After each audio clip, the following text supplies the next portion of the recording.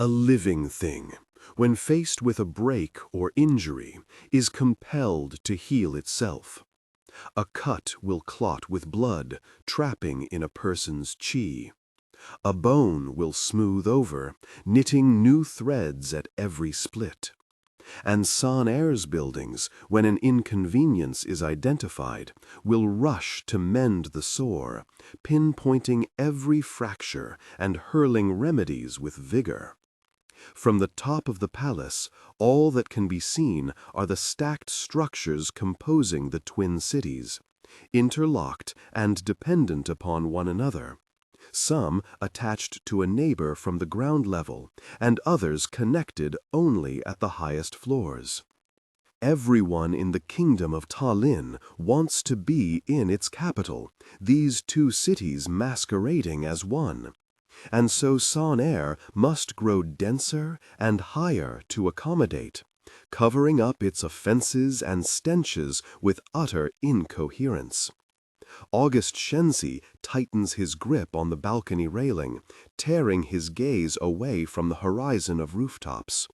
His attention should be with the marketplace below, which bustles at high volume inside the Colosseum walls.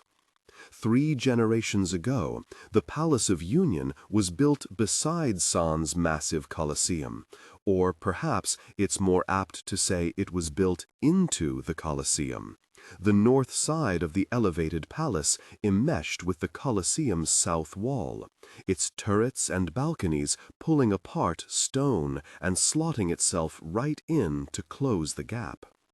Every window on the north side has a perfect view of the market, but none better than this balcony.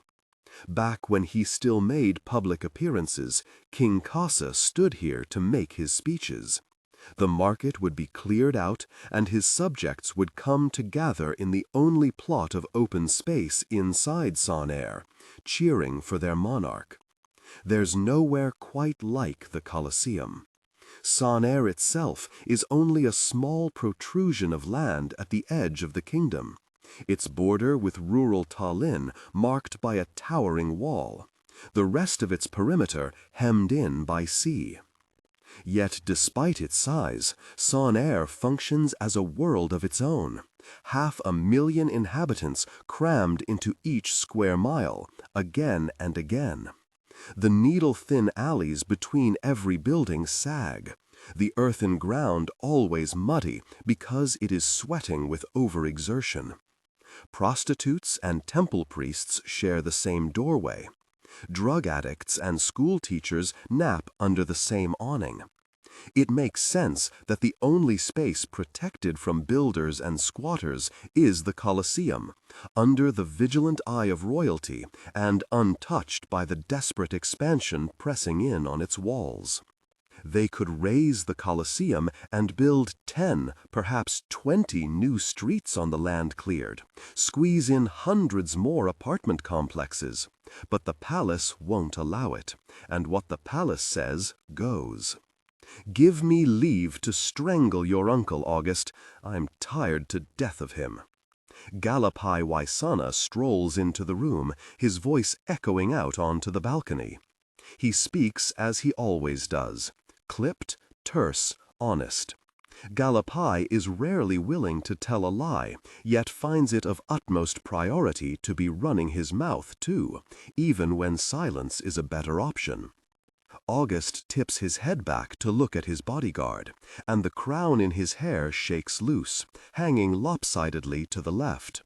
By the light of the palace, the red gems resemble fragments of blood encircling his bleached blonde curls, its position so precarious that one wayward breeze would sweep the band of metal right off. "Do be careful, August," replies evenly. High treason in the throne room tends to be frowned upon. So I suppose someone ought to be frowning at you as well. Galapai comes to join him upon the balcony, then nudges August's crown back into place with a practiced familiarity. His presence is domineering, shoulders wide and posture tall, in contrast to August's lithe sharpness. Dressed in his usual dark work garb, Galapai looks a part of the knight. If the knight were decorated with buckles and straps, holding various weapons that wouldn't otherwise keep against heavy leather. There's a melodic clanking when his body comes into contact with the gold-plated railing, his arms resting atop it to mimic August. But the sound is easily lost to the clamor of the market below. "Who would dare?" August asks matter-of-factly. It's not a boast. It's the profoundly confident manner of someone who knows exactly high his pedestal is because he hauled himself there. Galapai makes a vague noise. He turns away from the walls of the Colosseum, having searched for threats and finding nothing out of the ordinary. His attention shifts toward August's line of sight instead. A child kicking a ball beside the closest row of market stalls. "I heard that you took over preliminary organization for the games." The child draws nearer and nearer to the balcony. "What are you up to, August?" "Your uncle, August," clears his throat. Though Galapai rolls his eyes, he takes the correction in stride. "Your father, my apologies, is vexed enough with the whole palace these days. If you go pissing him off, he'll disown you in an instant." A warm southerly breeze blows up on the balcony, swallowing August's skeptical huff of breath. He pulls at his collar, fingers sliding against silk, the fabric thin enough to bring a chill to his skin. Let King Kasa push his adoption papers through a shredder. It won't matter soon.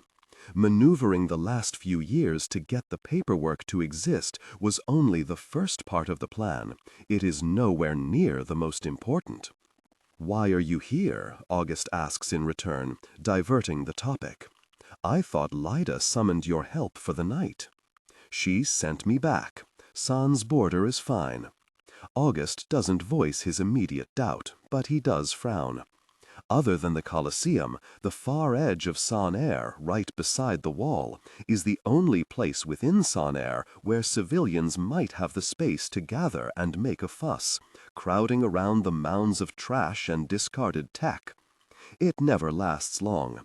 The guards spread out and break them up, and then civilians can either spend an indeterminate amount of time in the palace cells or scatter back into the dense labyrinthine streets. "Fascinating," August says. "I don't remember the last time there weren't riots the day before the games." A few more steps and the child will be directly underneath them. She pays no attention to her surroundings, weaving her ball in and out among the shoppers and sellers, her thin shoes clumping down on the uneven ground. This year's games should be quick work. There were hardly any applicants who volunteered for the draw. By hardly, Galapai means that there were hundreds as opposed to thousands. The games used to be a far larger event back when there were two kings funneling their coffers into the grand prize. Kasa's father had started them in his previous reign, and what began as a yearly one-on-one battle to the death eventually grew to a multi-contestant affair, expanding past the Colosseum and using all of San Air as the playing field. Once, watching skilled fighters tear each other apart in the arena was mere entertainment, something that was distant to the ordinary civilian. Now, the games are a thrill that anyone can participate in, a solution to a kingdom simmering with complaints. "Don't worry if your babies drop dead because they have hollowed into starved husks," King Kasa declares. "Don't worry that your elderly must sleep in cages because there is no more apartment space, nor that the neon light from the entertainment venue across the alleyway keeps you awake night after night. Put your name in the lottery, slaughter only 87 of your fellow citizens, and be awarded with riches beyond your wildest dreams." He drew his list then, August says. All 88 of our lucky participants. 88, the number of luck and prosperity, the advertisement posters for the games declare. You must register before the deadline for your chance to be among our esteemed competitors. His Majesty is very proud of himself. He got through the names in record time. August scoffs. It is not efficiency that had Kasa going so fast. Since August suggested an entrance fee 2 years ago, the random draw has shrunk significantly. One would think that the worsening conditions these days mean more are throwing in their lots for a chance to win, but the people of Son Air are only increasingly terrified that the games are a sham, that the victor will be cheated out of the grand prize just as the Twin Cities persistently cheat them out of rewards. They're not wrong. After all, August did fiddle with the draw this year to get one name in. With a wince, he takes a step back from the balcony rail, releasing the tension in his neck. For only 2 distinct days of the year, the Colosseum before him is cleared out and used as the arena it was originally built for. Today, it remains yet a marketplace. A compact, concentrated world of food hawkers, splashed with oil and metal workers clanging on blades, and technicians fixing up unwieldy computers to resell. Son Air spends each moment functioning off the fumes of its last. There is no other way to survive. August. A touch on his elbow. August spares a glance to his side, meeting Gallipy's steel-silver eyes. There's a warning in the way he flings his prince's name around, title and rank discarded.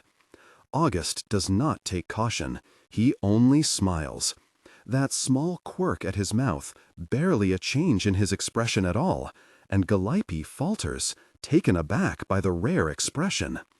August knows exactly what he's doing. Offer that brief distraction, and when Gallipy's attention is turned elsewhere, he decides on his next move.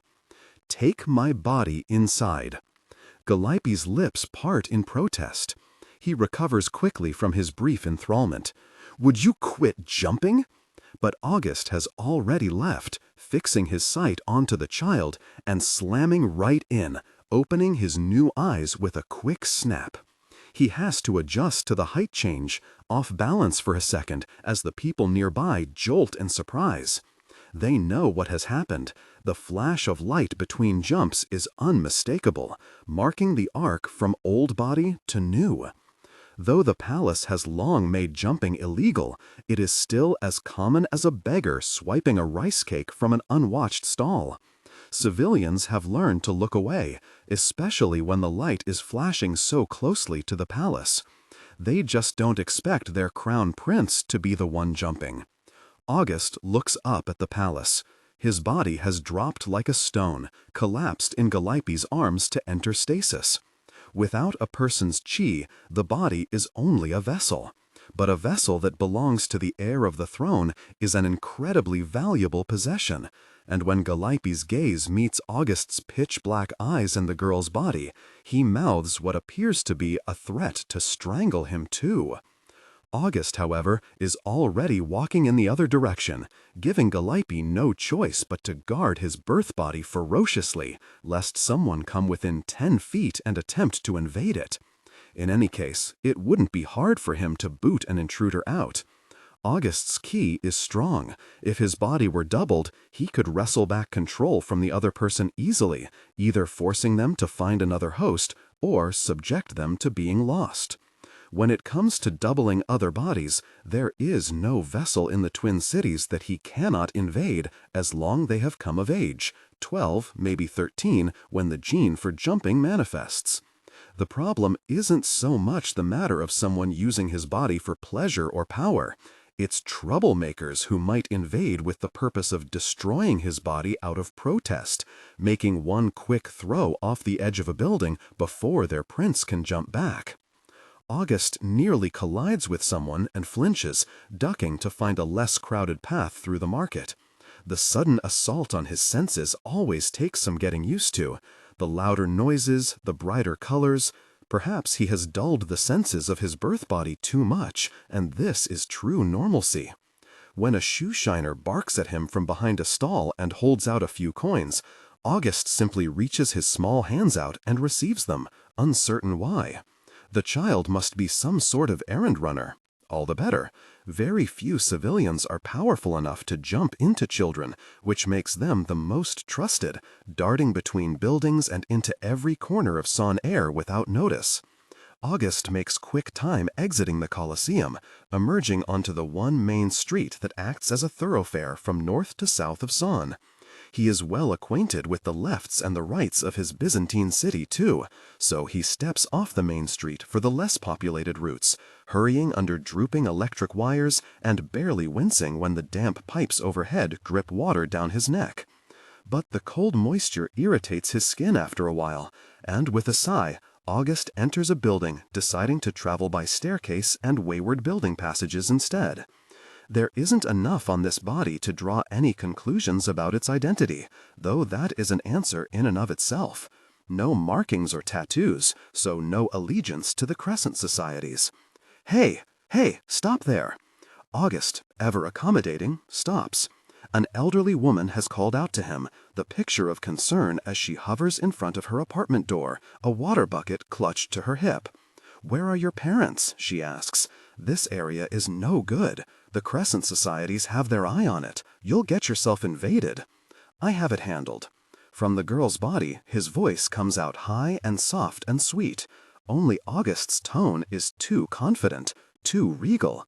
The woman can tell, and her expression shifts into suspicion, but August is already walking again.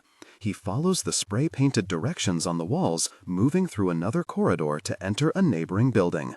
Low moans filter through the thin plaster. Privately run hospitals are aplenty in this area, facilities filled with unhygienic practices and dirty tools, though they still receive a constant stream of patients because they charge far less than the proper places in Ur.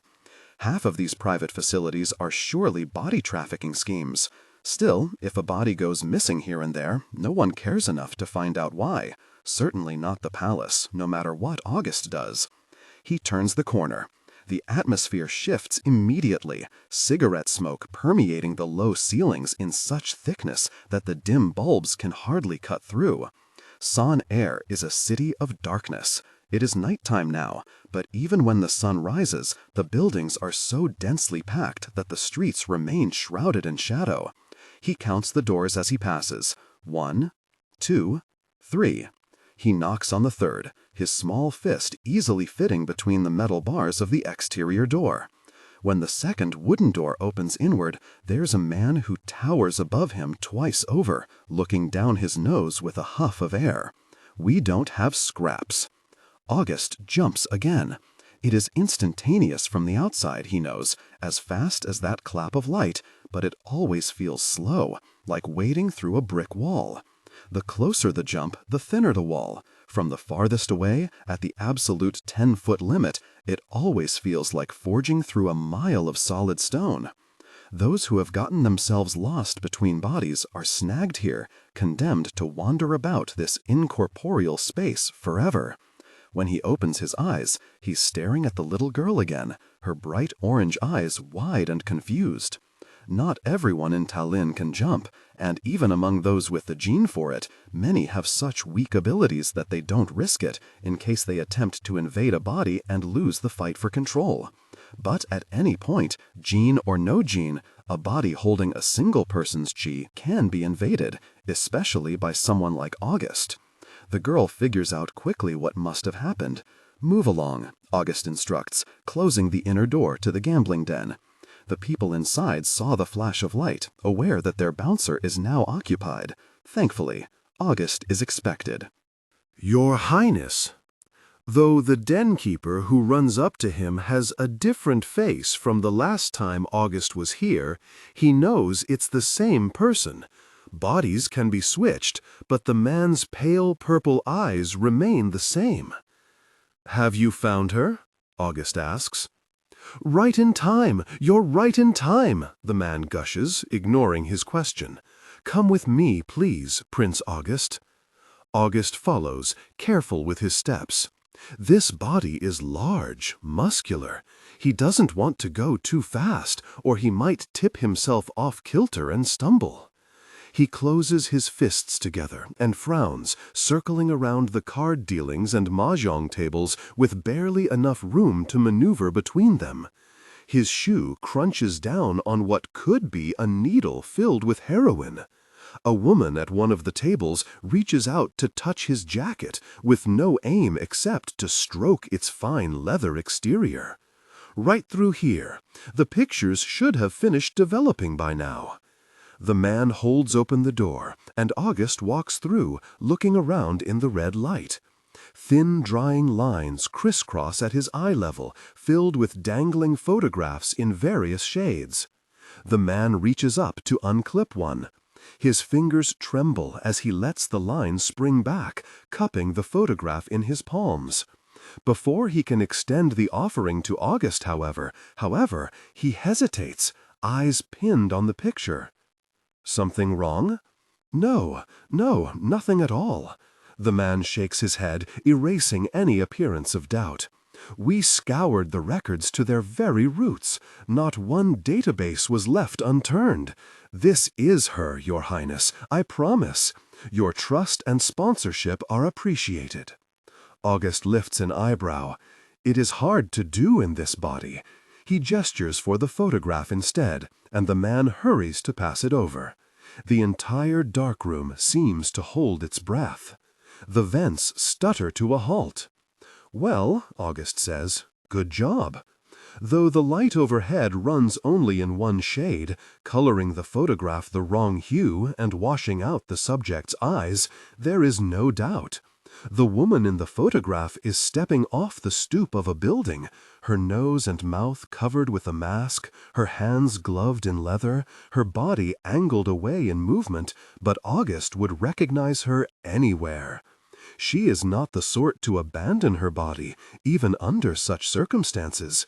She would instead flaunt what she managed to keep, living in this city for 5 long years right under his nose. "Oh, cousin," August says to the photograph, "you can hide no longer. Princess Calla Tuoleimi, found at last." A droplet of water leaks from the ceiling, then another. Calla Tuoleimi shoots a glare up, but it does nothing to stop the dripping on her neck. She can only shuffle an inch to the left, pressing closer to the dusty wall. "What is really taking so long?" Calla mutters under her breath. She lingers at the bottom of her building's stairwell, guarding the entranceway into the hall, while her fingers weave 3 pieces of flax lily into a bracelet. Her apartment is at the other end of a long winding corridor, a dingy ground-floor setup with cramped rooms and targets for crossbow practice plastered on the doors. Most days she would hate to be outside of it, in these halls and stairwells where orphan children and homeless squatters sit in the corners to beg or yell nonsense. There's no reason for anyone else to be hovering out here unless there is business to intercept at the entrance. Calla kicks her boot at a rock in the corner, dropping into a crouch. Today, there is business to intercept. Everyone gets lost trying to find her apartment otherwise, and so she waits, weaving her bracelet to keep busy. Only a single light fixture mounted on the wall illuminates the muted afternoon, its flickering bulb set to go out at any moment. The electric grid is always past its capacity. Residents steal from the various lines and boxes, just as they steal water, attaching their homemade pipes wherever there is a pump below ground. San persistently smells of rot and theft, of muddy puddles stuffed with discarded trash bags, plastic water tubs discarded in the alleys for vagrants to leave their waste in. Lower floors will always feel the worst of it. Higher apartments that inch above the city skyline will, at the right time of the day, get a small fresh breeze floating in from the sea. To suffer in San air is not a punishment, only a way of life. Any murmur from its inhabitants enmeshes immediately with the hum of its factories. The cities are perpetually covered with a blanket of noise, nothing in particular to be heard, but nothing that can be drowned out. Calla pauses her weaving, jerking her head up when she hears footsteps coming. There are plenty of other entrances into the building, either from the rooftop or from neighboring complexes that have bulldozed their exterior walls to share a more convenient corridor on certain floors. But the runners they send from the palace never know how to navigate these streets well. This cesspool of obscenities in the guise of a city, this living, breathing, heaving half of San Air. They will walk the ground route, squinting at the faint markings outside the main doors of each apartment block before squeezing into the alleys and forging deeper. 88 packages are set to disperse across the Twin Cities today, carrying 88 wristbands. One of them for Calla, even if that isn't what's on the official registry. "What are you making?" A kid pops his head out from underneath the stairs, and Calla glances over, her nose wrinkling. He's covered in muck, trousers flaking with brown clumps. As he toddles closer, the approaching footsteps finally come through the doorway. Calla squints in the hazy light. Too old. Too many grocery bundles trailing after them. Not a messenger. She leans aside and lets them pass to get to their apartment on the ground floor. "Don't you know?" She peers at the kid again. "If you mind other people's business too much, a god will rush into your nose and take your body." The kid frowns. "Who said?" "You don't believe me?" Calla asks, finishing the bracelet. "Out in the provinces, they're so afraid of the gods that they won't even look at each other. Ask one question that's out of place, and it might be enough for a sneaky god to rush in and snuff out your chi." She ties a nice little bow onto the end of her bracelet. Weaving flax lily, or even keeping a flax lily plant, is a habit of rural children out in the provinces, too. Her bracelet making stands starkly incongruous with the rest of her cultivated appearance. The blunt-cut bangs falling into her eyes, the black curtain of hair growing to her waist, the black mask strapped across the lower half of her face, muffling her voice. Princess Calla Tuoleimi looks vastly different these days, but she's still wearing the same body, which is unexpected when she has wide pickings for an easy swap. She's thinner without the rich palace meals, her face sharper, almost gaunt. She lost her round cheeks after that first month in hiding, and scared herself each time she glanced into the mirror with how much meaner she appeared. Then she figured she might as well embrace her new fugitive appearance and grabbed a pair of scissors to shear straight bangs across her forehead, just slightly too long, to obscure her eyes. She never trims them now until it's an absolute menace to see. There's always the possibility that someone will recognize her. A low chance, given how little attention people pay to faces in a city where faces are always changing, but a chance nonetheless. If the palace is to be believed, of course, Calla is dead. They caught her scaling the wall in an attempt to escape that night and dispensed justice, and San Air can rest easy knowing no murderer princess hides in its streets. Certain members of the Crescent Societies have argued the contrary. They ask why a different dead body was brought back for Calla's funeral ceremony, why King Kasa is still so afraid to leave his palace. But the Crescent Societies have always questioned how the Palace of Union runs its kingdom, and they are but a small majority. The kid harumphs. "You're not very nice. Did I look nice to begin with?" Calla kicks her boot again, nudging another stone across the gritty floor. In the past hour, most of the building's residents have walked right past her without eye contact, catching a flash of her appearance in their periphery and deciding they would prefer not to get robbed. "Your parents ought to scold you for talking to strangers." "My parents are dead." His words are spoken dully. No fluctuation in tone, no twinge of emotion. Calla sighs. She holds her arm out, offering the kid the bracelet she's just completed, along with a coin from her coat pocket. "Here, a gift. Maybe I am nice, after all." The kid scampers forward and takes the bracelet and coin. As soon as his hand closes over the money, he turns and hurries out of the building door with a gleeful shriek, prepared to spend it at some shop stall or cybercafe. In his absence, there's another set of footsteps outside, approaching from the far end of the alley. These are softer, lighter. By some instinct, Calla hurries forward, leaning through the doorway to look. Just as she sticks her head out, a boy appears before her, coming to a halt with a package clutched in his arms. He's tall, but no more than 15 years old. The palace, hoping to prevent runners being jumped and their valuable devices stolen for the black market, will always send teenagers because they're difficult to invade before reaching full maturity. But sending youth is hardly a foolproof plan when any dedicated thief could simply pull a knife on them and call it a day. No one ever said the palace was smart. "Hello," the runner says. Calla grins. Her entire face shifts in that moment, her pencil-lined eyes crinkling into something predatory. She's long learned that the harder she smiles, the easier it is to prevent scrutiny of her identity. The expression doesn't have to carry any genuine warmth. It doesn't even have to look happy, so long as it swallows up the yellow of her eyes, aglow like an overcharged light bulb. There are enough shades of yellow scattered throughout Son-Er to make the sight commonplace on an offhanded glance, but there is only one other person with an utterly identical hue to hers, and it is the king. For 3 generations, royal yellow has been the defining hereditary mark of the Shenzis in Son-Er and the Tuoleimis in tinted dark by a ring of burnt umber unfurling from the center.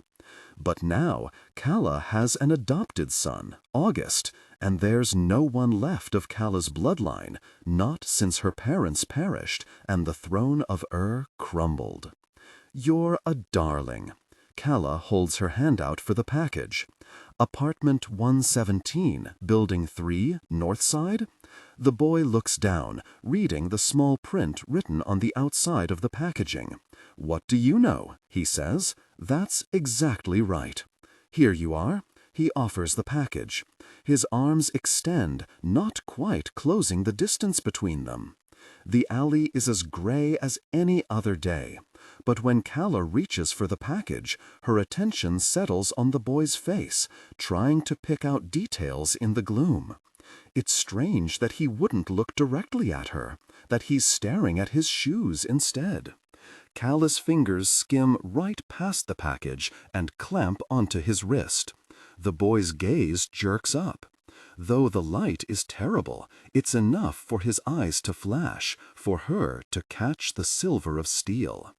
In Son-Er, there's another term for such eyes.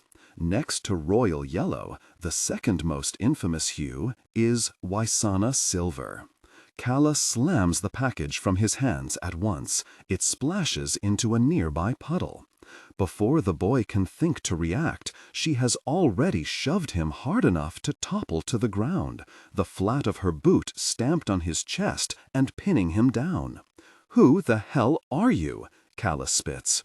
This is not a teenage boy.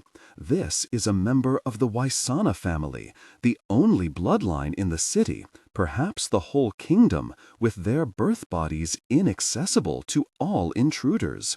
"Me? The boy? The Waisana? Wheezes? Princess Calla, perhaps you should worry about yourself." Calla freezes. Her breath snags in her throat, turning her lungs as cold as ice. She's been caught. Someone knows. "You better speak right now," she demands, "before Her fist is already scrunched, fingers clenched so hard that her knuckles scream in pain against the rough fabric of her gloves.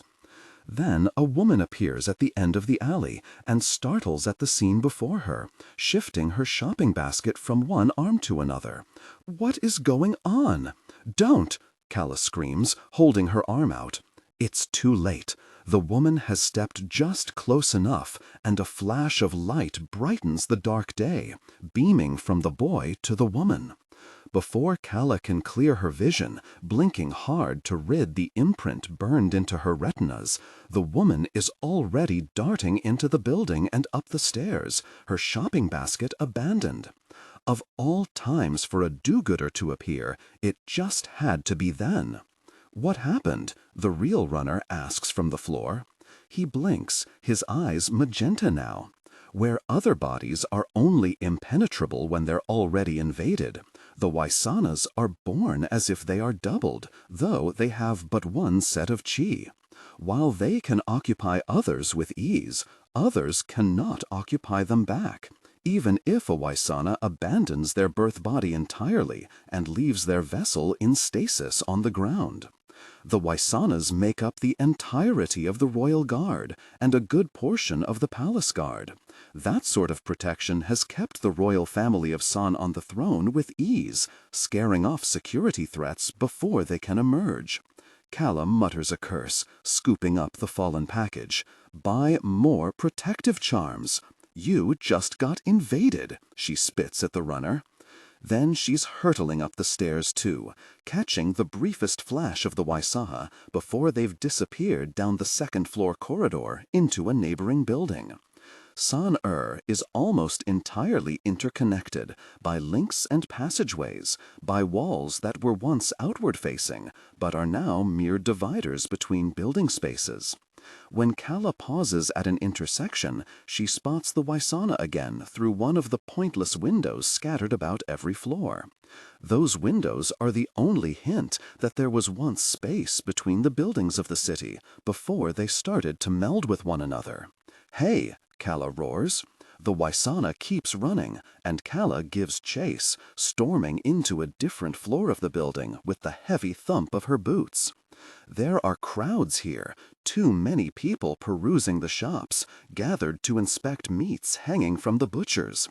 Calla presses closer to the shop fronts, hoping to move along the edges, but then she walks right into a discarded pile of hair outside the barber's and nearly falls over.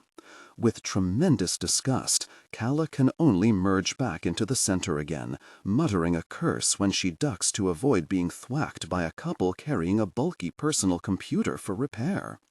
It would be so much faster if she jumps, but Calla does not. She will not. She merely keeps her steady pace, the damp package still clutched in her elbow, her eyes pinned on her target. It's almost as if the Waisana is toying with her. Every time she thinks she has lost the trail, mixed in with one too many shoppers, or pushed behind a group of construction workers hauling giant planks between them, she catches a flash again, just enough to follow up a set of stairs or along another passageway. Her surroundings flip between commercial and residential, the cool stone walls on either side of her growing wide to accommodate the stores or shrinking close to hold more space for apartments. Up and up and up she climbs too, until suddenly the Waisana is in sight, and Calla lunges for the absurdly vertical set of stairs, taking 3 at a time with each stride, and smashing through the door at the end. The natural sunlight almost blinds her. Its rays are weak, but they're a shock to adjust to nonetheless, and Calla throws a frantic hand over her face, fighting the wave of nausea before she spots her mark standing at the edge of the rooftop. She clamps a hand over their shoulder and spins them around, but it is no longer the Waisana. The woman blinks, her eyes a faded red and muddled with confusion. Gosh, the Waisana jumped again without her notice. At some point in the pursuit, they set their sights on a new body and transferred over. "What am I doing here?" the woman asks, her voice hitching. "You shouldn't have interfered," Calla replies without sympathy. She points a finger to the door back into the building. "Go on." For the briefest moment, the woman scans Calla up and down, trying to place the half of her face left uncovered. When that fails, she tears her gaze away and hurries off, not needing to be warned twice. The door to the rooftop slams shut, its echo loud. Calla rips her mask from her face, heaving in a gulp of air. Princess Calla, perhaps you should worry about yourself. Calla emits a loud scream. The pigeons that were perched on a nearby television antenna fly away in fright. If King Kasa has found her, then she's dead. Forget the games, forget justice. They'll have the Waisanas drag her into a room and put her neck under a blade. One lone remaining pigeon coos, sounding disgruntled at Calla when she kicks the debris littered across the rooftop.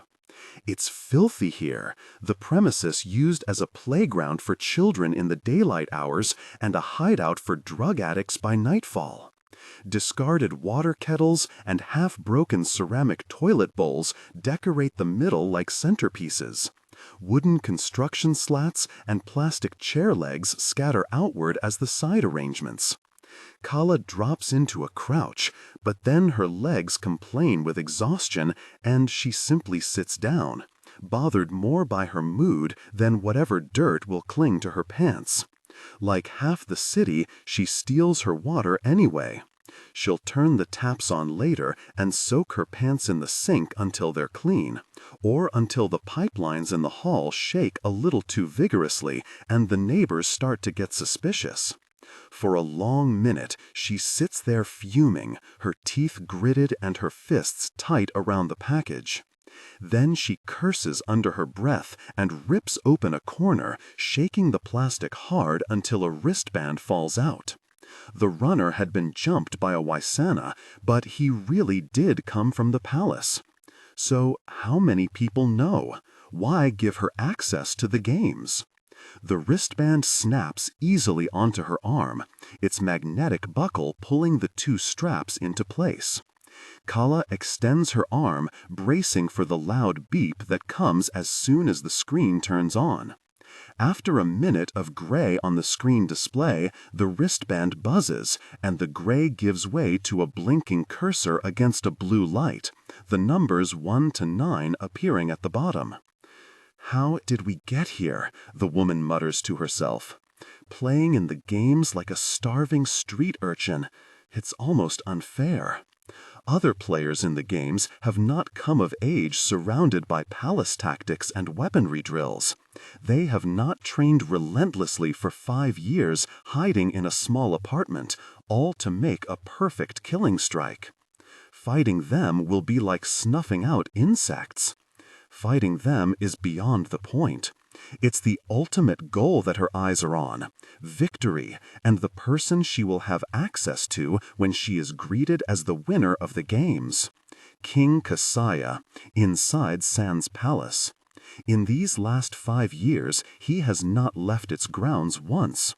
And if he will not come out for Calla to make her kill, then she will be welcomed in by his own hand. She runs her finger along the top of the wristband.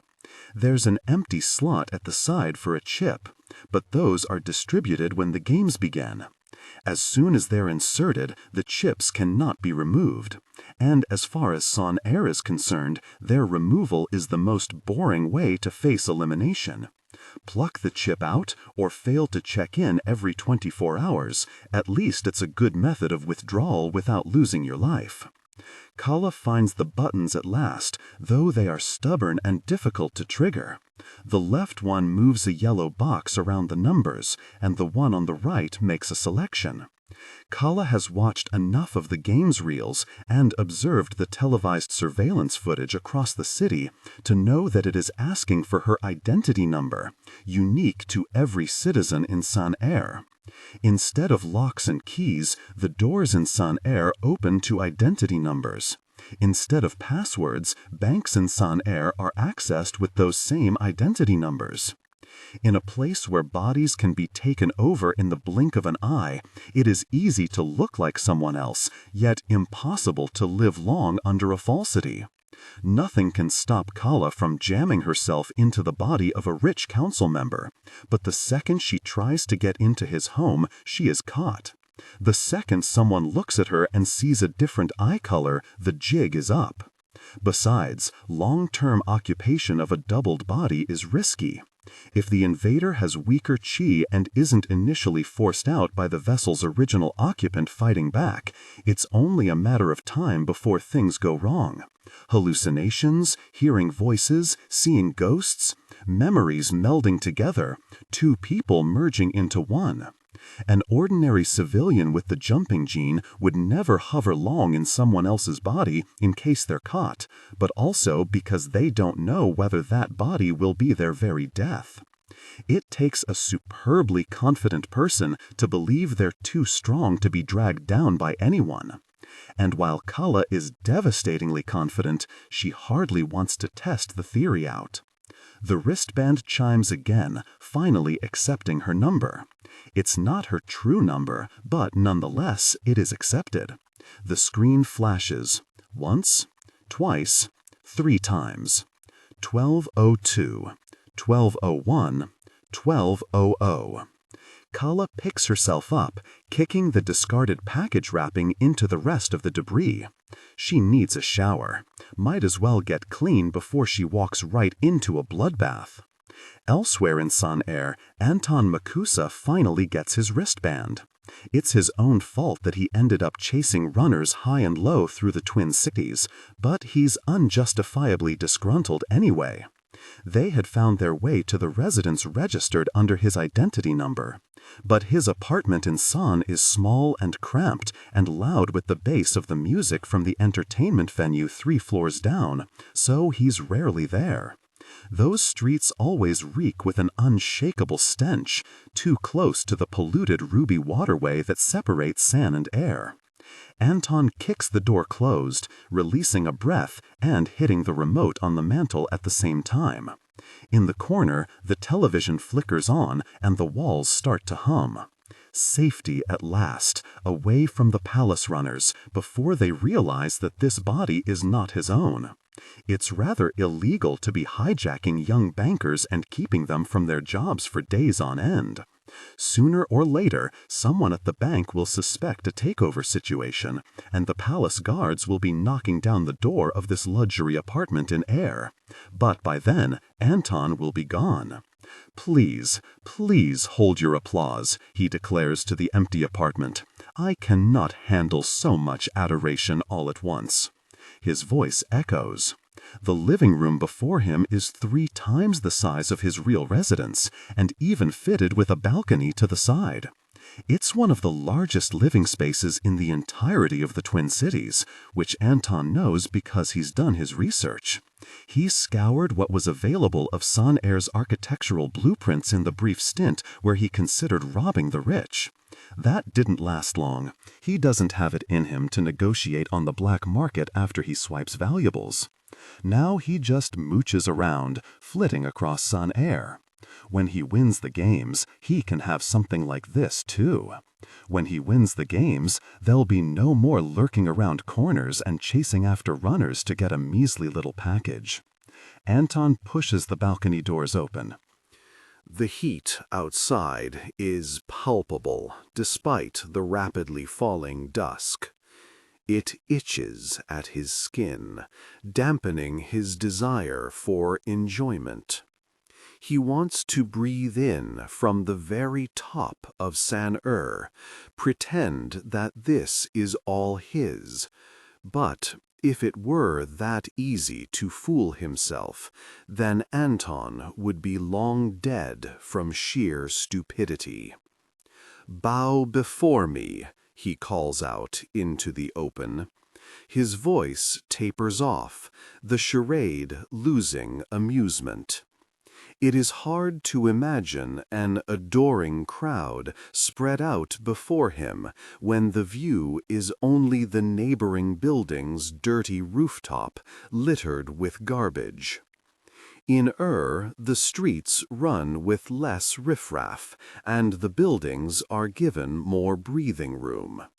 Here lie the financial districts, the banks, The schools, the businesses with employees who have some sway on the council or some ability to whisper into the king's ear.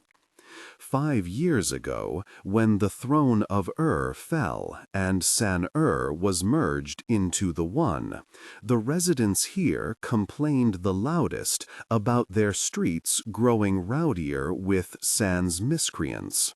But there was nothing they could do, not when their own royals had been slaughtered and San's king had the divine right to swallow up his brother's half.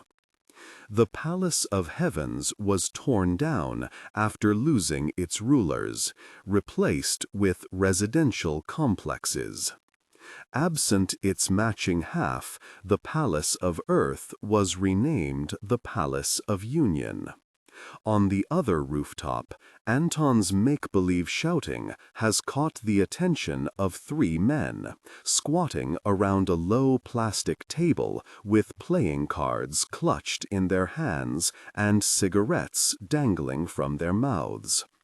They stare at him for a second before brushing him off, 2 going back to their beer bottles, while the third, who looks younger, spits out his cigarette and pulls a rude gesture. The victors have never chosen to live like kings anyway. They take their immeasurable earnings and slink out into one of the Talinese provinces, away from prying eyes and desperate acquaintances, trying their best to forget everything they did in the games and get some really peace and quiet.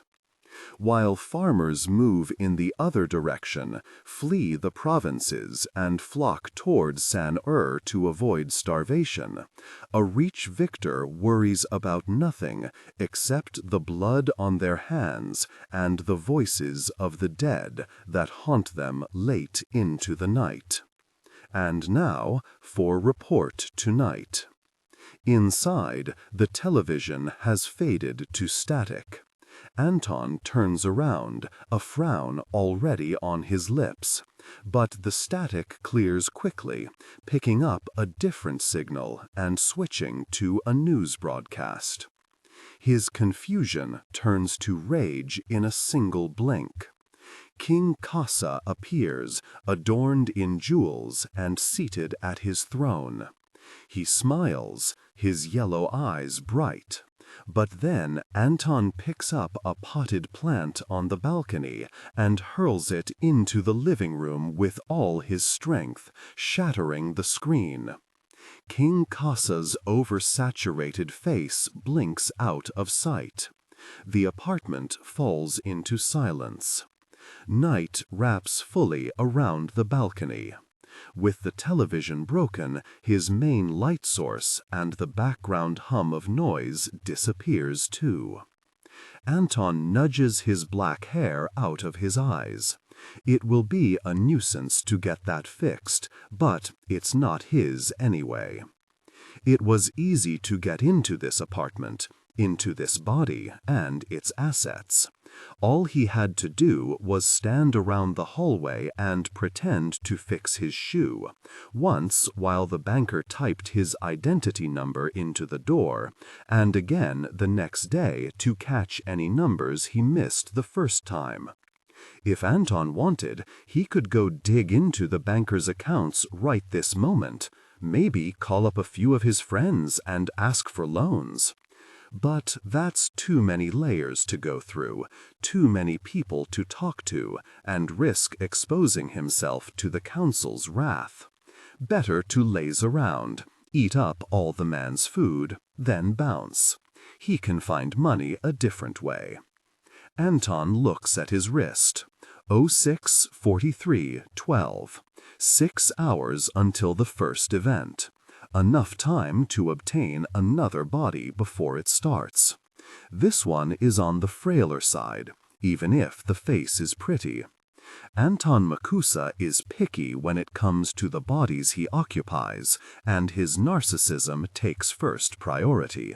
He'll gravitate toward the masculine ones, same as the body he was born into, but he's not fussed if that isn't an option.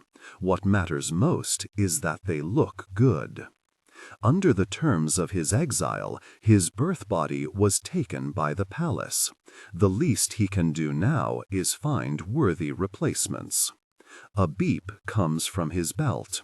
He glances down, angling the screen of his pager up. For really's sake, patient bill overdue, must pay in full by next week. The message is from Northeast Hospital. It's also far from the first warning they have sent. His arm is suddenly rock-heavy as he unclips his pager, clutching it tight in his fist. A week. It should be enough for Anton to put something together for the person he's saving. In San-Er, whole lifetimes can pass in a week. Still, he should drop by the hospital, find the attending doctor, and talk his way around pushing the bills off for just a bit longer. Hospitals in San-Er are known to act rashly, pull the plug, and toss patients out the back door the moment their accounts stack up. Gosh, he mutters, vary it, vary it, vary it. He marches out to the balcony again, undoing the wristband on his arm too. As hard as he can, Anton hurls the wristband and pager onto the neighboring rooftop, stirring the attention of the three men from before. "What gives?" one of them yells. The man stands, drops his cigarette, and strides to the edge of the rooftop to pick up the wristband. A breeze blows through the night, shaking the bulbs that hang from the electric wires and stirring the light that flashes across the stranger's face. His hair ruffles, thick crops of black falling into his eyes as soon as he straightens up. Anton jumps. It is a risk. The roof edge is almost 10 feet from him already, the distance stretched further by where the man stands. But Anton has always been a natural, has never stumbled where other people panic. To him, jumping feels like running, like sprinting through the air with his chi and halting to a stop wherever he pleases. He opens his eyes. There's a grin on his lips. Maybe it was already there when he arrived. Maybe it's his undoing. The two others around the table call out, having seen the flash of light, and mutter complaints about invasion. Anton waves pleasantly before securing his wristband tightly around his new wrist and clipping the pager back on. His muscles feel strong, steady.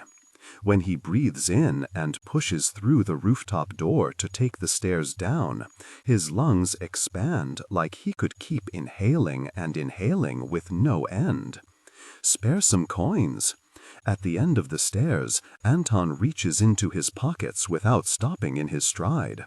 Beggars never hide out in the main buildings, not when palace guards patrol the markets and civilians report lurkers in the residential levels. The streets outside, meanwhile, are so narrow that no one would be able to walk by the moment someone sits down in a corner. So, for those without anywhere else to go, stairwells and obscure corridors it is.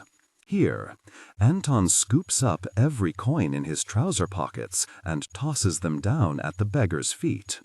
Take all of it. He pushes through the main doors. The bustle of the shops invades his ears, the whine of dentist drills almost drowning out the "thank you" from the stairwell. Anton doesn't stop walking, his hands shoved into his now empty pockets. Finally, this is the first time he's been drawn in King Kasa's annual games.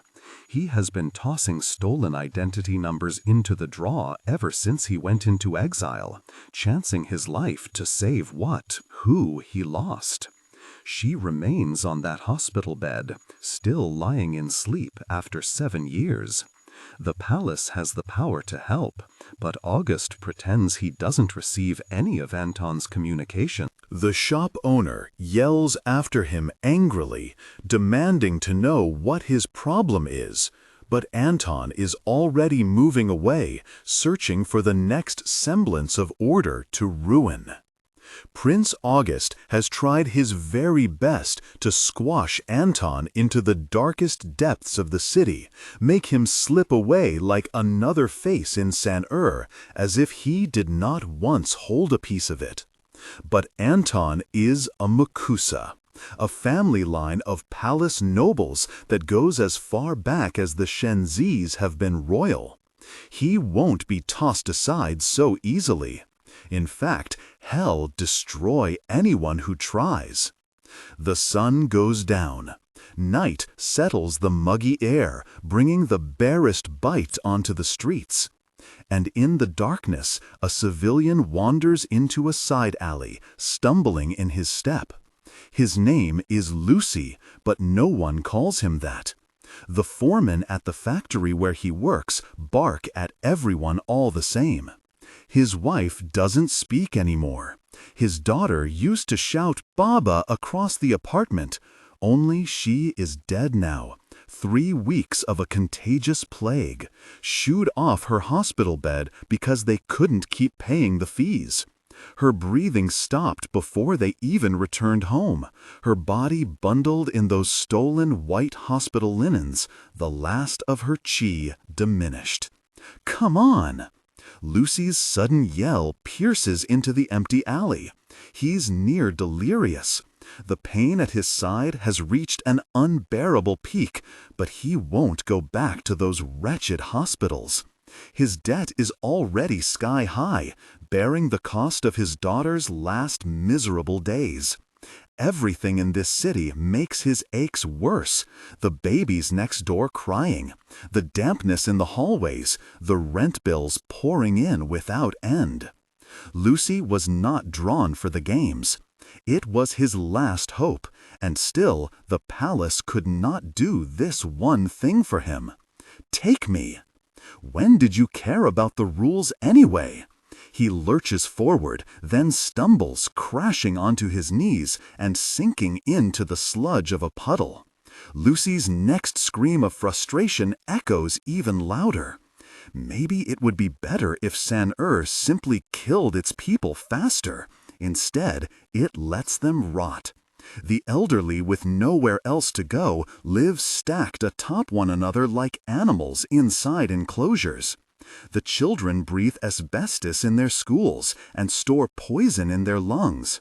Sometimes the sick and injured intentionally wander the streets during the games, hoping to be invaded. The games make jumping legal for the players after all. They must answer for it by providing some sort of care. Collateral casualties who are gravely injured must be taken to the hospital free of cost. Collateral casualties whose bodies are destroyed must be paid handsomely. And if their chi is killed alongside it, then their family members get the money. Plenty throw themselves in front of players on purpose, making a sacrifice so that their loved ones can eat.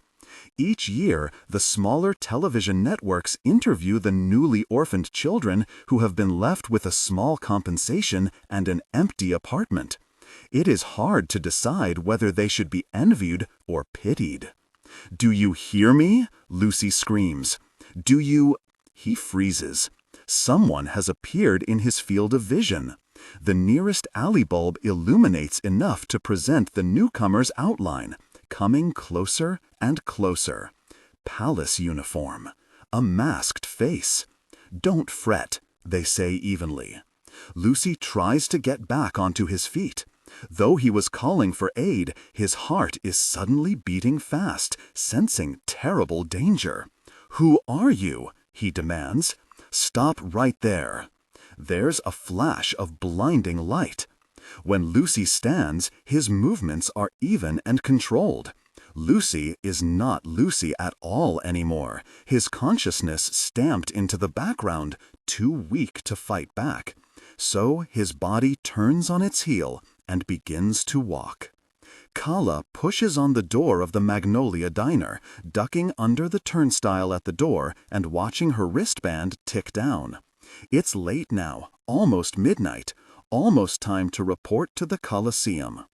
Outside, San is a series of loud clatters and clangs, pressing in through the open windows of the diner. The Twin Cities remain active at this hour, the restaurants filling orders and the brothels at their busiest, funneling people through the streets without pause.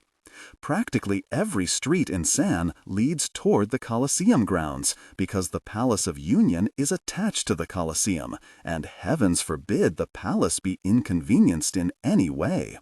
The marketplace that operates within the Colosseum is the only outdoor market in San hawking the cheapest goods and unhealthiest foods, which Calla simply does not go near. She has spent a long time avoiding that part of the city. All these years, knowing that King Kasa stood nearby and she couldn't act, has broiled a hot anger inside her, forcing her to steer clear of palace grounds until the day came that she could play her hand. She didn't think someone would recognize her outside of its vicinity. Perhaps she should have been more careful, but she doubts that it was she who gave her own hand away. Yilas! Calla tears her mask off, then calls out again without the muffle. Yilas! The diner patrons hardly pay her any heed. It's as crowded inside as it is on the main streets. Old men in tank tops smoking their cigarettes, dripping with sweat to add to the filth that leaves the floor slick. Booths line the walls, crammed with school kids without parental supervision, yelling over their card games. Only Yilas glances up from the other side of the diner.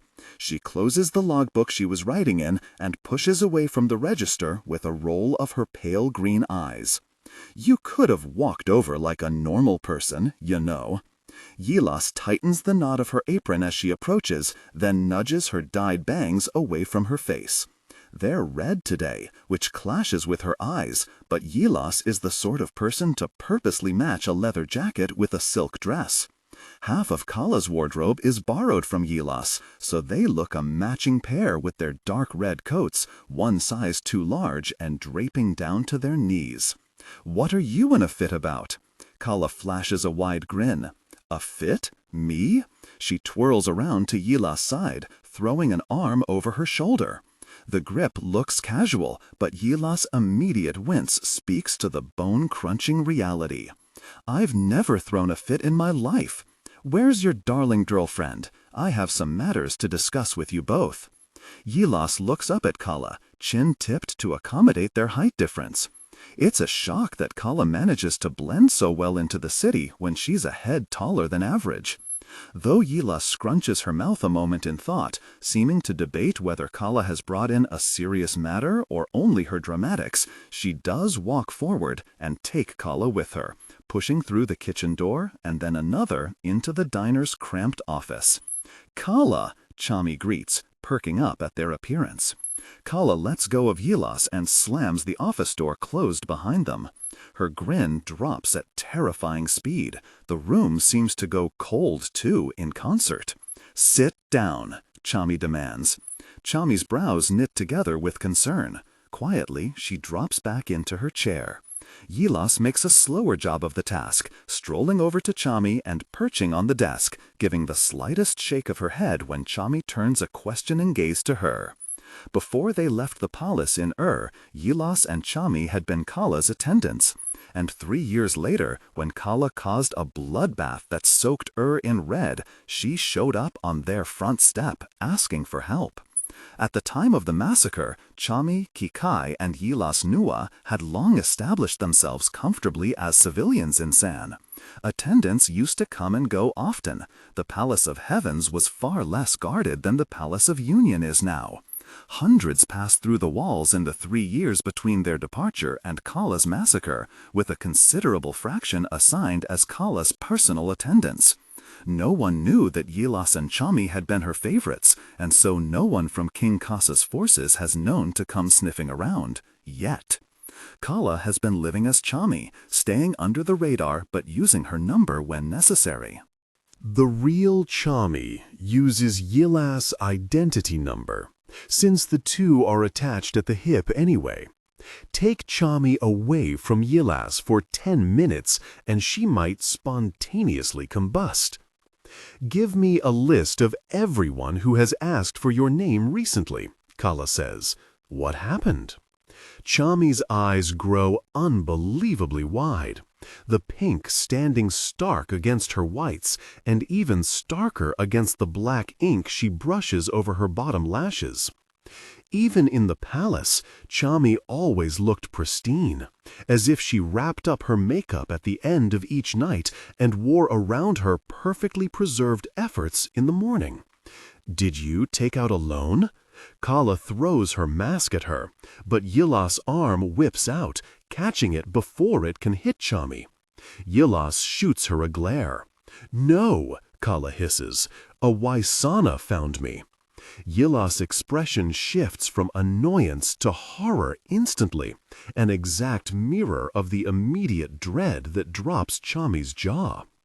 "We haven't said anything," Chami hurries to supply before Calla can ask. "The diner has been operating per usual too. The same few Crescent Society members coming in at odd hours, the same few criminal patrons who come to swap change. Certainly no one has—" Chami stops, cut to a halt when Calla raises her hand. Calla's gaze isn't even on her former attendant anymore. It's pinned on the table behind her. "What is that?" She marches forward, eyes narrowing. "Is that a computer?" A knock comes on the office door, interrupting Chami before she can answer. One of the diner waitresses pokes her head in, gesturing for Chami's attention frantically, and when Chami turns back to Calla with a pleading look, Calla waves her off with a sigh. "I reiterate," she says when Chami hurries away, "please don't tell me that's a computer." "It was cheap," Yilas answers, pushing a button beneath the table with her shoe. The rectangular box starts to hum. When the screen of the bulky computer monitor flashes green, the box also starts to emit a sound, whining loud enough through the office space that Calla suspects the patrons outside must surely be able to hear it. The noise stops. Calla drops the computer plug that she had pulled out of its socket, spitting a lock of long hair out of her mouth. Everyone in San chases what is shiny. The poor mailmen have started complaining about electronic mailing, which Calla won't register for since she's a nameless criminal. But even if she could, why would she trust the ether to pass along her correspondences? "Hey," Yilas complains. "You were turning on a data feeder," Calla interrupts. She carries a pager, and that is the extent to which she'll allow the tech towers to follow her around. Prices have lowered across the Twin Cities for all the larger monitors. Ordinary people have scrambled to purchase personal computers instead of dropping into the cyber cafes that litter every street. But Calla didn't think Chami and Yilas were stupid enough to do so too. They'll know that Chami isn't registered. This whole thing is an identity. The door opens again, cutting her off. In that split second, Calla prepares to switch back to a grin, baring her teeth as wide as they will go. But it's only Chami again. Her face is pale. There isn't a single spot of blood in her cheeks. "Calla," she whispers, "come out here, please, really." Calla swoops for the nearest, sharpest thing she can find, a set of keys, and encloses it within her fist.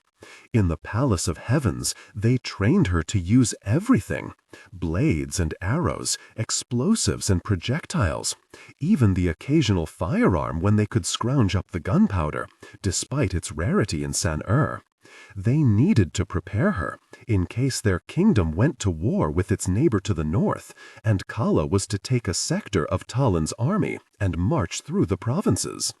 Instead, she used everything she was taught against them. That was their own fault. "Who is it?" Calla asks Chami, following her out. "Palace guard? Lita Emilio?" Chami shakes her head helplessly. The captain of the guard is known to switch bodies often, but would Lita come for Calla personally? "I could take a guess, but you may as well see for yourself. He asked for you by name and told me not to play stupid when I denied it." Calla stops right before the kitchen door, the keys cut into her palm. Okay, stay here. If I scream, drop to the floor immediately. Before Chani can finish making her strangled noise, Calla has marched out, braced for battle. The diner appears as normal. Smoke and movement and chaos. Chopsticks clinking against ceramic bowls and teacups tapping against the glass table covers. Then Calla spots the anomaly. At one of the far booths, a man sits alone, his hair cropped close to his neck, a color unnatural to the people of Talin. It takes bleach and hours of chemical work for a blonde so fair and gleaming. Within the borders of Talin, where jumping bodies is signaled by a change in eye color, dark hair is the one consistency against eyes running in every hue. A palace brat, then, Calla decides immediately. No one outside the luxury of nobility would have the means otherwise. Yilas touches up her bangs with a cheap new color every few weeks. The elderly slather coarse dark dye onto their gray. But the frequency of fine treatment needed for glistening perfect blonde is something only the palace can afford.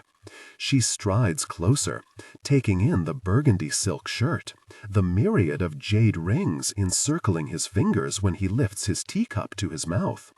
Material observations rarely offer anything conclusive in a city where people can swap bodies at will.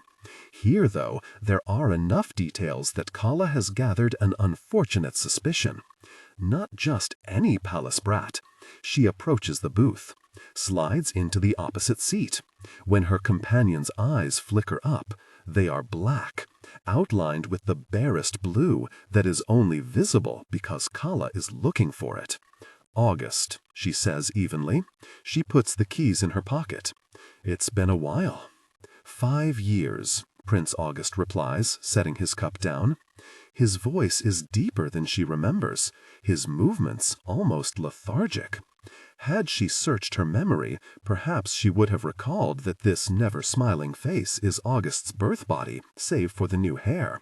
But she wouldn't have expected him to approach her with such precious cargo. His personal bodyguard must be waiting outside, or inside one of the bodies nearby, ready to spring to his defense at the smallest breach in safety. I trust you've been well, he continues. Calla leans back into the seat, resting her arm on the booth. Take her by surprise once, fine. A second time, that won't do at all. This is August Shenji, the golden boy with a one-track mind for climbing the palace ranks, no matter who he had to step on to get there. They didn't interact enough in their teenage years to become friends, but they've shared enough diplomatic visits that Calla has learned how the Crown Prince of Sen behaves, learned to ooze ease around him and let nothing be used against her. I've been better, she says. It can't compare to life as heir to the throne, I'm sure. How's Galipe? Still in love with you? August's eyes narrow. His gaze darts to her wristband, dangling in full view of him. Bold of you to be saying such words when I could have you executed. Bold of you to threaten to execute me when I could gut you this very second. Ah, August sighs, reaching for the teapot. He pours Calla her cup, but she makes no move to touch it. Here I was, thinking your bloodlust would fade with time. Calla stares at him, saying nothing. If anything, she is only more unhinged now. August taps his finger on the table. The order receipts and paper-thin menus tremble from the movement, trapped underneath the slab of glass. Did you think I wouldn't recognize Chami Shakai registering for the lottery? Or that I wouldn't remember she could barely bump into a wall with apologizing to it? You dug your own grave, cousin. I dug my own grave? Calla leans onto the table, her elbows pressed to the glass. I am dead by the Palace of Union's own declaration. The funeral was a little lackluster, I must admit, but it was nice of King Kasa to broadcast it on every station. Even if you recognized Chami's name, why connect it to me? Perhaps my former attendant is interested in the games." She splays her hands. "No, my grave is perfectly untouched. Someone sent you to look for me." The only signal of August's annoyance is the twitch of his sharp jaw. Before he speaks again, a waitress approaches with notepad in hand, rubbing flour off her nose. "Can I—" Calla shakes her head, and the waitress takes the gesture smoothly in stride. She lowers her orange-brown eyes and tucks the notepad into her apron, then leans in to check the teapot before whisking it away for refill. "Believe it or not," August begins when the waitress is out of earshot, "I tracked you down of my own volition, not at the palace's instruction. King Kasa certainly wouldn't recognize Chami in the lottery list.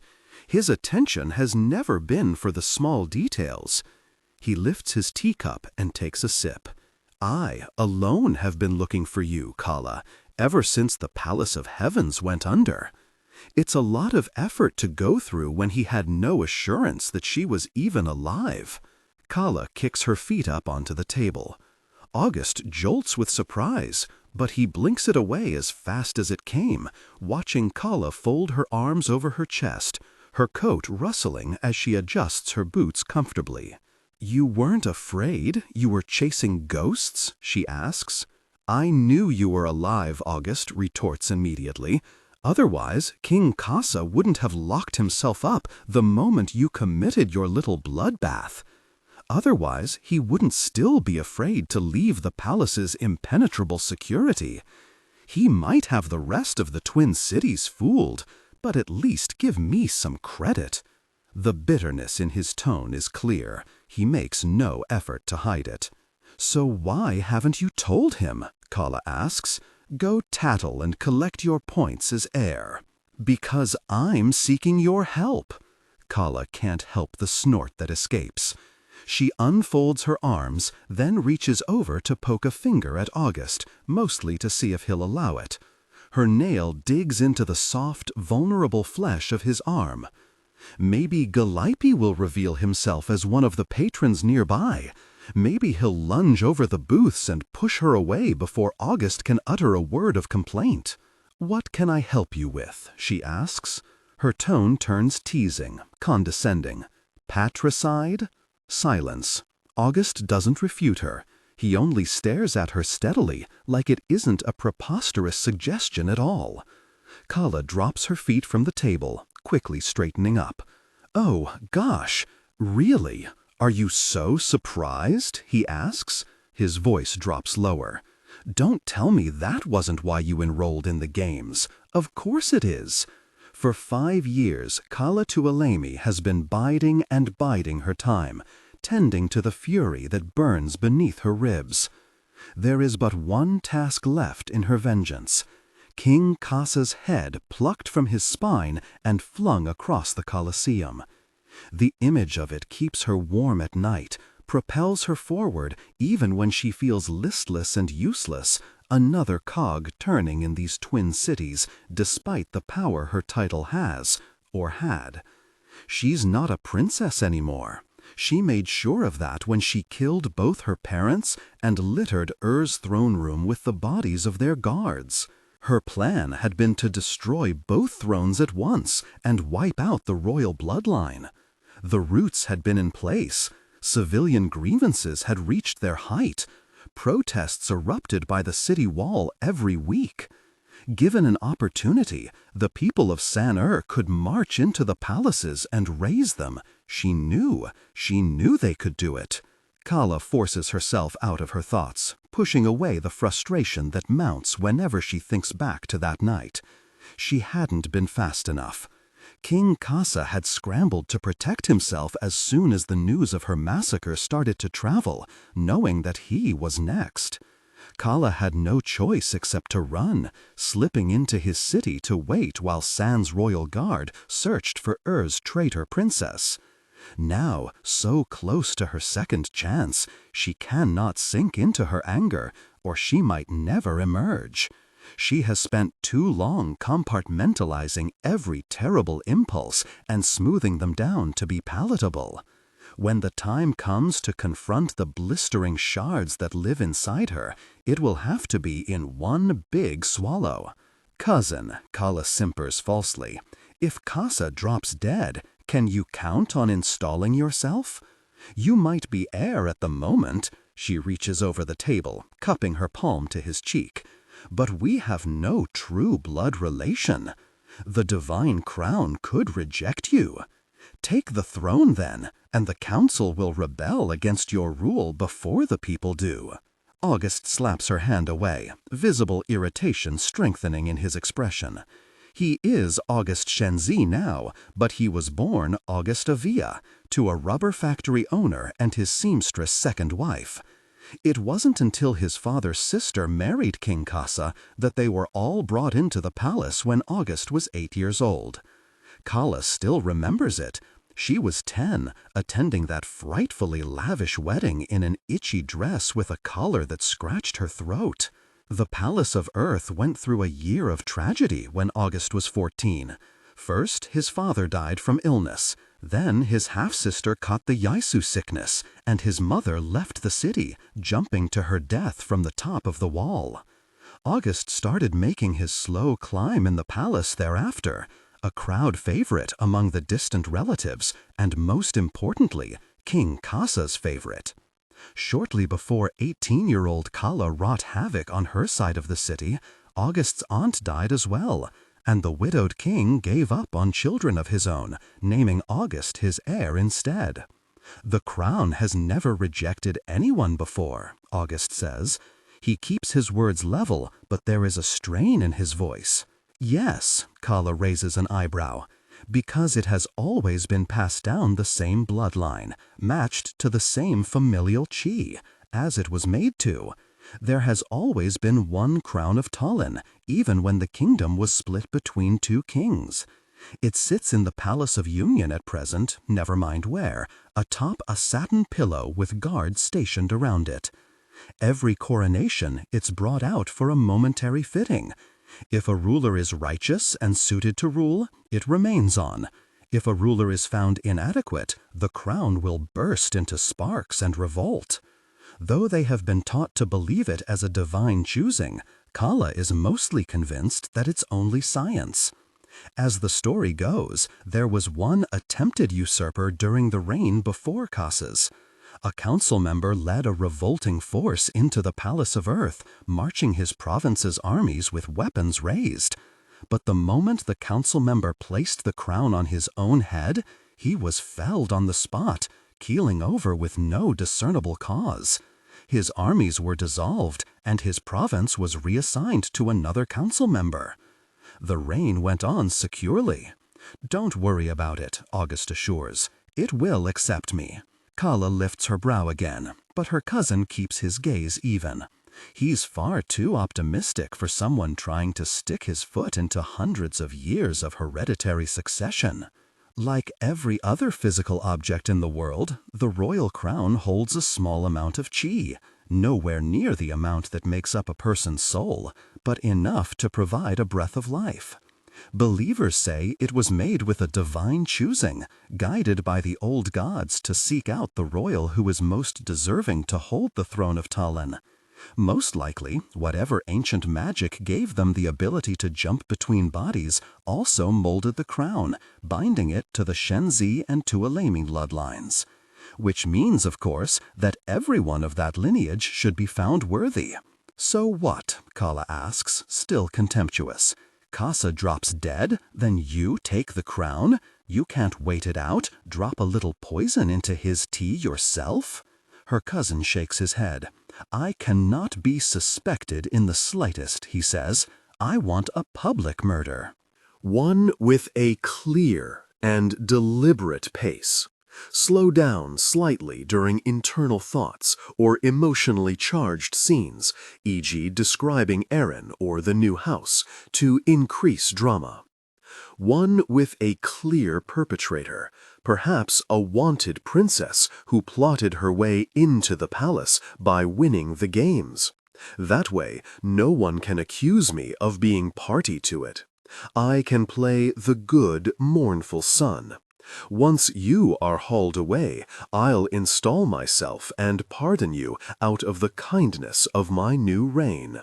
Doesn't that sound wonderful? No, Calla says plainly. I don't want to see another reign. I want it gone. Besides, you're deluded if you think having the crown is enough for you to rule. Even if it accepts you, the council can still take it away. She snaps her fingers like that. It's not quite a smile that graces August's face, but something close enough. A quirk of a lip in fleeting amusement.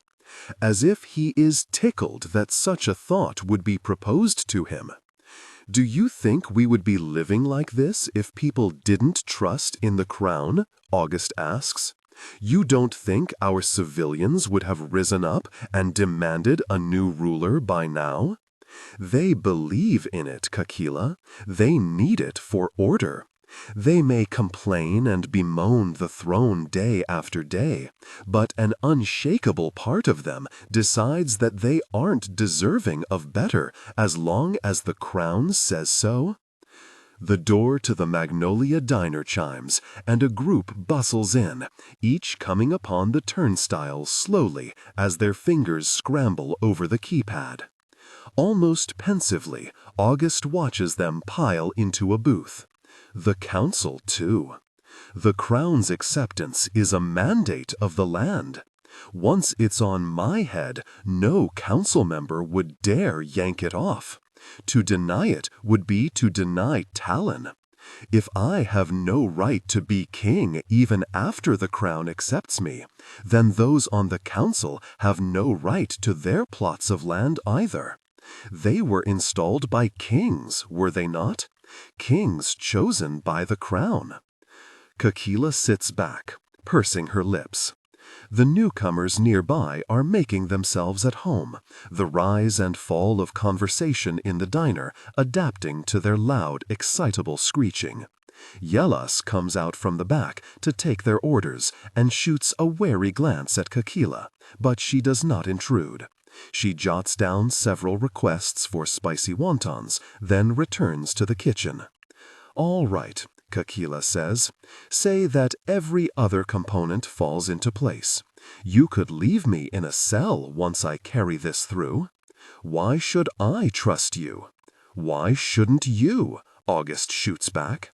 He pushes his sleeves up, exposing his forearms to the blue-white light. Everyone else in this diner looks a little sickly under its cold glow, the usual malnourishment of the city rendered starker than ever. August could not look malnourished even if he tried. His features only stand out more, as does the small scar near his wrist. On one diplomatic visit during their childhood, a servant had shattered a vase near August, the shards cutting his arm. King Kasa had whirled in, asking what happened, and instead of having the servant hauled away, August lied. He said that the vase fell by itself, that the blood dripping down his fingers was no matter. August, though cold and monotonous at times, is not hateful. If given a throne, he would rule well. There are no good kings, but there are fair ones. What was your alternative, Calla? August says quietly. You must know that there is no other way to walk out of regicide alive. The palace guard would have you captive as soon as you strike him. You sign your own execution papers. If that's what it takes, Calla replies, I would do it. My execution papers for Talin's freedom from his reign. Then listen to me. You don't need the execution papers at all. You have me.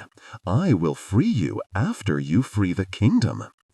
There's something about this that feels too convenient to be true. August has always seemed suspiciously well polished.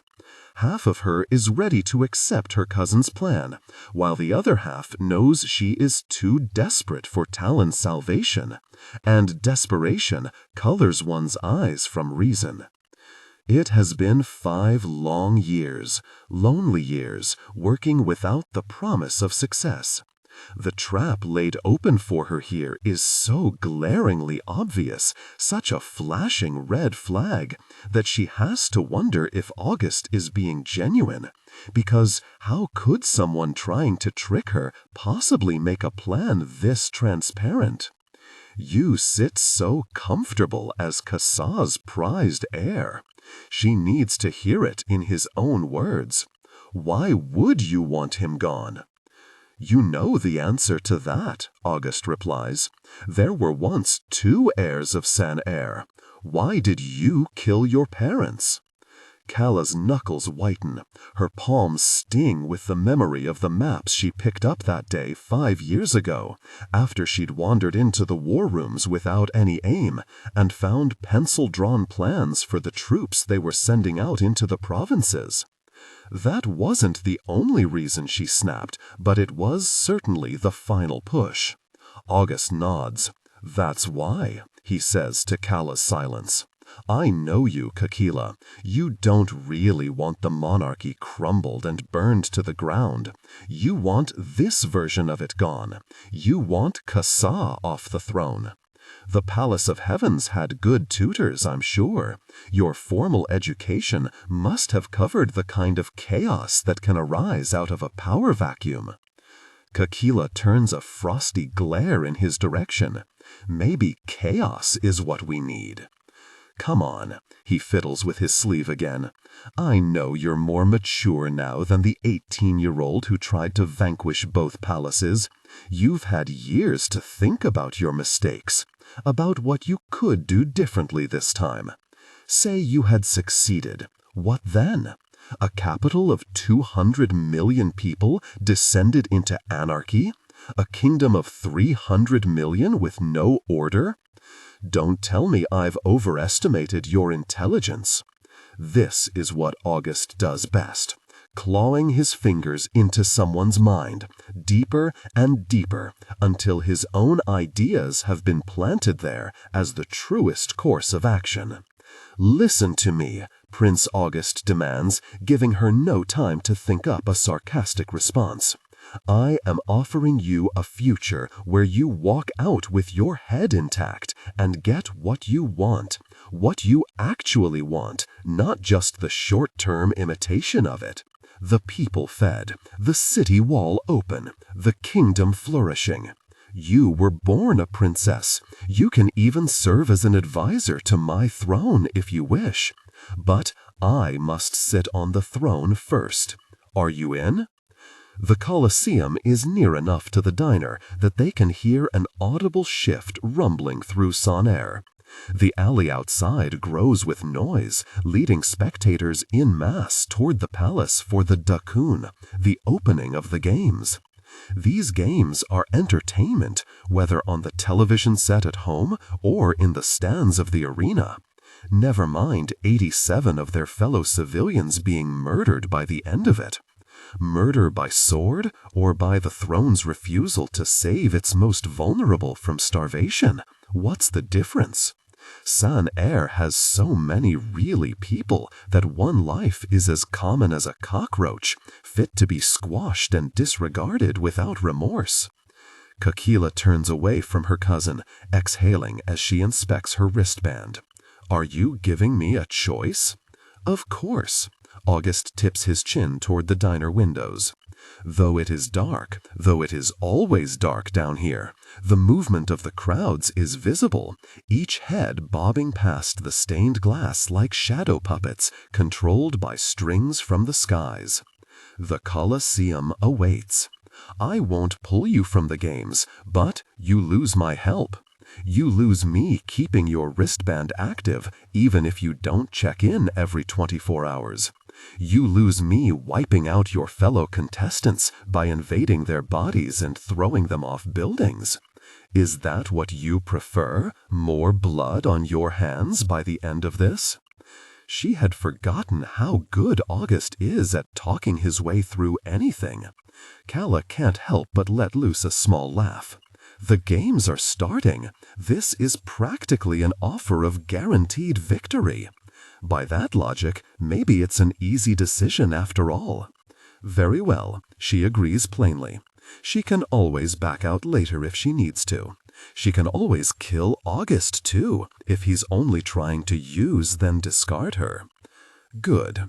August reaches into his shirt pocket and brings out a small chip between his fingers. Without asking, he takes hold of Calla's arm clinically, then turns it so he can see the empty slot in her wristband. He puts the chip in, holding it until the screen emits a beep. The number 57 flashes bright. "Here's my first gift to you," August says, releasing her arm. "Go get your weapons and run." Anton spends his last half hour of the countdown getting drunk.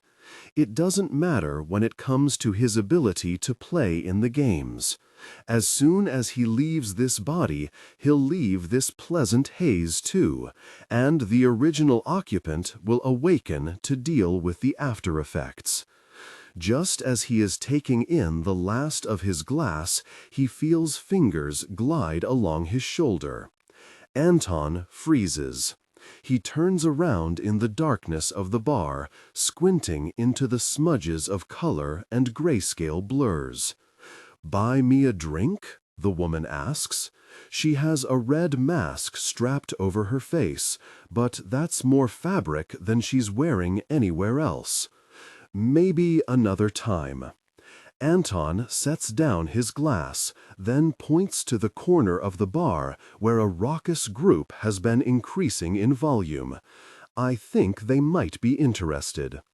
Graciously, the woman inclines her head and backs away. The other prostitutes by the door watch the exchange and mark Anton off as a potential customer. He has stayed long enough, gotten his degeneracy out of his system.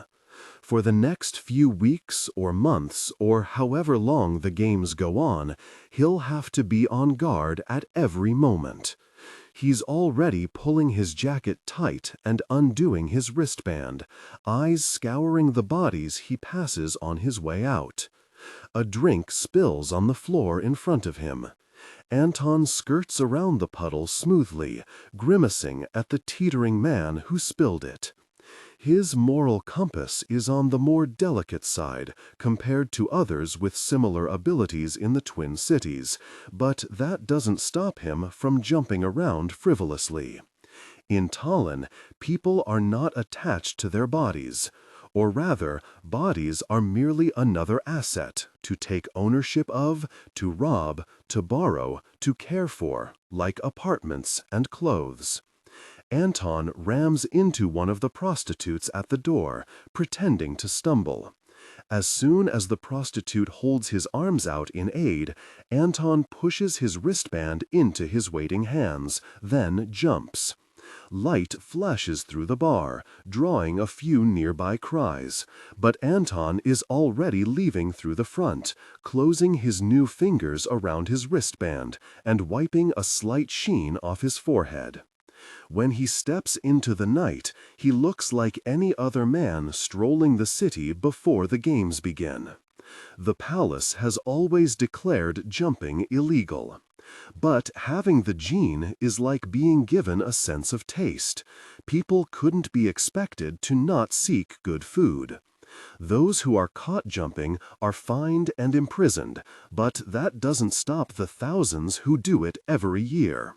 Those who commit crimes in other bodies or claim that they had been taken over before a crime end up in legal spirals that go on for so long the jury eventually gives up trying to pinpoint the true culprit and shoves every slightly guilty party into a cell for a year or two to answer for the technicality. San Air is defined by its mess, by its confusions and its blur of people meshing and tangling with one another. A birth body is not one's own. Bodies can be shed, removed from the self. Bodies belong to everyone but the one who was birthed into it, though if you're powerful, you might have a greater say on how long you can hold on to it. Anton hasn't had contact with his birth body since his exile, but it matters little to him. Every miserable event, every bit of trauma that San Air gifts him comes through his memory, stays with him because of his memory. What good is attachment to one body? As the alleyway narrows, Anton takes the next turn onto a wider route, heading in the direction of the Colosseum. His head is clear now, thoughts flying at 1,000 miles per hour. There's a pulsation underneath his feet, the thump, thump, thump of San's heartbeat thrumming just under the narrow, crumbling sidewalks and the muddy, unpaved alleys. At the Colosseum, the players will show up in various appearances because they know the body they enter with won't last long if they want to play to their best advantage.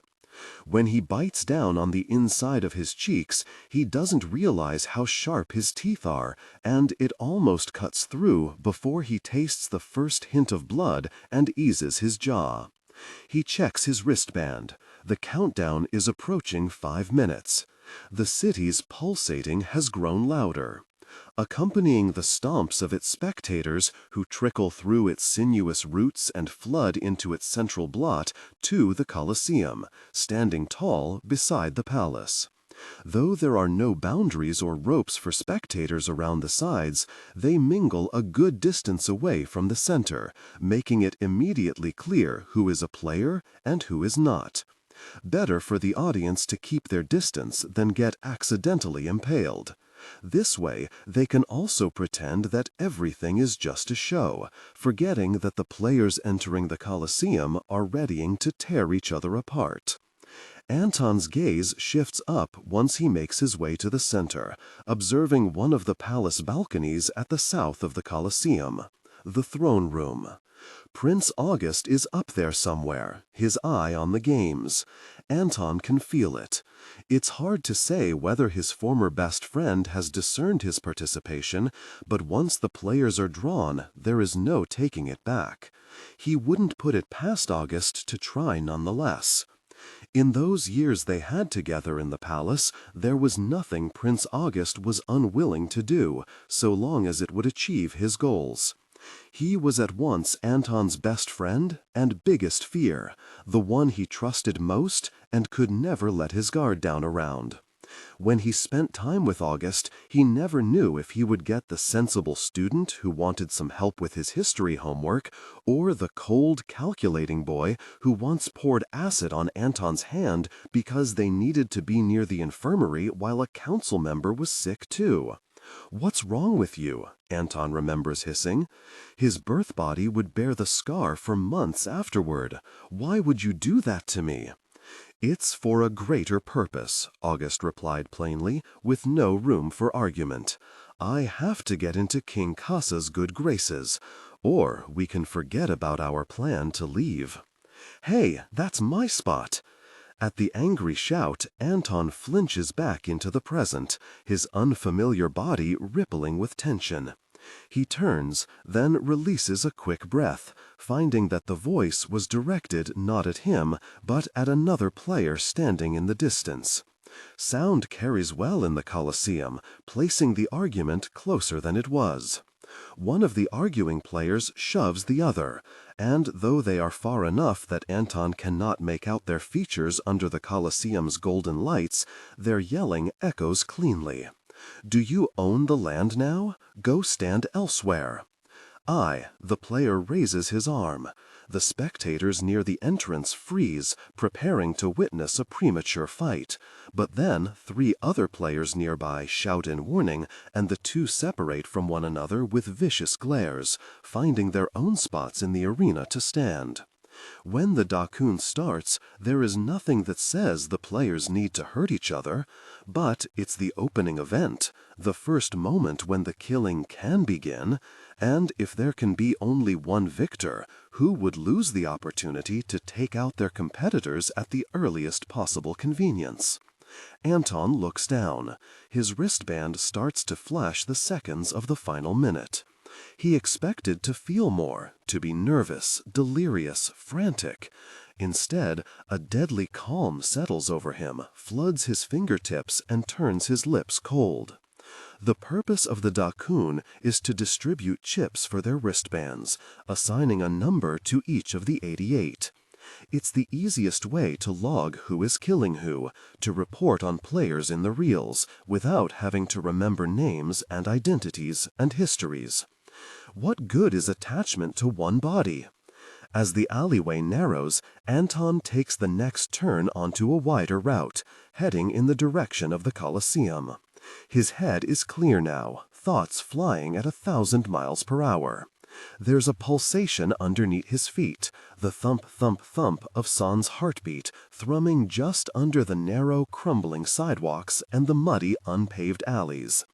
At the Colosseum, the players will show up in various appearances because they know the body they enter with won't last long if they want to play to their best advantage.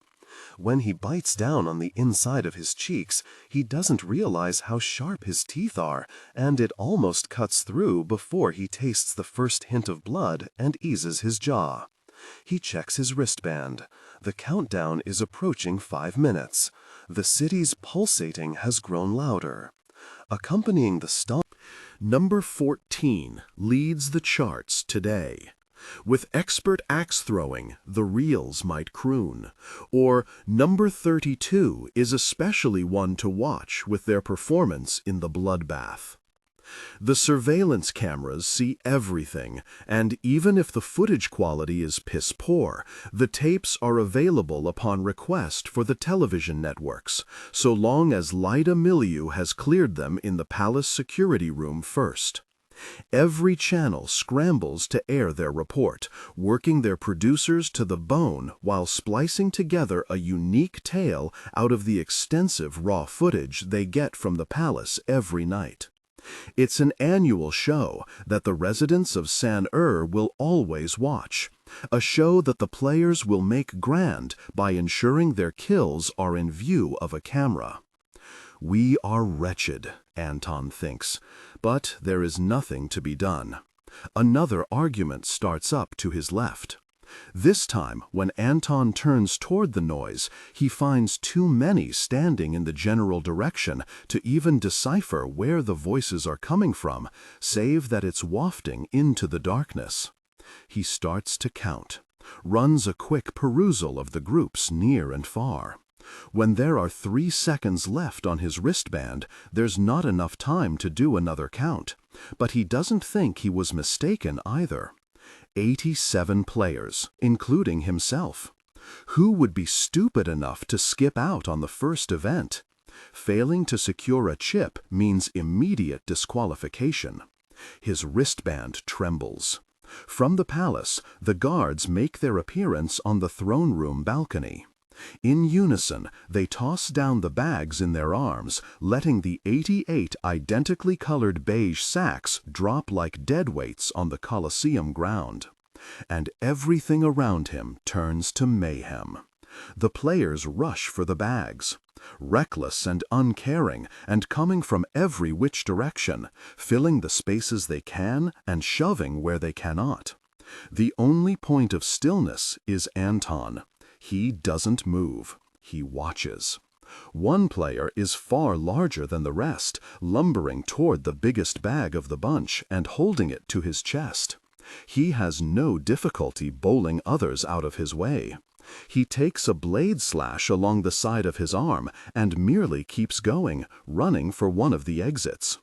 Anton rips his wristband off. Half-heartedly, they tell players not to invade each other. They've made it legal for the games, otherwise the players would do it anyway, and then the palace would get stuck either labeling every player a criminal or looking the other way for the sake of the people's entertainment. But still, they have to do their diligence to establish a standard for the viewers. They warn that jumping is dangerous, that players should avoid it for their own health, because the palace cares so deeply for their health. They warn that the Yaisu sickness can happen to anyone, the result of exiting and entering the same body one too many times in rapid succession. If a player is weak and gets flung back into their own body after repeated failed invasions, it's a surefire way to burn up, their body taking sick and locking their chi in for certain death. The palace gets even more displeased if the nobility are invaded by the players. Prostitutes and gamblers can be thrown into the fray if their bodies are the ones doubled. If it is one of their own, however, the council gets involved, and the headache is so colossal that most players are wary about who they jump into for the sake of their own sanity. Anton throws his wristband right into the player's path. He slams into the new body so hard and so fast that he's almost certain he has gone beyond notice. Only then the outcries of protest start around him, and he figures his light flashed after all. A shame. Perhaps he should be grateful he didn't bounce out from the jump, which the palace warns is the norm, which was what almost killed Atta and left her comatose in the hospital. But he already knew he was stronger than everyone else in this arena, in these very twin cities. "Better luck next time," he shouts over his shoulder, scooping up the wristband in his path.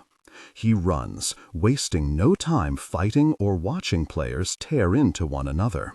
When the spectators outside the arena dart back to avoid his path, Anton cuts a fast line through, hurrying into the nearest street, then taking another sharp turn. He finds himself in a narrow alley lined with hair salons. The people here do not startle at his sudden appearance. After hours, they are either sweeping their floors or planted on tiny plastic chairs around a low table, blowing on their tea and watching their television screens in the corner. Any moment now, the live reports of the games will start, the news stations running whatever early surveillance footage they can get their hands on. "Hey, catch!" The shopkeeper turns at Anton's call, frowning in puzzlement. On instinct, he holds his arms out and catches the items that Anton tosses over. The young man's purple eyes widen, realizing what he is holding. By then, Anton is already in, blinking fast to focus the new body's poor vision, ducking quickly to escape the other player once he returns to consciousness. Anton tears open the bag. His heart pounds hard, fingers rummaging through the coins in search of one stray chip. On the other side of the counter, the player starts to yell. Briefly, Anton pokes his head over the counter in concern, but it doesn't seem like the player is looking his way. "Which one of you did it? Which one of you has the nerve?" The beefy player kicks his foot at the ground, drawing a shriek from an elderly lady nearby, and then a click of her tongue in reproach. With no memory of what his body was doing in the time he was occupied, he cannot gauge where the intruder's flash of light went unless someone else points it out. No one does. The other shopkeepers stare and stay quiet, knowing the game started with the stroke of midnight. Anton remains hidden behind the counter, his hand still prodding through the bag. It's too late for the man to go back for a chip now. Any remaining bags will have been taken by those who stayed and fought. Even if they don't need more than one chip, they want the coins each bag comes with. This player has been eliminated. He should be happy. He could never have been the victor anyway, and so he has been spared his life. By the roar he makes before storming off, clearly he does not agree. Anton finally finds the chip and breathes out a sigh of relief. The alley has gone back to its low conversation. When he brings the chip out, its metallic lines catch the light above him, looking out of place alongside the rough coins and the sack's fraying burlap.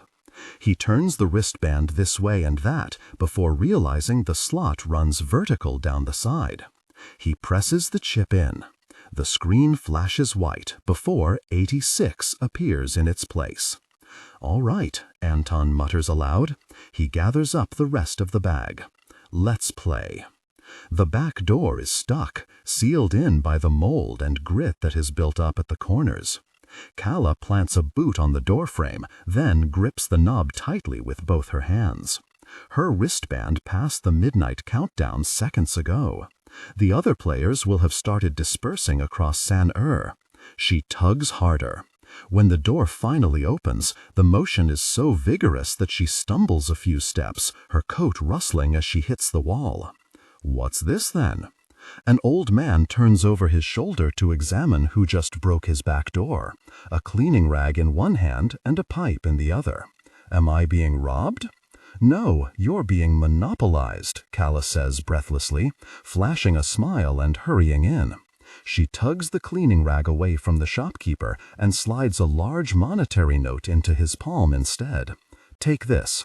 I only ask that you close shop for 5 minutes. Weapons are heavily regulated in San-Er. Which means there are only 3 shops in the Twin Cities selling them, intended exclusively for the palace guards, except in the 24 hours after the Dakwin, when the shops will cater to the 88 players of the games too, if they can show their wristband to make a single purchase. While the Dakwin might be the first bloodbath, the 3 weapon shops across the cities will always be the next fight. Still, it's common knowledge that these shops are often in collaboration with the Crescent Societies, distributing items on the black market when profits are low. If players really lose their one weapon midway through the games and reappear with another, the newscasters will abstain from commenting on the switch for the sake of palace decorum. The old man holds her legal tender up to the light and grunts, then pulls the security gate down over the front of his shop. Other players will soon be coming from the front of the building, weaving in and out of the numerous hallways. "Quick, quick," Calla says, slapping her hand on the tabletop. The shopkeeper narrows his faded gray eyes, adjusting the cap on his head. "What's your number?" 57. Wristband? Calla shows him her wrist. The shopkeeper frowns. She mimics, an octave higher. "Come on." The shopkeeper finally reaches into the drawers around the table. He continues moving at leisurely speed as he brings out the rare stock, one after the other. The games do not suit a mere dagger or a standard sword. They require a flourish, a weapon that others will not know how to combat when taken by surprise. "All my products guarantee good speed, deep cuts," he says. "What sounds good to you? A yenye dao?" He brings out a curved blade mounted on a wooden pole, with a red sash flowing off its end. "We've got a replica of the mythical," he grunts, bringing out a heavy matching sword and saber, "Yitian Zhen and Tu Long Dao. If you can handle wielding them both at once, that is, because I won't have them parted. Or even—" The table rattles as a giant mallet thumps beside the blades, its handle decorated with gold. Too lavish, too gaudy. Calla spares a glance at the digital clock on the shelves. "How about a thin sword?" "Thin?" The shopkeeper frowns, looking almost offended. "You want something thin? Give me the skinniest, sharpest thing you have." He mumbles something beneath his breath, hunching over carefully to look in a different drawer. After a few seconds, the shopkeeper brings out another sword, this one so narrow that it almost appears circular. When he turns it, letting the metal catch the light, Calla sees there is some flatness to the weapon after all, no more than an inch, tapering to create 2 bladed edges and allow for slashing. Perfect. Calla holds out her hand, accepting it without further question. "Are you sure? It's not very—" The security gate shudders. In that single heartbeat, Calla's gaze whips over, and her arm strikes out of its own accord, drawing the sword from the shopkeeper's grip. The gate whips up, a figure lunges in. Before the player has scarcely taken 3 steps into the shop, Calla plunges forward and has her blade deep in his gut. She twists, pulls it sideways until the sword exits. The player drops. His wristband smacks against the linoleum ground with a discordant sound, followed by his body. And Calla stumbles, losing her balance. For the good of the kingdom. For the good of the kingdom. She recovers quickly, her hand bracing against the wall before she can fall into the bloody puddle. The player stares up at her, eyes pale yellow and dull. If he had escaped fast enough, the body would merely be abandoned. It would sit empty, a bloodless vessel with a cut down its middle, ready to be reused and occupied by another once the cut slowly stitched itself together. Empty vessels know how to fix themselves, just as a plant can regrow its bud. But if the chi inside dies first, the body follows, rapidly gaining the odor of rot, skin sagging right off the bone. The shopkeeper sighs. This is not the first year the fight has been brought inside, but I do wish you would be more careful with the splatter. Calla glances at her sword. The blood has dripped off, leaving the barest red stain upon the blade. She forces back the tightness in her throat, takes a deep breath until she has expelled the weight on her chest. The shopkeeper is waiting for her to respond, wearing the plainest expression on his face, and she clings on to the sight to convince herself that this is fair, that she's only doing what she is meant to do. "Better hurry then," the shopkeeper says, shooing her. "Out the back, go on." Calla has never claimed to be good. She has never wanted to be good. But she seeks it in every corner of the twin cities, a sign that goodness is something Talin is capable of. Every day she wakes up and she begs for what she has done to mean something, for the kingdom to tell her she is right, to believe it could be honorable, that it's befitting to spill blood until there is nothing left of her, until all the pieces are gone, until she cannot feel this twinge of doubt each time her blade slips in and out. There is peace at the end of this. There must be. Calla tightens her grip on her sword, takes its sheath, and whirls out the shop's back door. Each second in the open is a second exposed, especially now when the players are all congregating so close. She pauses at the end of the alley, listening hard. The crackle of an electric wire, the whirring of an enormous factory exhaust fan. Someone is near, watching. The sleeves of Calla's red coat cut off shortly above her wrist. She doesn't bother hiding her wristband. If she is combated, she'll fight as a player should. The rustle finally comes again, from above. Calla darts back, grimacing when her boots splash into a dirty puddle, but she has narrowly avoided another player's sword. The woman whirls around, her face caught in a snarl, her hair scrunched in two symmetrical buns at the top of her head. Blue-white light darts along her blade, as if a live current of electricity is running through the metal. On the ground now, she gears up for another slash, her knees bent and braced. Calla was trained like that too, to stand so that no one could tip her off balance, to imagine herself as heavy as a mountain.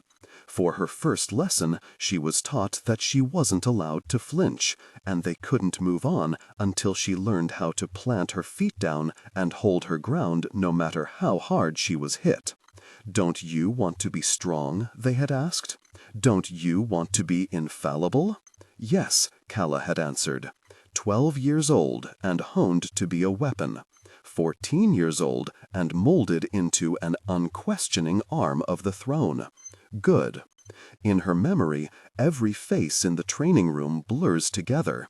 Former generals and retired soldiers who held enough favor in the palace of heavens to be teaching the young princess. They didn't care to go easy on her. They all said the same things. Take the cuts. Take the burns. You will heal and you will be braver. Braver? I want to be stronger. Strength is a conscious effort.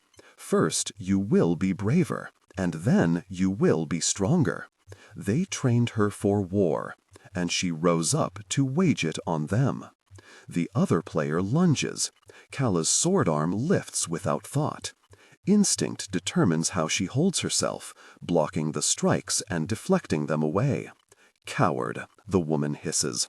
Are this year's games made of the weakest that San Air has to offer? I hope you're not talking about me right now. Calla throws a glance over her shoulder. It would be a faster course of action to retreat. She only needs to find an opening. The woman's next strike comes viciously, and Calla jolts, her lips thinning. There is hardly reason to be this intense so early in the games, to expend all this energy on the first fights. Disgusting, the woman sneers. All of you putting yourself into the games when you do not care to play. Taking up the space and keeping us from our Calla spins, fast and cuts her sword across the woman's stomach. There comes a pause, a moment when the other player gasps and searches around, looking for a civilian body to jump into. There is no one. It's always this moment when viewers find the most entertainment during the games. That gasp of shock, an overly assured player being proved wrong. No player would register unless they thought they had some chance of winning, and no player would think they had a chance of winning unless they were good at jumping. Being skilled at jumping creates a certain type of person that San Er knows well. Someone who cuts corners. Someone who deserves to be taken down a notch. And in the games, it happens over and over again. The viewers lean close to their screens. Their hearts leap to their throats. Disgusting, the woman says again, a whisper this time, and Calla grits her teeth. One more strike. It's so easy. A line of red appears across the woman's throat, and when Calla lowers her sword, the woman falls too, dead on the wet ground. The alley is humming. The light bulbs mounted to the walls flicker on and off, attracting small flying bugs that gather around the noise. Calla uses her boot to nudge the dead body, rolling its wrist over. 66 flashes on the screen, one more number to add to the first day's casualty count playing later tonight. One of the alley bulbs shorts out. Calla peers into the water puddles and catches her own distorted reflection right then, hazed in red by the blood seeping from the woman's wounds. For a second, she wonders if there is another opponent looming over her, and she startles, whirling around. Nothing. Just a camera installed on the wall. Just Calla long hair, tangled around her neck, face and clothes splattered with blood, her surroundings contorting around her as the surface of the puddle catches irregular light. She doesn't look like herself. She's never really looked like herself. Calla Tuoleimi, Princess of She could do nothing on a throne, but she can do everything with a sword in her hand. After midnight, when the twin cities drop into darkness proper, San Er's facade glows with the light of its apartments. The wall at the north of San rises high, but not high enough to completely shield the buildings at the city's edge, each window emitting light and puffing with its attached air conditioner unit, a buzz, too, with the sound of running stoves and television sets glitching in the corner. Despite the jumble, no building in the capital climbs higher than 14 floors. Any more, and these meandering structures might pitch sideways from their own weight and fall over. Calla's apartment is one of the few that sits relatively quiet. Already squashed and smothered below all the other floors, it is the final door at the end of a long, smoky hall filled with gambling parlors.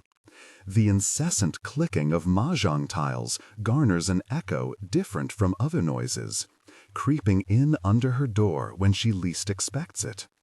Sometimes when she's nodding off on the couch, she'll wake with a start, convinced that the sound is someone coming to summon her for training, hard shoes gliding across the palace floor. Her television is on mute. From the bedroom, Calla takes a drag on her cigarette, watching the smoke waft up and curl around the molding ceiling paint. Light streams in through her window, a kaleidoscope of neon that bleeds from different sources outside. Red and gold through the brothel on the neighboring building's 3rd floor, deep blue through the cyber cafe on the 6th floor, flashes of everything pulsating off the restaurants dotting the nearby vicinity. How strange it is that San-Er glows brighter at night than during the day. Daytime here is dreary darkness, the streets repellent against sunlight. Nothing but the barest gray gloom, illuminating very little on its own. Calla lifts onto her elbow. Now laughter drifts through her closed window, assailing the inside of her bedroom. By some instinct, she peers through the glass right while a group of teenagers meander past, drunk and happy, talking over one another and paying no heed to their volume. She settles back onto her sheets, smoothing down a wrinkle.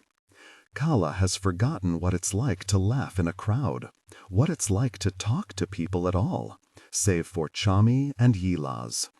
These 5 years have been spent in as much solitude as she can bear, keeping her head down and her mask on. She takes the barest necessities from her former attendants to keep herself alive, but can risk no other work, no other participation in the Twin Cities. After all, she has a task far above the usual day-to-day business of a regular civilian in San-Er. Sometimes, though, she feels the weight of loneliness shift and settle inside her ribcage, like cold tendrils curling softly around her insides.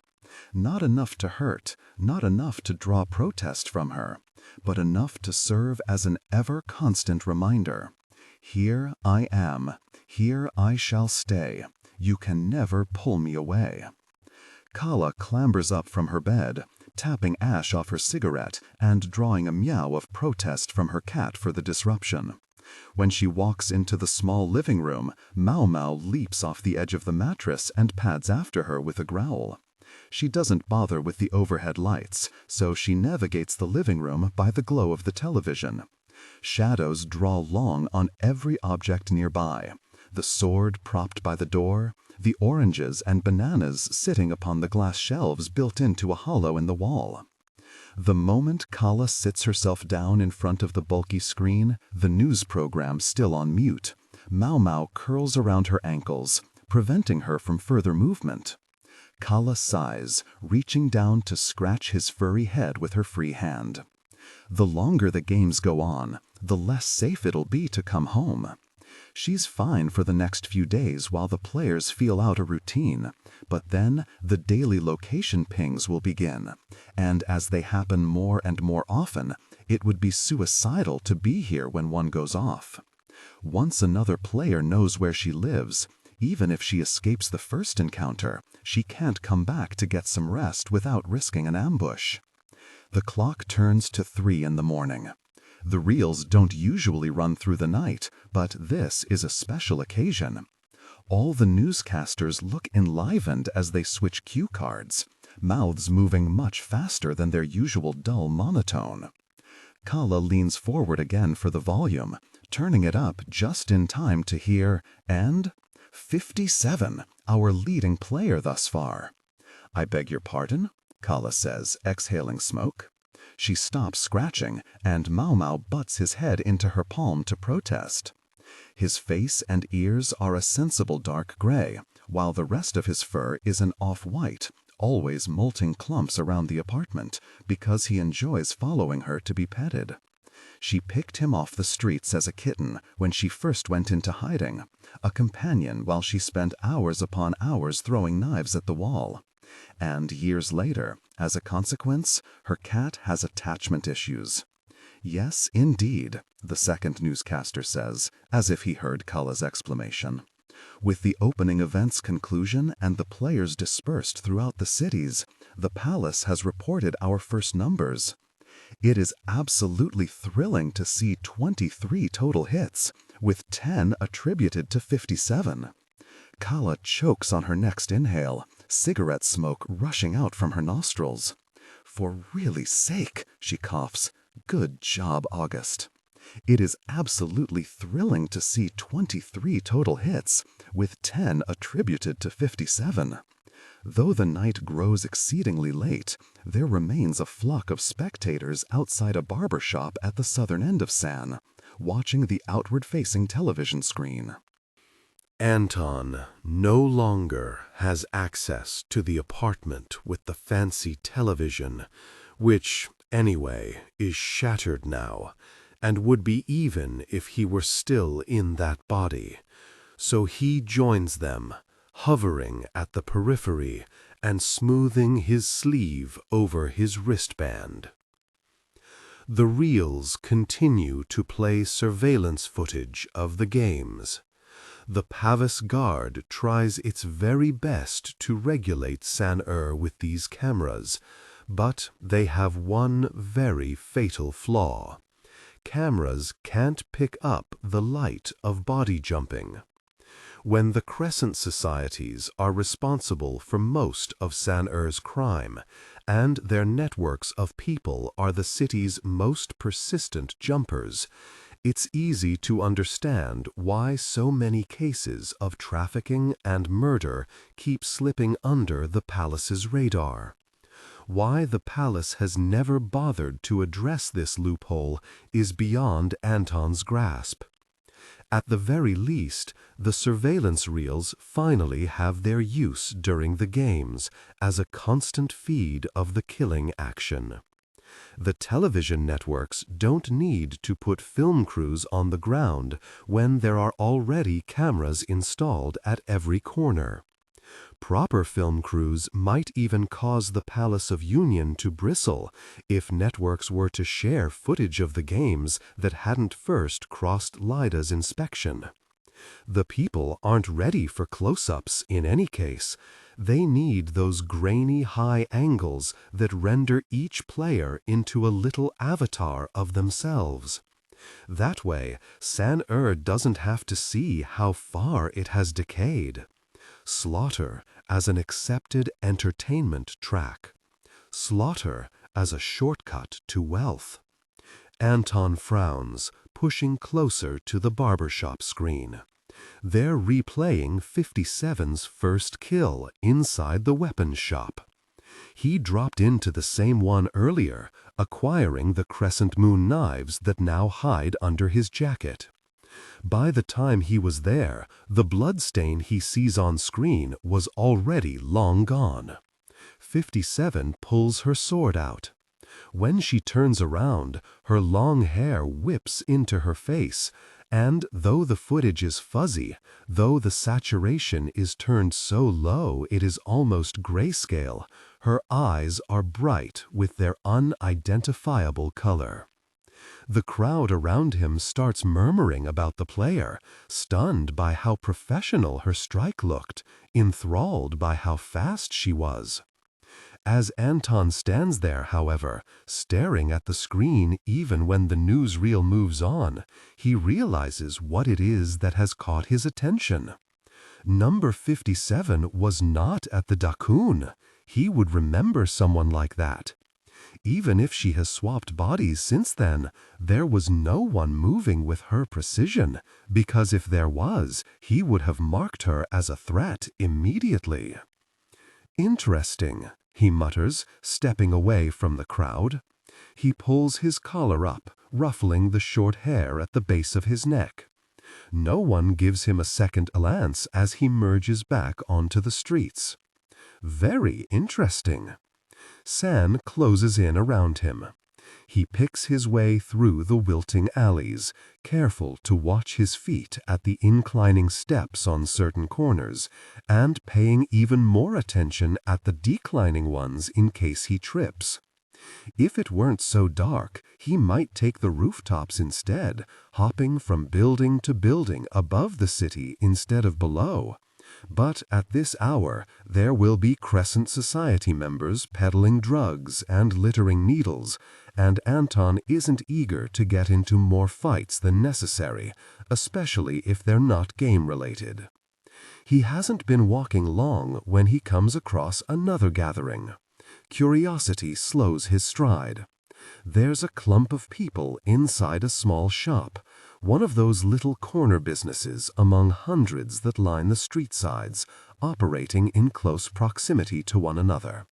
While the shops next to it have shuttered, this one has its overhead lights thrown on, and the owner stands right in the middle upon a table, raving to his captive audience.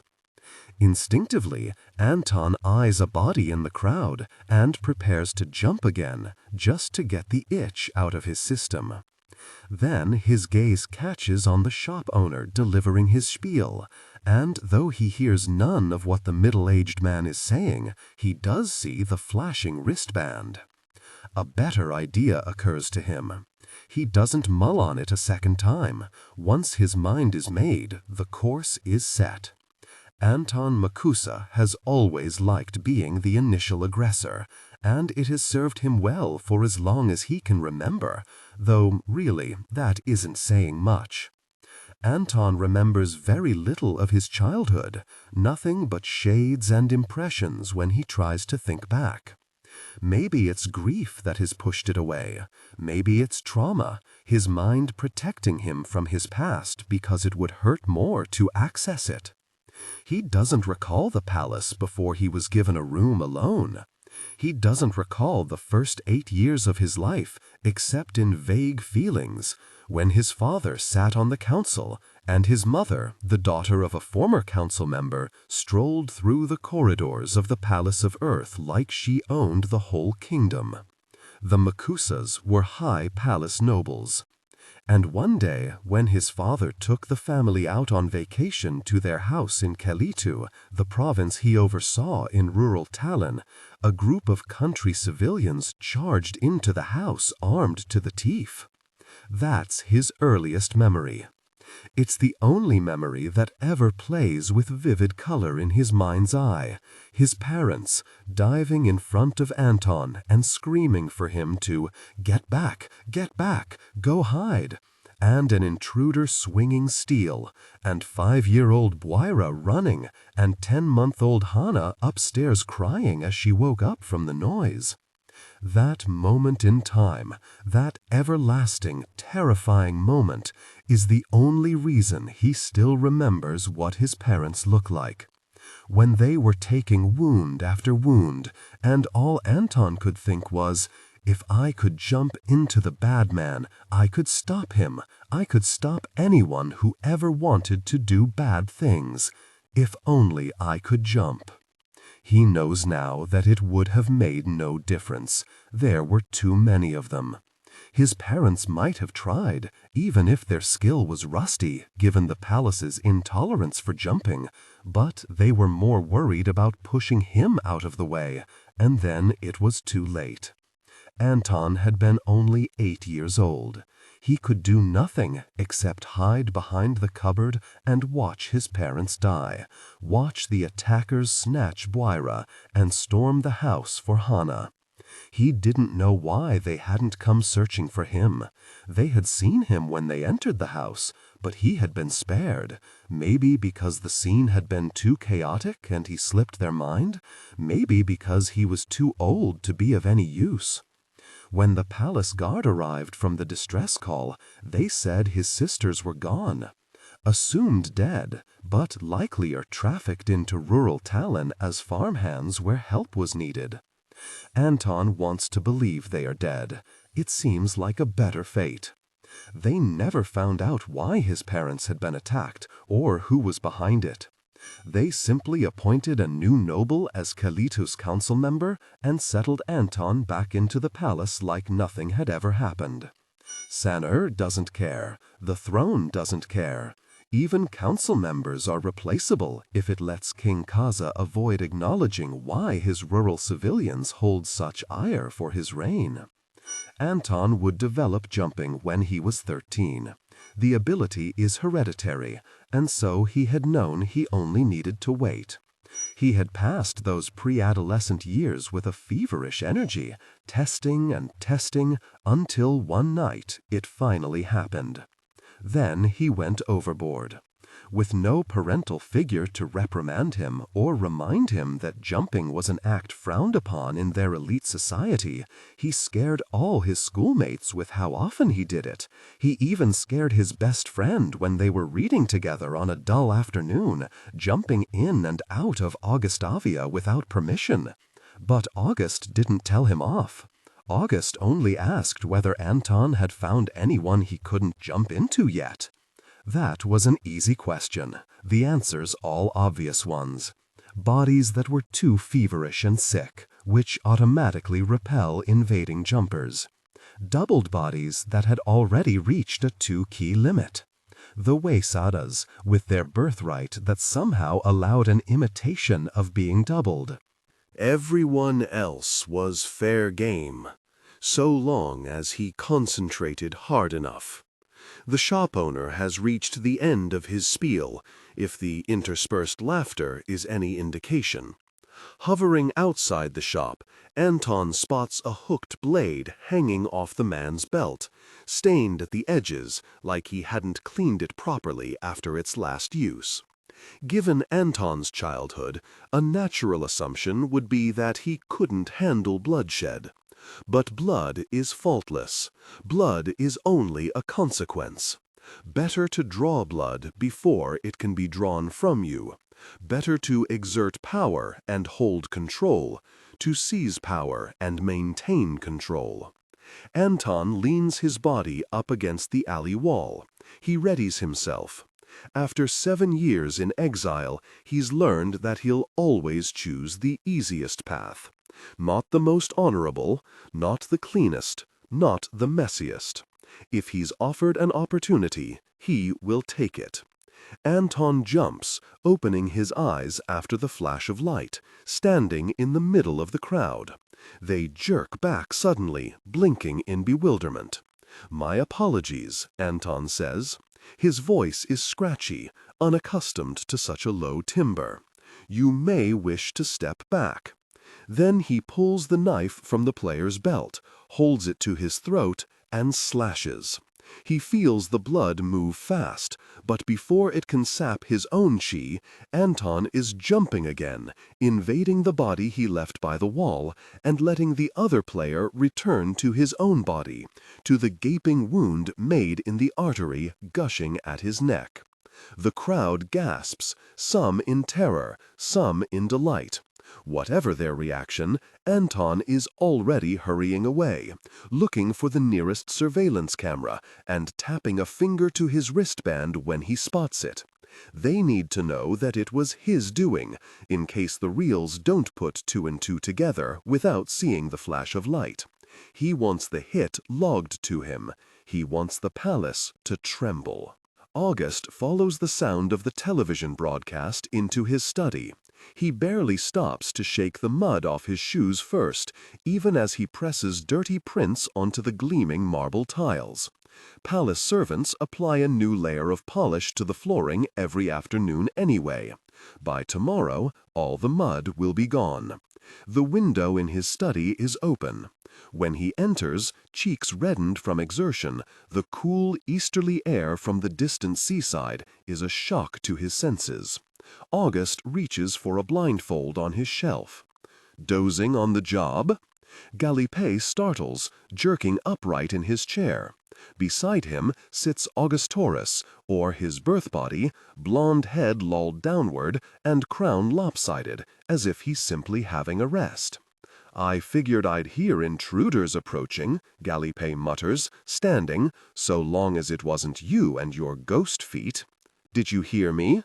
Gallipay jolts again, his stance immediately shifting for combat, before the owner of the voice makes her appearance around the corner, and Lyda strides into the room.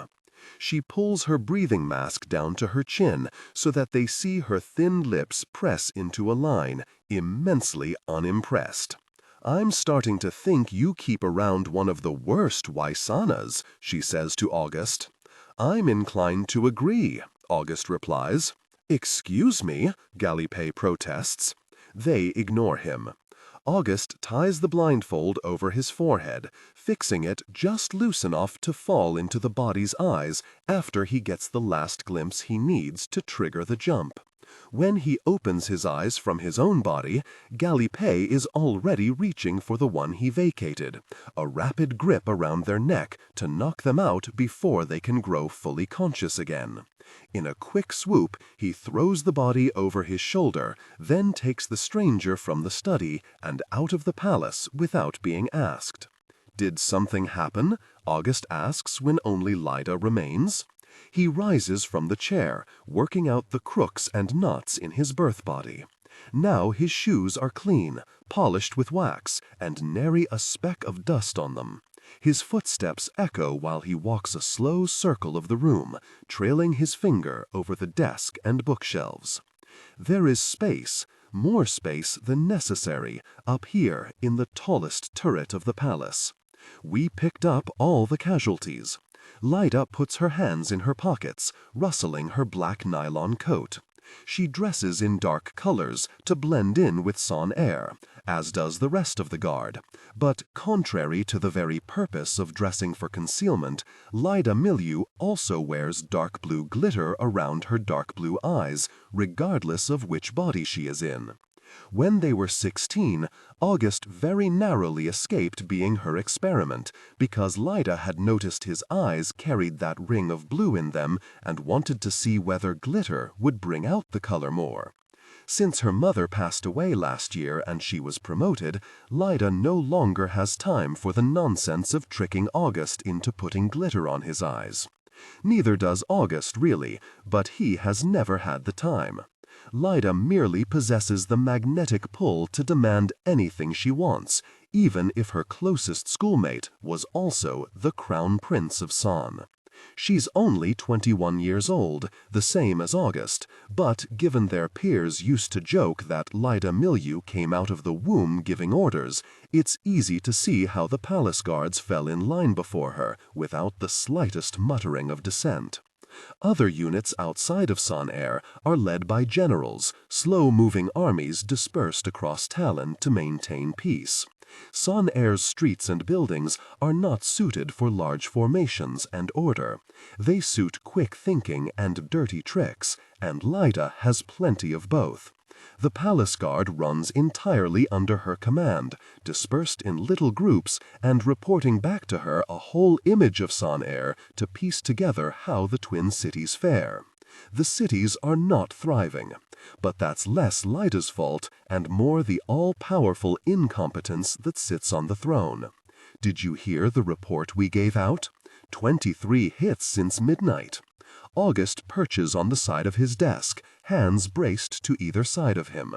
Gallipay returns too, but instead of coming into the study again, he hovers at the circular doorway, picking at the whorls carved into the wood there. "You phrased that as if we gave false information," August says plainly. "Did we?" "No," Lyda answers. 23 eliminations is correct. She pauses. "But if you paid attention to the count that the newscasters gave, only 21 were attributed to the players. You think anyone will notice the math?"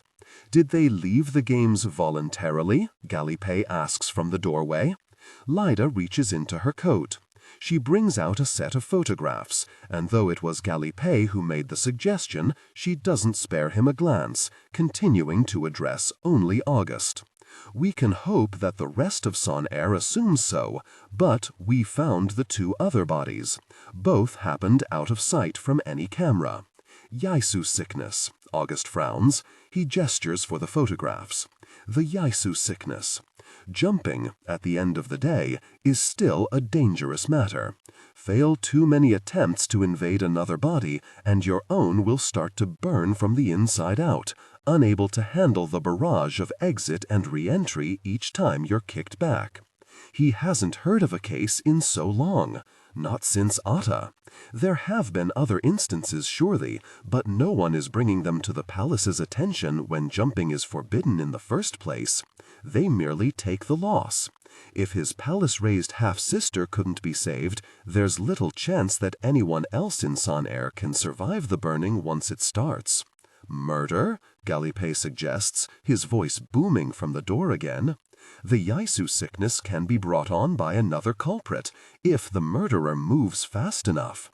In and out and in and out, using different bodies nearby to make landings, but returning into the same victim. Then the body burns up, trapping the original occupant's key and condemning them to death. Lyda finally turns to face Galipe, mouth pinched. Murder. Yes, she says. But, why do the bodies look like this? August says, finishing her thought. He crooks a single finger at his bodyguard, and Galipe bounds in quickly. When Galipe comes to his side to peer at the photographs too, his silver eyes widen, swallowing the light in the room. This is the Sikan salute, Lyda confirms, which is incomprehensible. How could Sikans have gotten into San-Er? Both elbows outward, fingers pressed together, and thumbs cast straight to make a triangular shape. Flip open any textbook about Talin's war with Sika, and the Sikan salute is the first image to be printed as an introduction. The proud gesture of a conquering, warmongering nation. Except here, it's awkward and stiff on both bodies, because their arms were certainly forced into the salute after death. The first photograph shows a burned corpse at the back of a shop. The walls stand sparse and bare, but the floors are littered with aluminum foil, blackened with the stains of heroin vapor. Depending on their priorities, some players will take their coins to these sorts of places first, pump themselves as high as the clouds before going to gather weaponry. The second photograph is a similar scene. A burned corpse at a factory, August guesses. There are machine pieces scattered near the body, misshapen springs and broken levers that were likely shoved into a back room as the quickest method of discarding unwanted objects. Even if they made it past the city wall, August muses, how did they get an identity number? Lyda stays silent. Galipe's frown deepens. Since their war with Sika, Talin's regulations have stayed the same. No identity number, no entry into San-Er. The only reason why San-Er has a wall surrounding it in the first place is because it was the last stronghold before Talin finally won the war. The twin cities, located in the kingdom's southeast like a little tail, were the nation's last salvation at a time of need and their enemy's defeat. Now the beating heart of Talin, even while situated at its very, very corner. There used to be other cities inland, but they never recovered from being turned into battlegrounds, their deterioration exacerbated by heavy casualties and negligent bureaucrats. As time went on, it became easier for the countryside to migrate to the new capital rather than rebuild, and tend to its problems. While San-Er advanced and built new factories, invented new technology, and installed better signal towers, the rest of the provinces seemed to move backward, unable to put a plug in their drain of labor. Too many council members have already complained about the ghost cities in their assigned provinces, a waste when those buildings could be torn down and the land used as farm plots more suited for the rural skill sets that remain prevalent past the wall of San-Er. Despite the palace's preparedness for war, Sika has not posed a problem since its defeat. The border holds steady, cutting a line down the middle of the near uninhabitable borderlands between the two nations. Talin minds its own, with most of its conquest energy on its rural provinces. Sika started expanding in the other direction, nursing its wounds after wasting so many resources failing to invade Talin. If these deaths are truly a message from Sika, it is hard to imagine what could have prompted such a change in the air.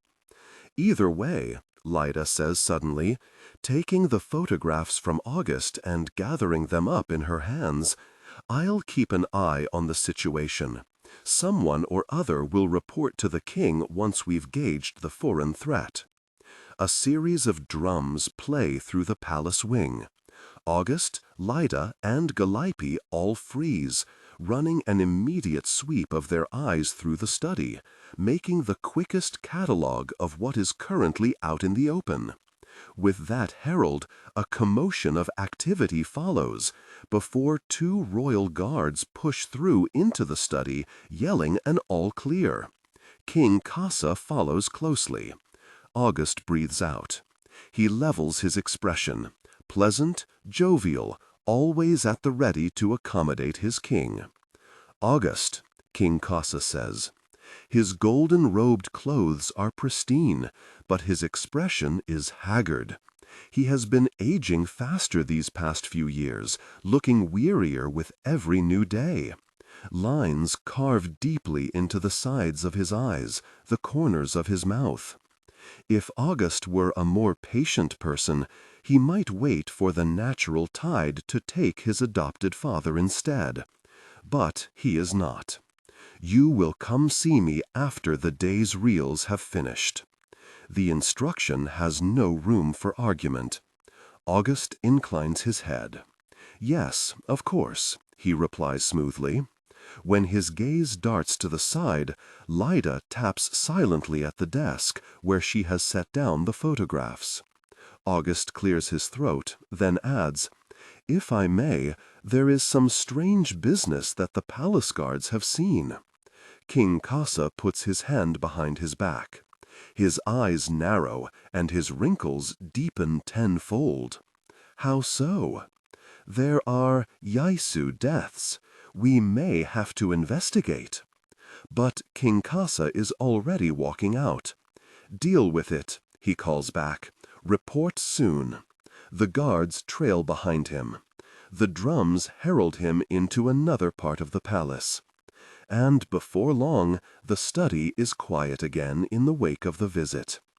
Unbelievable.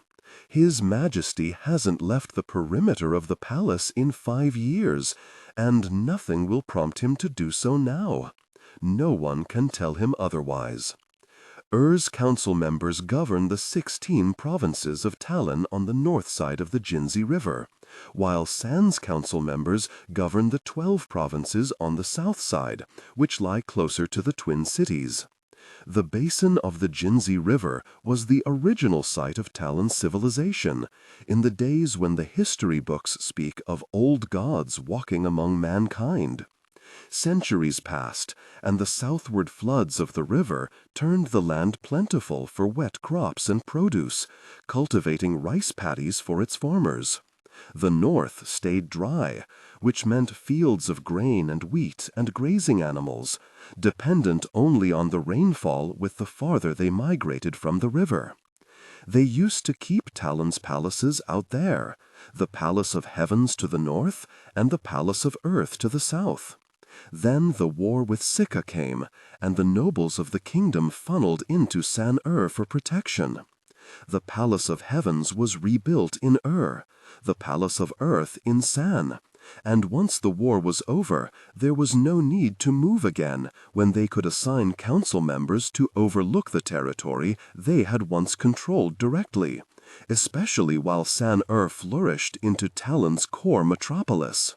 The kings of Talin became the kings of San-Er, and the rest of the provinces became mere collateral resources that the twin cities could suckle at whenever was convenient.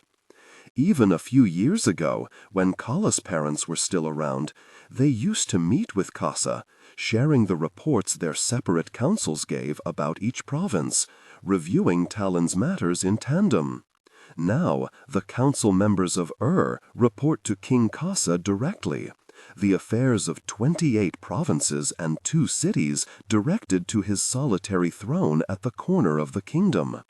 The armies listen to their generals, the generals are loyal to their province council members, and the whole council bows down to King Kasa. Such power is impossible to break without breaking the very nation. August is certain of this. The system has been instilled so deeply and for so long that the only possible path toward betterment is a smooth transference of the crown. August pinches the bridge of his nose. He feels Lyda's and Calliope's heavy observation like a physical sensation.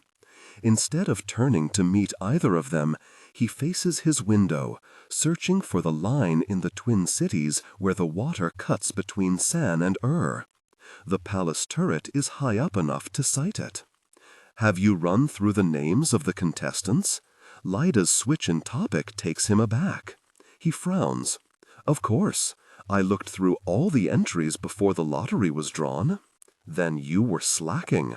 Look at who was assigned to number 86. She pulls a screen from her pocket and passes the clunky device. August presses the left button, flipping through the names backward. 88, Dekra Talapo. 87, Sai Liugu. 86, Sidar Yanshu. He senses Lyda's observation grow even heavier. There is no minutia that she will miss while tending to palace tasks. She's waiting for his every reaction, watching to gauge if he is telling a white lie or genuinely in the dark.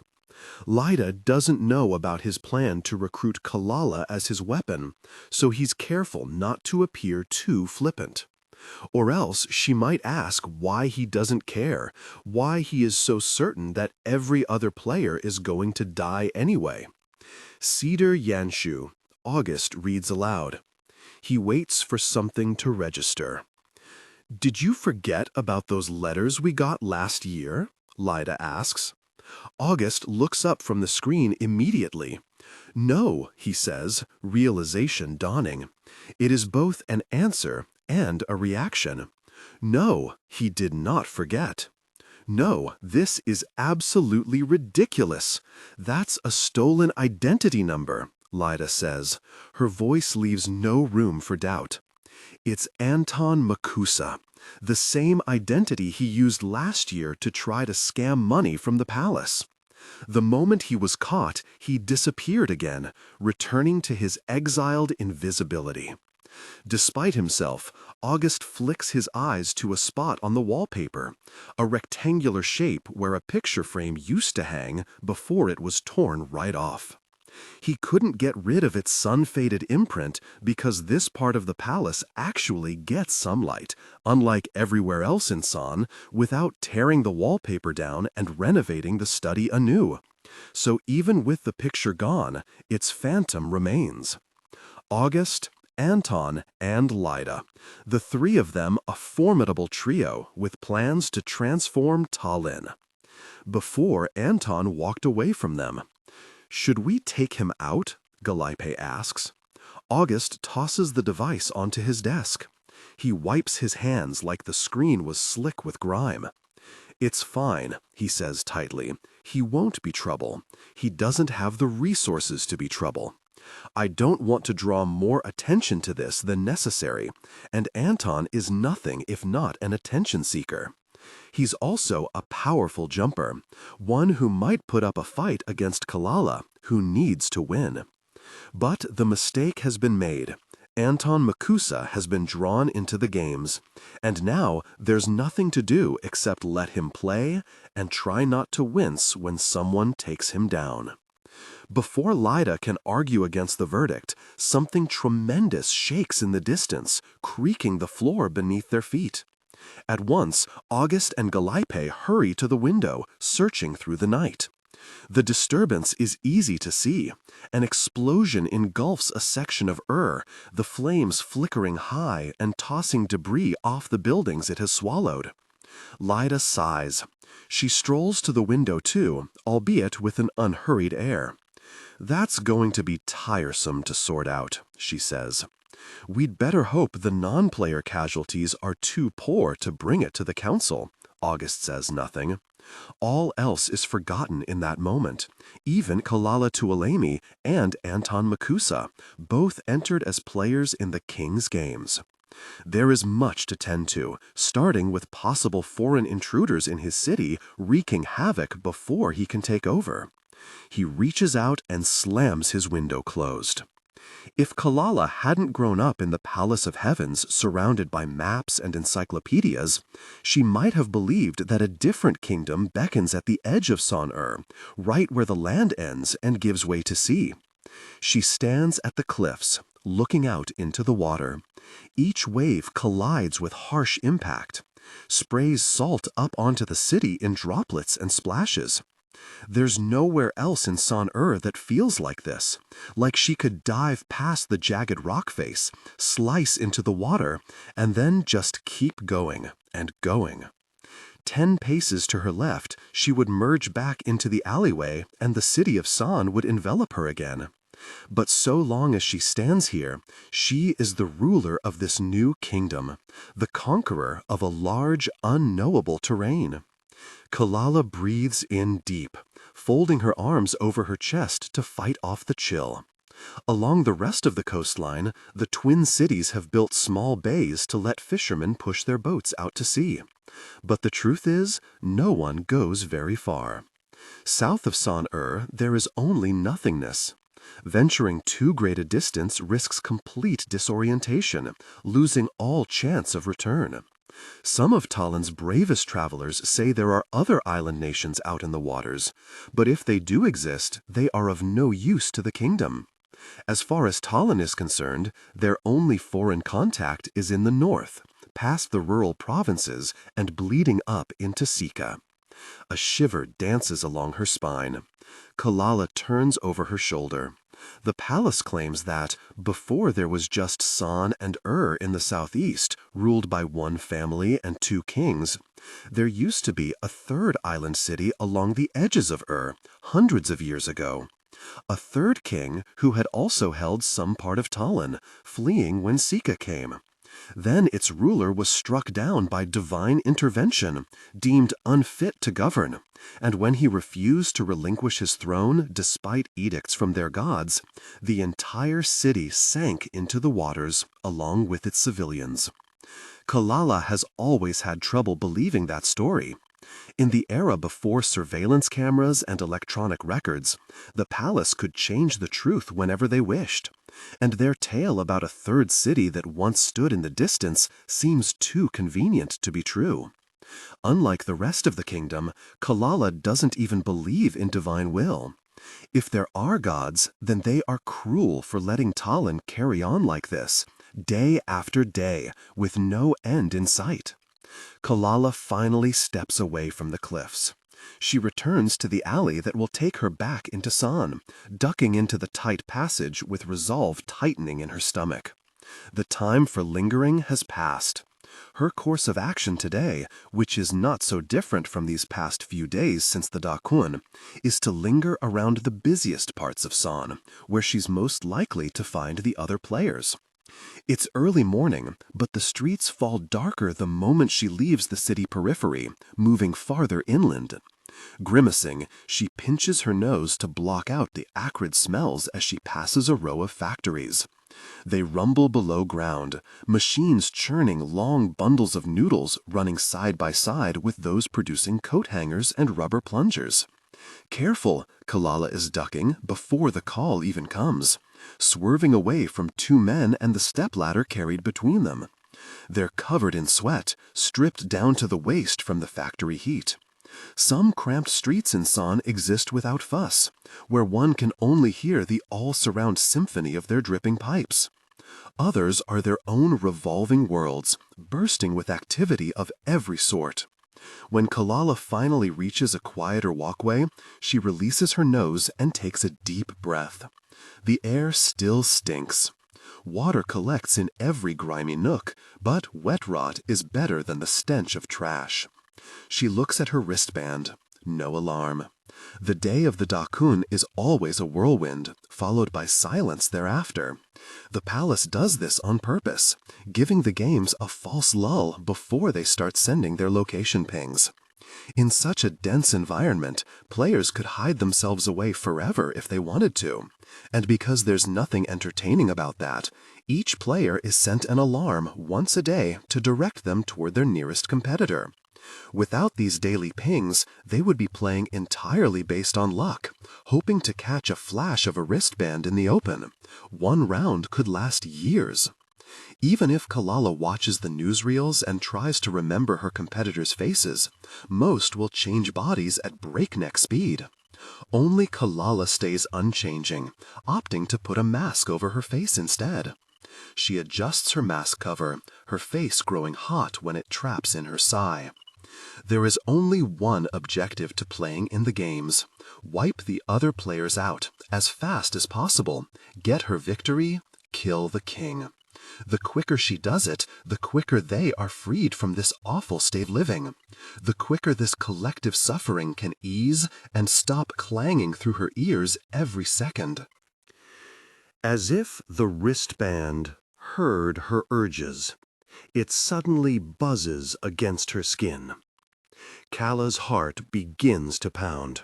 Finally, she almost forgets her training, tempted to surge forward immediately in her eagerness.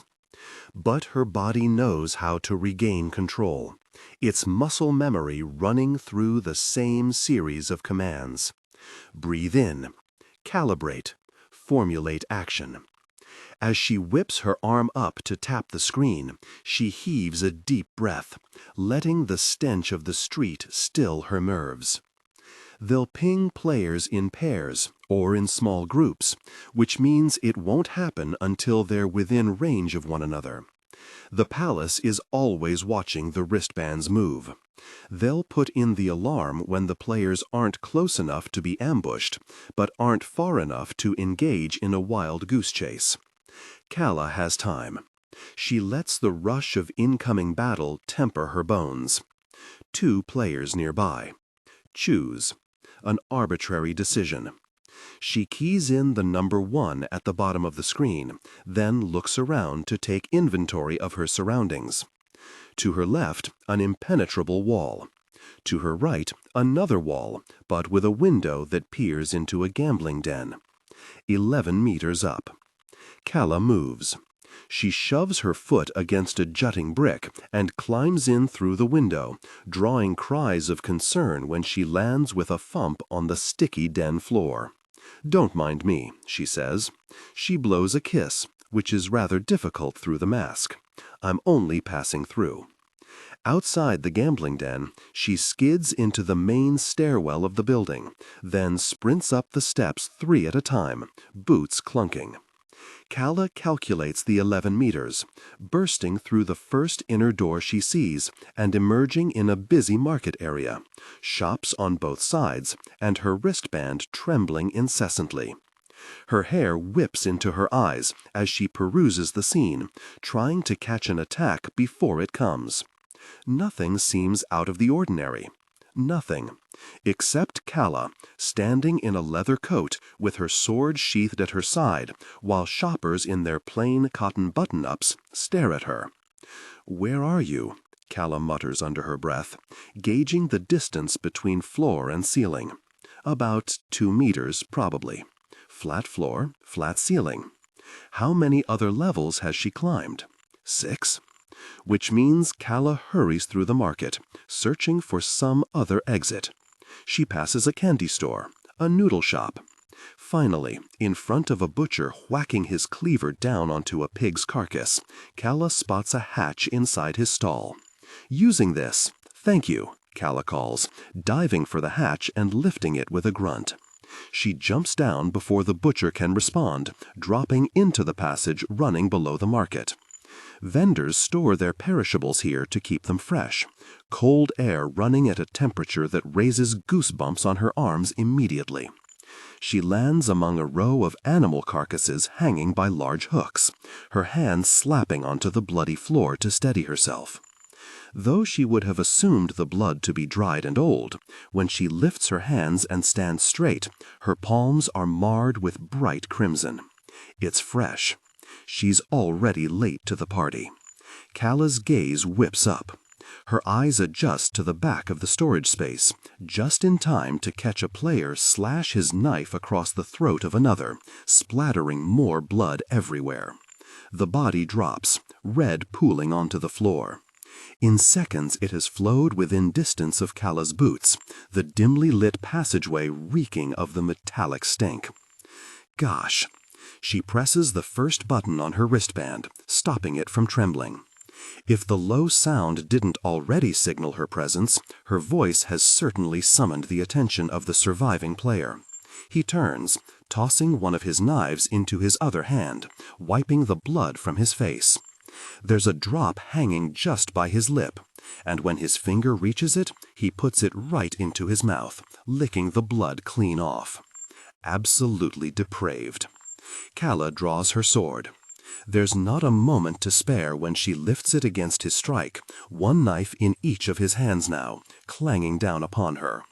The crescent-curved blades stop inches from Calla's face, and she stifles a wince, eyes darting to take in her opponent. Her first instinct is to wonder if this is a Crescent Society member, but she sees no markings. A coincidence that he carries their usual weapons, then? Suddenly, the player hooks his blades down hard, and Calla almost drops the sword. He's good. Too good. When he looks up, his eyes are black, and Calla blinks, certain for a moment that this is August. She lets go of her sword intentionally, taking the player by surprise when both their weapons clatter to the floor and her gloved hand whips toward him. She grabs his neck, hooks her foot behind his knees. There is one light bulb in the passageway, hanging from the short ceiling. Going off her hunch, she seizes his jaw roughly as soon as they hit the floor, but when she turns his eyes toward the light, they come back flashing purple, not blue. Not August. Someone else. "Number 57, he says suddenly. He slams an elbow to her head, and when Calla spits a curse, he's quick to twist upright and press her into the bloody floor instead, his arm pinned upon her clavicle. In an instant, Calla turns her face away from the light, shaking her hair into her eyes. Where did his knives land? Nearby. How do you know who I am? She reaches for her sword. The player stretches out to stop her.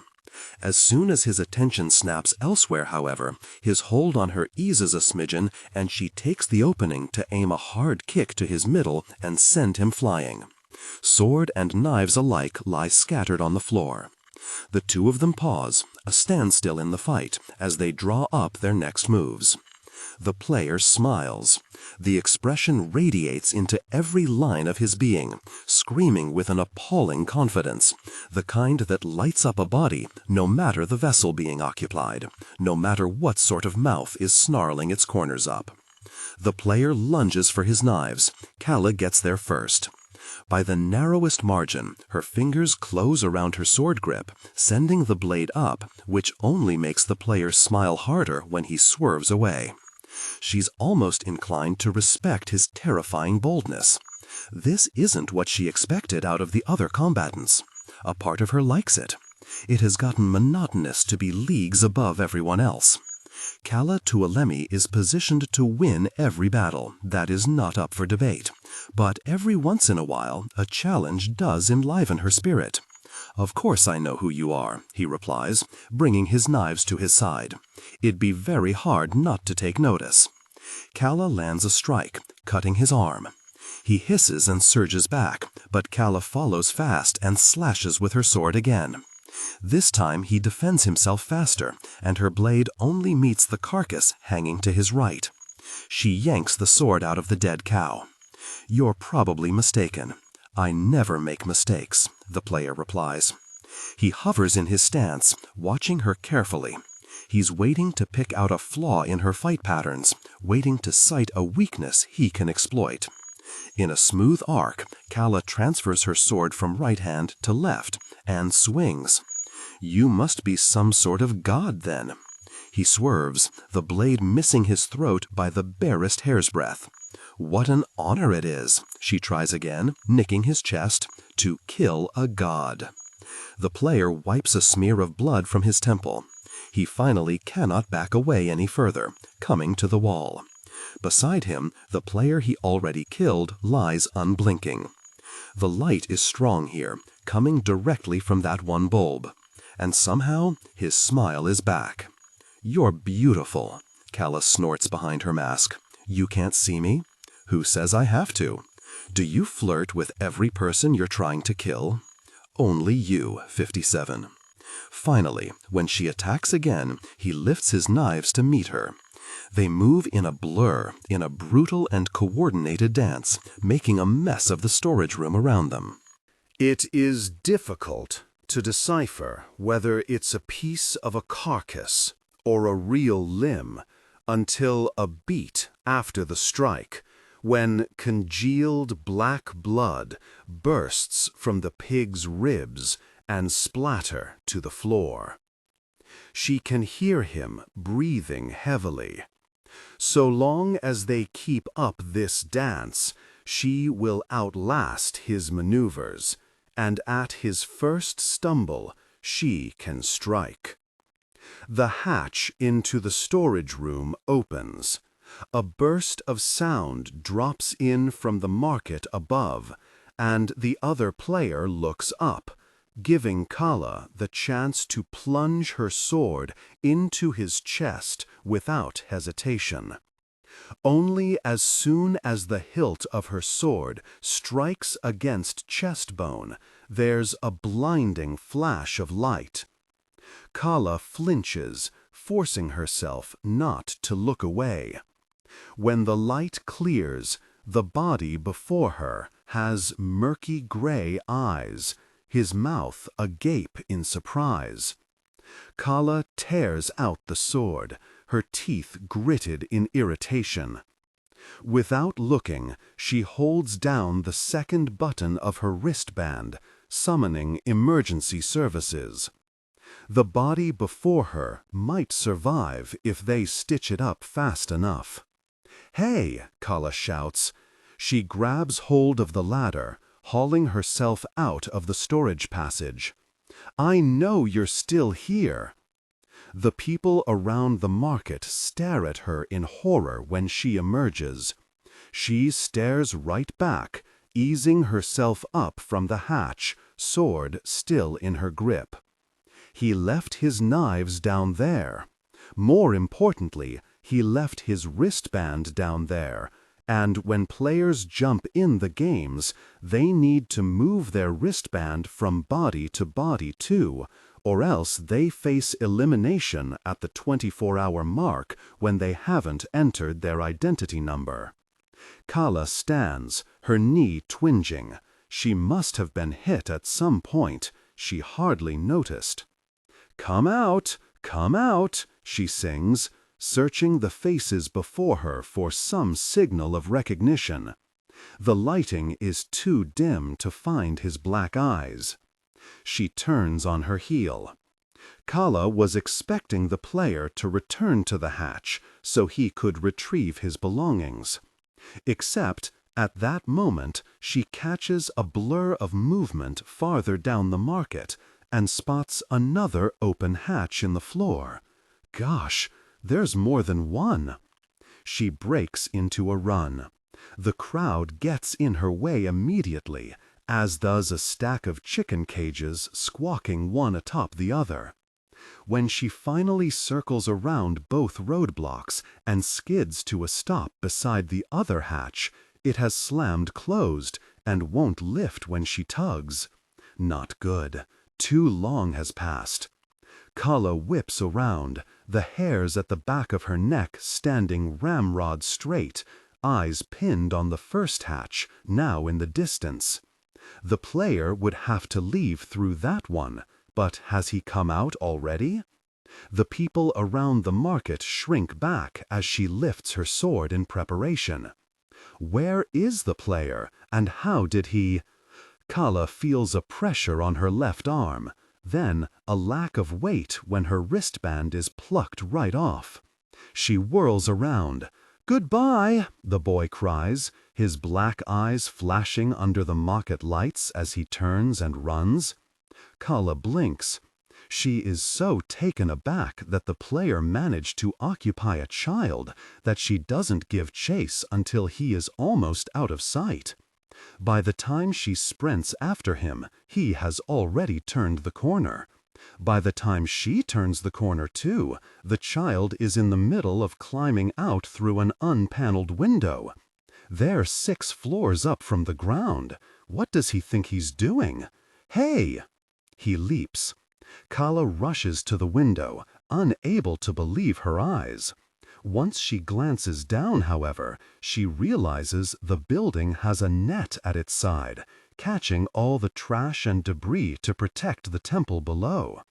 The child bounces on the net, face down, but the 2 wristbands slip through the gaps, dropping to the pavement around the temple.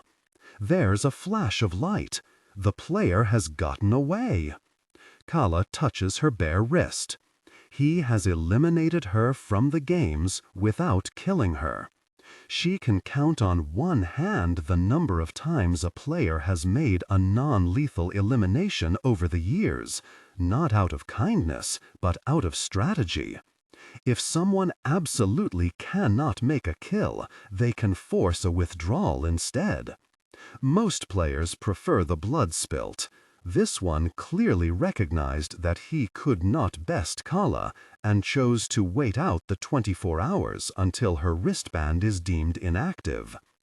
"Well, that was really annoying," Calla mutters. She forces herself to take a deep breath. She's not a regular player. She has August to keep the wristband active, so it doesn't matter. She can get it back and stay in the games. But she certainly underestimated whoever she just came in contact with. One room in the palace controls all the surveillance cameras across the cities, and so it is in a constant state of upheaval, each cubicle barely managing its responsibilities by the skin of its teeth. There used to be half the number of wires jutting out from the middle of the room and running across the floor like live snakes. Then the Palace of Union took in control centers too, and now the electric companies break into a cold sweat every time they have to check the gauge for this part of San. At the far cubicle, Pampy Magnus taps a series of commands on her bulky keyboard, eyes tracking the security cameras and conciliating them with the screen to her left. Her wrist itches, but she doesn't scratch.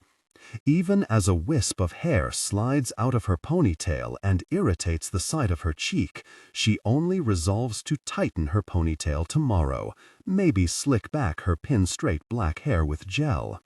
She stays focused, her mouth puckered. Where the larger screen peruses footage of the Twin Cities, shuffling between different streets under her watch and showing movement from both outside and within the buildings, the small screen, propped above her desk, is a lay plan of the sector, showing only pinpoints that move when the players and their wristbands do. Number 10 and number 64 start to get nearer and nearer. She waits, observing whether 23, lingering at the very border of her surveillance sector, will move in the same direction. But 23 walks away before long. Pampy hits the arrow keys until she can see 10 and 64 on the larger screen. She presses more commands. The location pings go out, 14 meters to the left, 14 meters to the right. The bright dots start to surge toward each other. The chaos on the larger screen is instant. Food carts and trash bins overturned as the players break into a run and hurry to spot their opponent first. Pampy finally scratches her wrist, glancing over her shoulder. When she sees that the cubicles to either side of her are occupied with their own pings, she drags the clicker along her screen and sends a command over to the printer in the corner of the room. Just as she is rising from her chair to go fetch the papers, the palace guards filter into the surveillance room. "Pull up the border," Lyda Milieu demands, and Pampy quickly slides her chair back into her desk again, hunching into her stall. She won't be seen. Not now, not yet. Her colleagues, who are unfortunate enough to be seated near the door, scramble to their keyboards. One by one, their screens flicker to a different section of the wall around San. From what Pampy can see, peeking over her shoulder, the scene looks quiet. Lyda Milieu, however, leans close to the screens, eyes narrowed, like she's searching for something else. The colleague next to Pampy peers over their cubicle divider, cigar dangling from his mouth. "You have any clue what they're looking for?" Pampy's eyes shoot to the printer. She swipes a hand across her clicker and clears her recent activity history. "Aren't they always looking for something?" she asks. "Yeah, within the city," the colleague replies. He puffs on the cigar, and Pampy wrinkles her nose, brushing a hand along her pressed collar, hoping the silk won't reek of the smell. "I hear the alarm is up for intruders trying to sneak into San Air without citizenship." He says it without conviction, merely repeating what others are whispering. It's a near impossibility, and most of San Air is unconvinced. In all the years that the wall has been up, not once has anyone entered without permission, nor taken an illegal step in without being caught within seconds. Citizens of San are either assigned an identity number at birth or granted one through immigration from the outside. Rural dwellers flock to the Twin Cities by the hundreds of thousands every year, especially right before the games. A handful will get citizenship, the remaining disperse to the nearest villages outside the wall, trying and trying each time the citizenship pool opens, usually to no avail. Since palace went down, it has become San's task to process the new immigration requests. They're still letting people in day after day.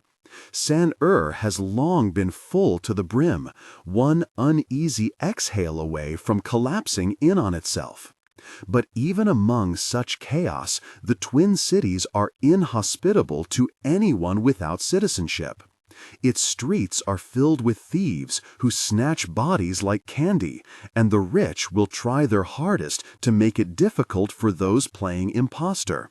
Forget jobs and bank accounts being accessible only by identity number. Homes and offices open to identity numbers. Public buildings have turnstile systems at their entryways, requiring identity numbers for visitors passing through. Someone who sneaks in from the provinces could perhaps beg on the streets all their life, but even then, there's only so much time until a palace guard accosts them, demanding proof of their government-assigned identity. "I hear," Pampy says, "that they're not merely intruders, but sicans." The man with the cigar grimaces and starts to ease away from the cubicle divider. There's too much unrest in the outermost areas of Talin right now to be speaking such nonsense. Pampy knows it, but she wants to test just how much she can get away with inside the palace. "There cannot be sicans in the kingdom," he says, though his surety of the claim wavers before he has even finished his sentence. San is safe, but Talin is not, and if Talin is unguarded, then isn't it possible that foreign intruders might have arrived, that they might have found a way to enter the capital after time spent lurking in the provinces? Pampy sneaks another look at the guards. When her colleague sits down at his desk and turns back to his computer, she allows herself the ghost of a smile. Under her sleeve, a blue crescent moon tattoo is inked into the white of her skin. Lyda slaps her hand on the surveillance room door, startling those who are pretending not to watch her. "Back to work," she shouts. "Keep the games in order, understand?" She receives a series of affirmative responses. Everyone is too afraid of the captain of the guard to argue, lest they end up like the people she has hauled into a jail cell for no reason other than because they looked at her wrong. Pompey hunches over her screens and waits for the palace guards to exit. Once the room returns to its usual activity, she goes to fetch the papers she's printed. Good, this will be useful. In the handbag under her desk, her own wristband flashes the number 2, sitting idle in wait. The restaurants that operate near the Colosseum are less a row of buildings and more a collective operational body. Second-floor kitchens with staircases that lead into the first-floor sitting area of another unit and third-floor seating areas that only get patrons from the dumpling shop on the 4th floor directly above. Though San-Er is claustrophobic, at least everything one could want is always within reach. Calla plucks a dish from a waitress's platter as she passes, leaving a coin in its place. The waitress doesn't even notice, too busy trying to fulfill the breakfast orders being shouted in her direction.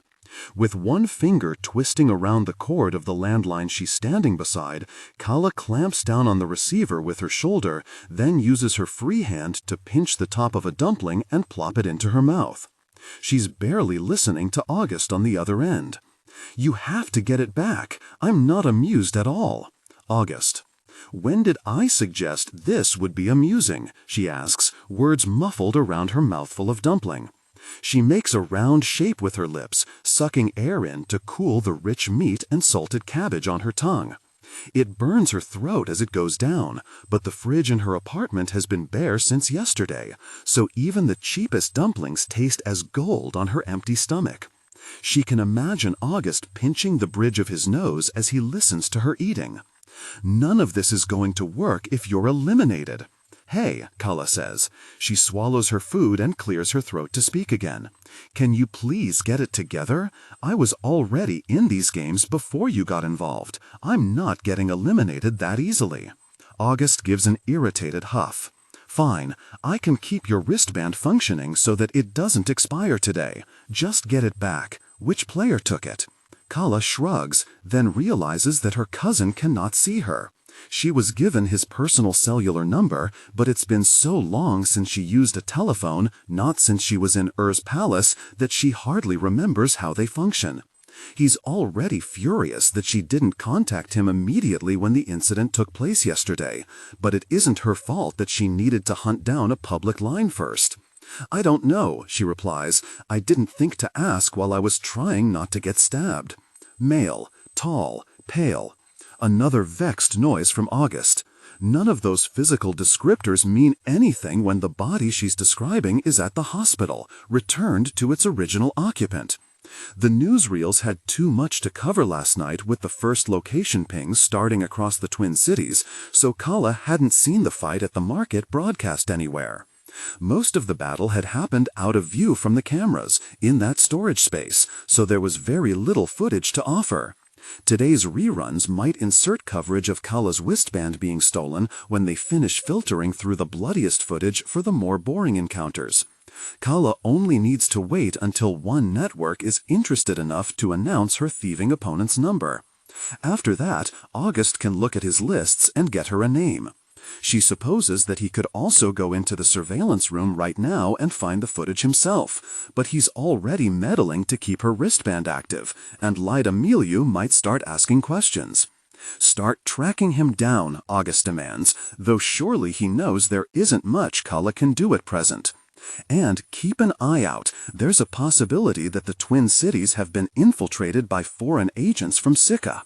Their motive is unclear." Calla frowns. She picks up another dumpling, but this time she only gnaws at the edges of its floury skin. Are they planning to invade? Again, hard to say. We're not even in contact with Sika anymore. At least that was the case 5 years ago, the last time Calla got a glimpse into Talin's national affairs. "Which is precisely why I'm puzzled," August says. "I can keep you updated. Just find the idiot who took your wristband and eliminate him quickly." Calla takes a proper bite of the dumpling. The hot juice inside dribbles down her chin and she hurries to catch it. Heavens, if her old palace etiquette tutors could see her. Yes, Prince August, your wish is my command. August hangs up without a response. Meanwhile, when Calla sets the landline down, she chews thoughtfully on the rest of the dumpling, mulling over what August said. Foreign agents from Sika. The last maps she saw on her parents' tables had been pencil-drawn, showing a completed conquest of the rural outskirts and almost broaching the mountains that separate their kingdom from Sika. Perhaps King Kasa has been inching even farther into the borderlands. Perhaps Sika is sending people to put a stop to it. And if that's the case, then she's already really on it. Pacing, and deliberate pace.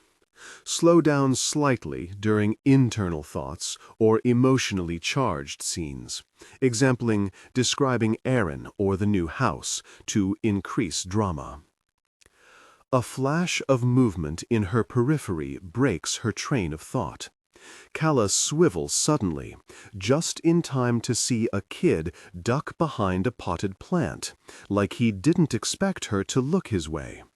His hand closes around one of the large plant trunks, sleeve slipping up and revealing a wristband. Calla draws her sword. "Wait, please, don't!" the kid bellows. He emerges from behind the plant, arms above his head. His eyes are a dusty violet, the same as the flowers that grow by the Ruby Waterway. "You should at least wait until you get your wristband back." "What?" Calla pulls a face. She doesn't have her mask on during meals, so it reaches the kid with full effect. "How much did you hear?" The kid's gaze flickers over to the tables, and then, making an almost visible effort to lower his voice, he says, "Enough to hear you address the speaker on the other end as August." Calla raises the sword higher, intent on making a strike and eliminating this potential leak. The kid throws his arms up again. Though his cheeks have a babyish roundness to them, his limbs are stick-thin with the mark of hunger. "Wait, wait, wait! I know who took your wristband." "Oh?" Calla lowers her arm. While she's hesitating, another waitress comes around the corner with a tray of food. The waitress pauses abruptly in her step when she sees Calla's sword, mouth opening and closing as if she's debating whether she ought to say something. A second later, she decides to charge right past and disappears down the stairs, the creak of each step echoing against the leaky walls.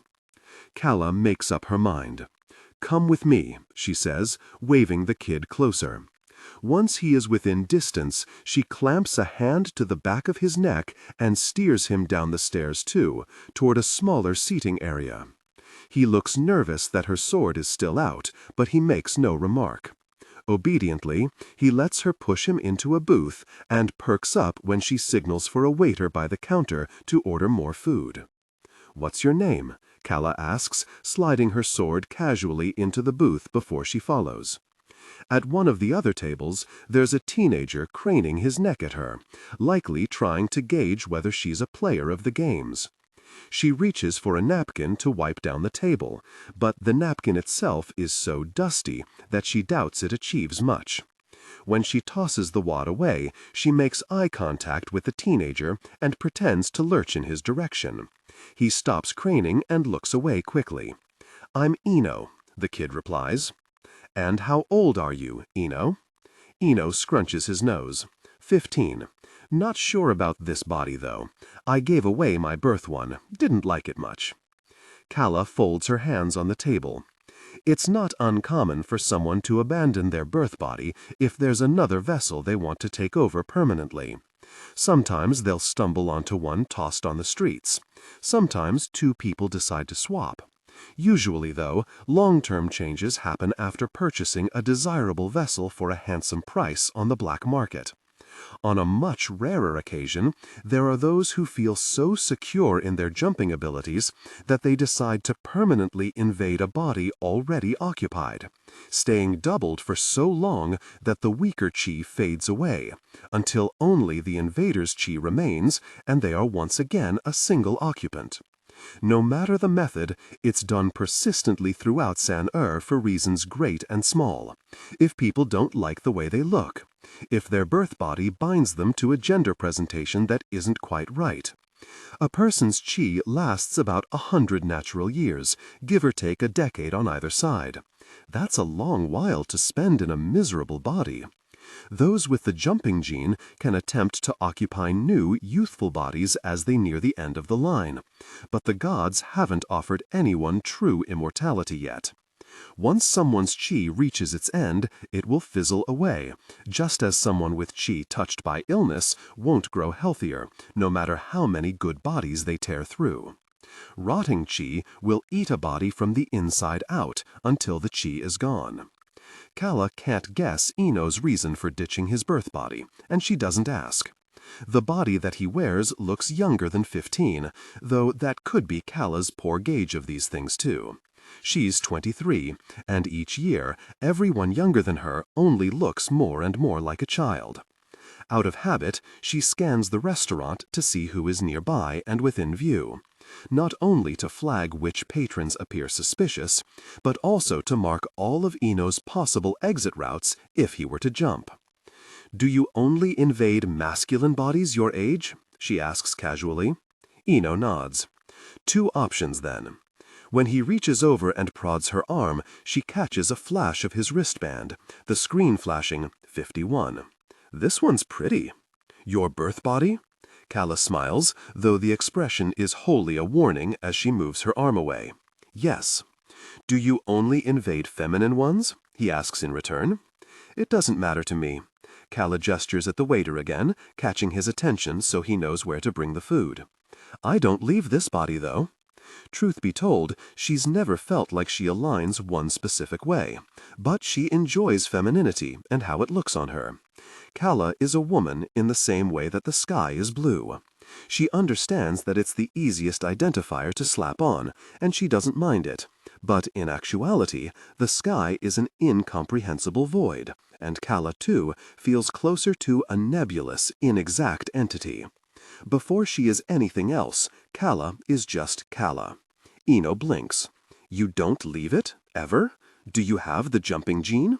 "Of course." "But you don't jump? That's dangerous for the games." "It's not just dangerous, it's unheard of. No one would enroll with such a disadvantage. No one except Calla Tuoleimi, apparently." "Yes, well," Calla flicks her hair out of her face. "It is what it is. This is her body. It belongs to her. It is her more than any collective identity." "You didn't tell me your name," Ino says when the waiter sets down 2 bowls before them. Ino peers inside to find wonton noodles, then digs in immediately. "Chami," Calla replies after a moment. She retrieves a pair of chopsticks from the dispenser and sticks it into her food. "So, how do you know who took my wristband?" Ino's eyes light up. For the briefest second, there's hesitation in the posture of his shoulders, in the grip he has on his utensils. Though she says nothing, Calla makes note of it, tucking it away with the other tidbits in her mental inventory. "I'm part of the Crescent Societies," he says. "Well, a new initiate. They let us keep a portion of the earnings if we—" "The point, please," Calla interrupts. Ino clears his throat. Right. The temples catch wind of which numbers are making which kills before the news broadcasts it. I heard through our network that 86 took 57's wristband." He looks Calla directly in the eye, as if to assure her he isn't lying. "I gather there aren't too many players who've lost their wristbands." Calla leans forward, jabbing at the wontons. 86 graced the newsreels prominently right after the Dakun, his kills putting him among the group that are fighting for second place below Calla. It's not as if any of them can really upstage her when she's cheating, but it's still early days in the games. "Who is 86 then?" she asks. "Oh, I know him. We're friendly. His name is Anton Makusa." Calla's hand stops, frozen over the chopsticks. She has never met Anton Makusa, but she knows the name. She heard it often during her delegation visits to San-Er. He was a palace brat, August's friend, before Ata Avia caught the Yaisu sickness. His parents were killed when he was young, but that wasn't what made his reputation in San-Er. It was his notorious jumping, flouting the rules, and exemplifying the hypocrisy of palace elites by receiving only light punishments each time he was caught. He uses one fake identity or another most of the time, though, so you didn't hear it from me. I happened to snoop through his mail once. He lives near the Ruby Waterway. On San's side, Ino continues, not noticing Calla's reaction to the name. Do you know Big Well Street? 3 floors up from the brothel. Calla leans back into the booth, mystified. She digs into her pocket for a cigarette, strikes a match and lights it, taking one drag before tipping the ashes into her half-eaten bowl. Ino watches with explicit horror, aghast that she is wasting perfectly good food. But Calla's attention has drifted elsewhere. How did Anton Makusa end up living above a brothel, playing in the games? Why are you helping me? Calla asks suddenly. She blows smoke onto the table, and Ino flinches, coughing. I hope you realize that you're allowing me to play again, one more contestant back in the ring. You were leading the scoreboard, he replies, and you have some link to Prince August. I don't think you're out of the ring yet. Officially speaking, I am. But you're going to get yourself back in. And if I do this now, you'll help me later in the games, won't you? Calla makes a thoughtful noise from the back of her throat. It comes out rough, sprinkled with gravel. It's awfully bold of the kid to assume that she's the type willing to repay a favor. You know there can only be one victor. Ino sticks his nose into the air. I still intend to give myself the best possible chance at winning. That victor could be me. Calla snorts. Ino deflates a little. Okay, well, he lifts his wristband and taps at the spot where the chip is inserted. At least I can opt out at any time. At 15, some people haven't even finished developing their jumping yet, never mind honed it enough to compete with a bunch of killers. Calla doesn't like how casually he treats the matter, as if this is some playground adventure instead of a battle to the death. Why are you in the games anyway? She asks. She douses her cigarette in her soup. You may as well pull that chip now. No, Ino says immediately. He's almost at the last scraps of his bowl, still digging away. My mother is in deep debt. Sooner or later, I'll be dead, if not by starvation, then by menial labor with no end. Might as well take the chance to make some cash. Of course. These stories are as commonplace as rats in the alleys, and yet Calla still finds herself flinching every time she hears one. That's terrible. Ino shrugs. What else am I supposed to do? Even the Crescent Societies are no help so far. I'm bound to inherit her collectors one way or another. She could try to imagine how a debt so large had piled up, but the possibilities are endless. Hospital bills, rent payments, bank loans for rash ideas that the people of San-Er chase to try to survive. Even if Ino hasn't done anything on his own, it's easy to be born into a dark hole of accounts and dues. You shouldn't have to do anything, Calla wants to tell him. No one should. But she remains quiet. When Ino finishes his bowl, he offers a salute and slides out from the booth, going his own way. Calla lets him leave without a farewell, one arm propped on the table and the other running her fingers over her hair, slicking her bangs out of her eyes and letting her hot forehead breathe. It isn't as though she expected Son Air to improve in the 5 years she spent hiding out. It isn't as though she was under some delusion that things were changing while she trained in that cramped little room, studying palace and city maps, balancing knives on her fingers and swords on her shoulders.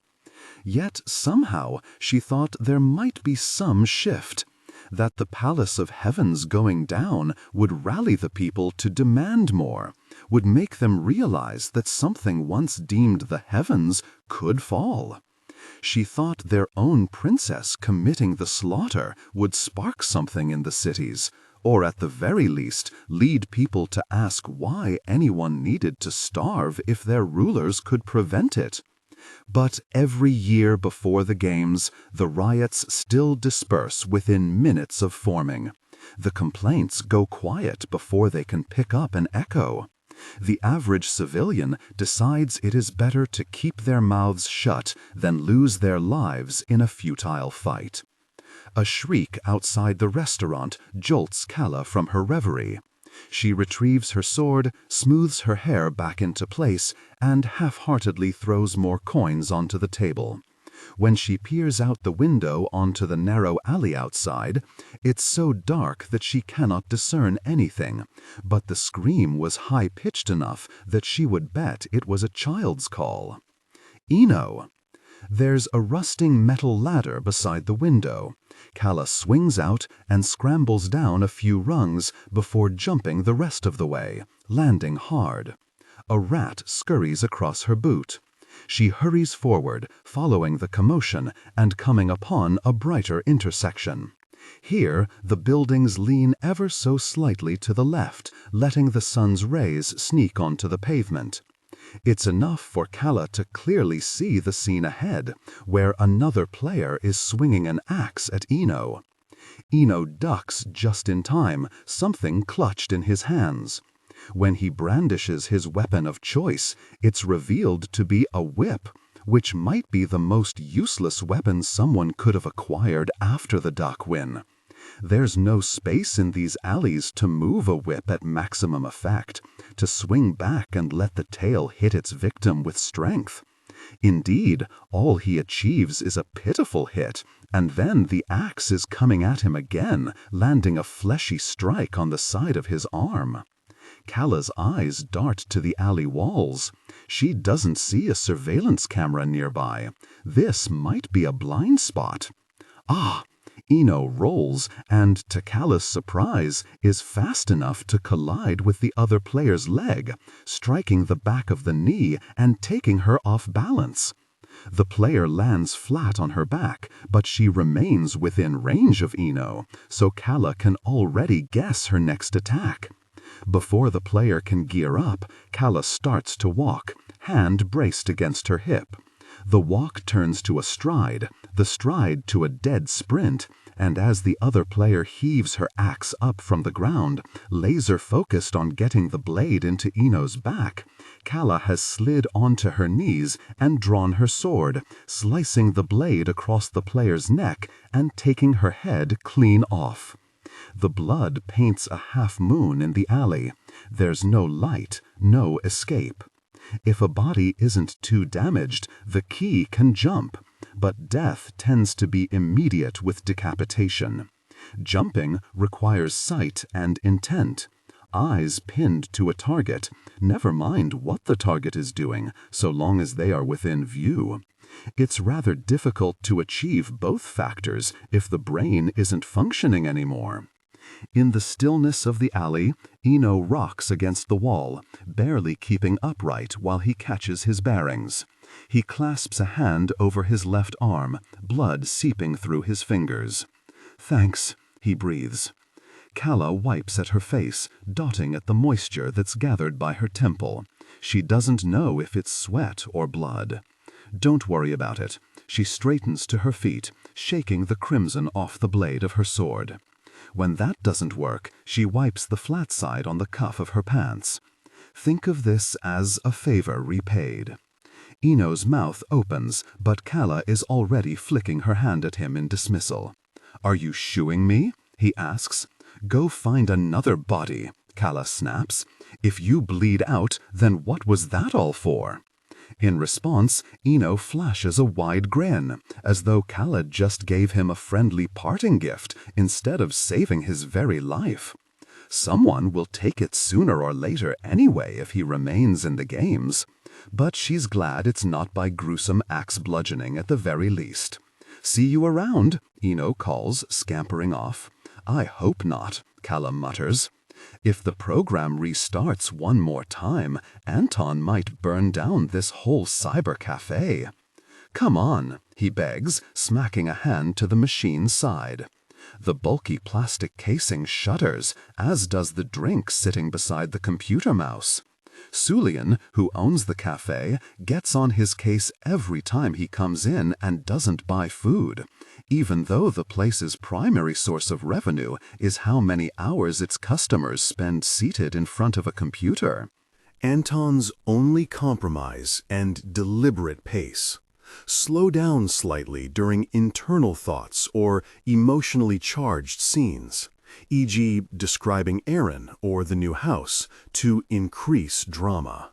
Anton's only compromise is a glass of whatever stale soft drink has been sitting in the refrigerator behind the counter. Hey! Anton startles. He barely refrains from drawing his knives, recognizing Sulian's voice after a beat. Now, why would you creep up on me? He says cheerily, knowing I could slit your throat. Sulian folds his arms. His lanky frame looks like it could blow away with the wind, which Anton supposes is why he's never seen the old man leave the cafe before. If he were ever to encounter Sulian at the markets one day, Anton would bowl over in shock. If you slit my throat, maybe I'll get an insurance payout, even if that's only a fraction of the money you owe me, Sulian says. He's practically yelling over the noise. This is the spot in Sanner for a tech plug-in. Even those who can afford a personal computer come here to indulge in its ambience. The din of businessmen running their accounts and teenagers playing their multiplayer games. It's near impossible to secure a seat at the cafe without calling Sulian ahead of time, and too many who come in end up sleeping around their monitors, not wanting to leave for the night. Most mornings consist of Sulian tossing customers out if they look like they can barely function, their screens off and no longer counting billed minutes. The old man clears his throat. Are you ever going to pay the tab you're racking up here? Anton takes a sip of his drink. That's right, he hasn't actually paid for his time in months. I will, he promises. It doesn't sound convincing even to his own ear. Soon.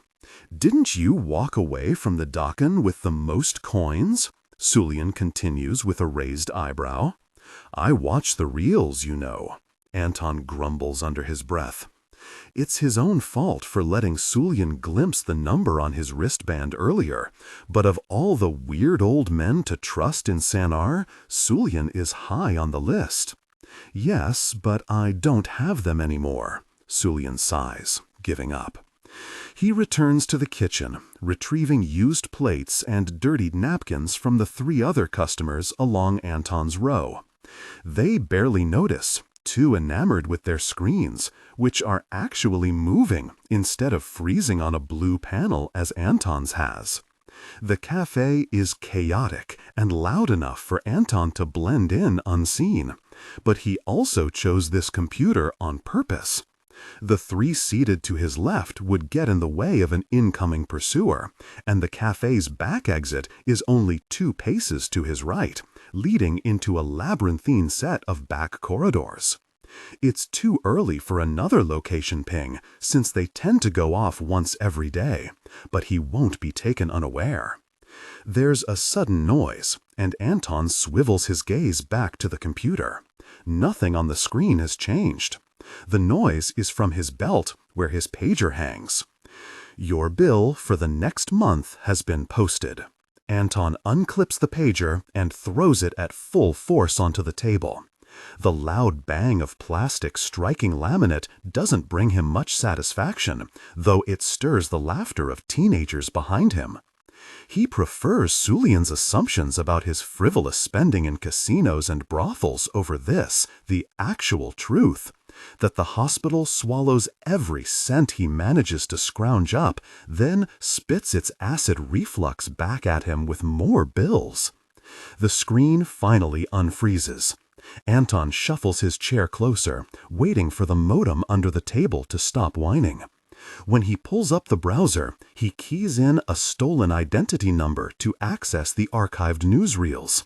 Good old Cedar Yanshu, the man living one floor above Anton's actual apartment, who never checks his accounts and doesn't have the memory to refute Anton's activity under his identity, and navigates to the archives from the night of the Dakin.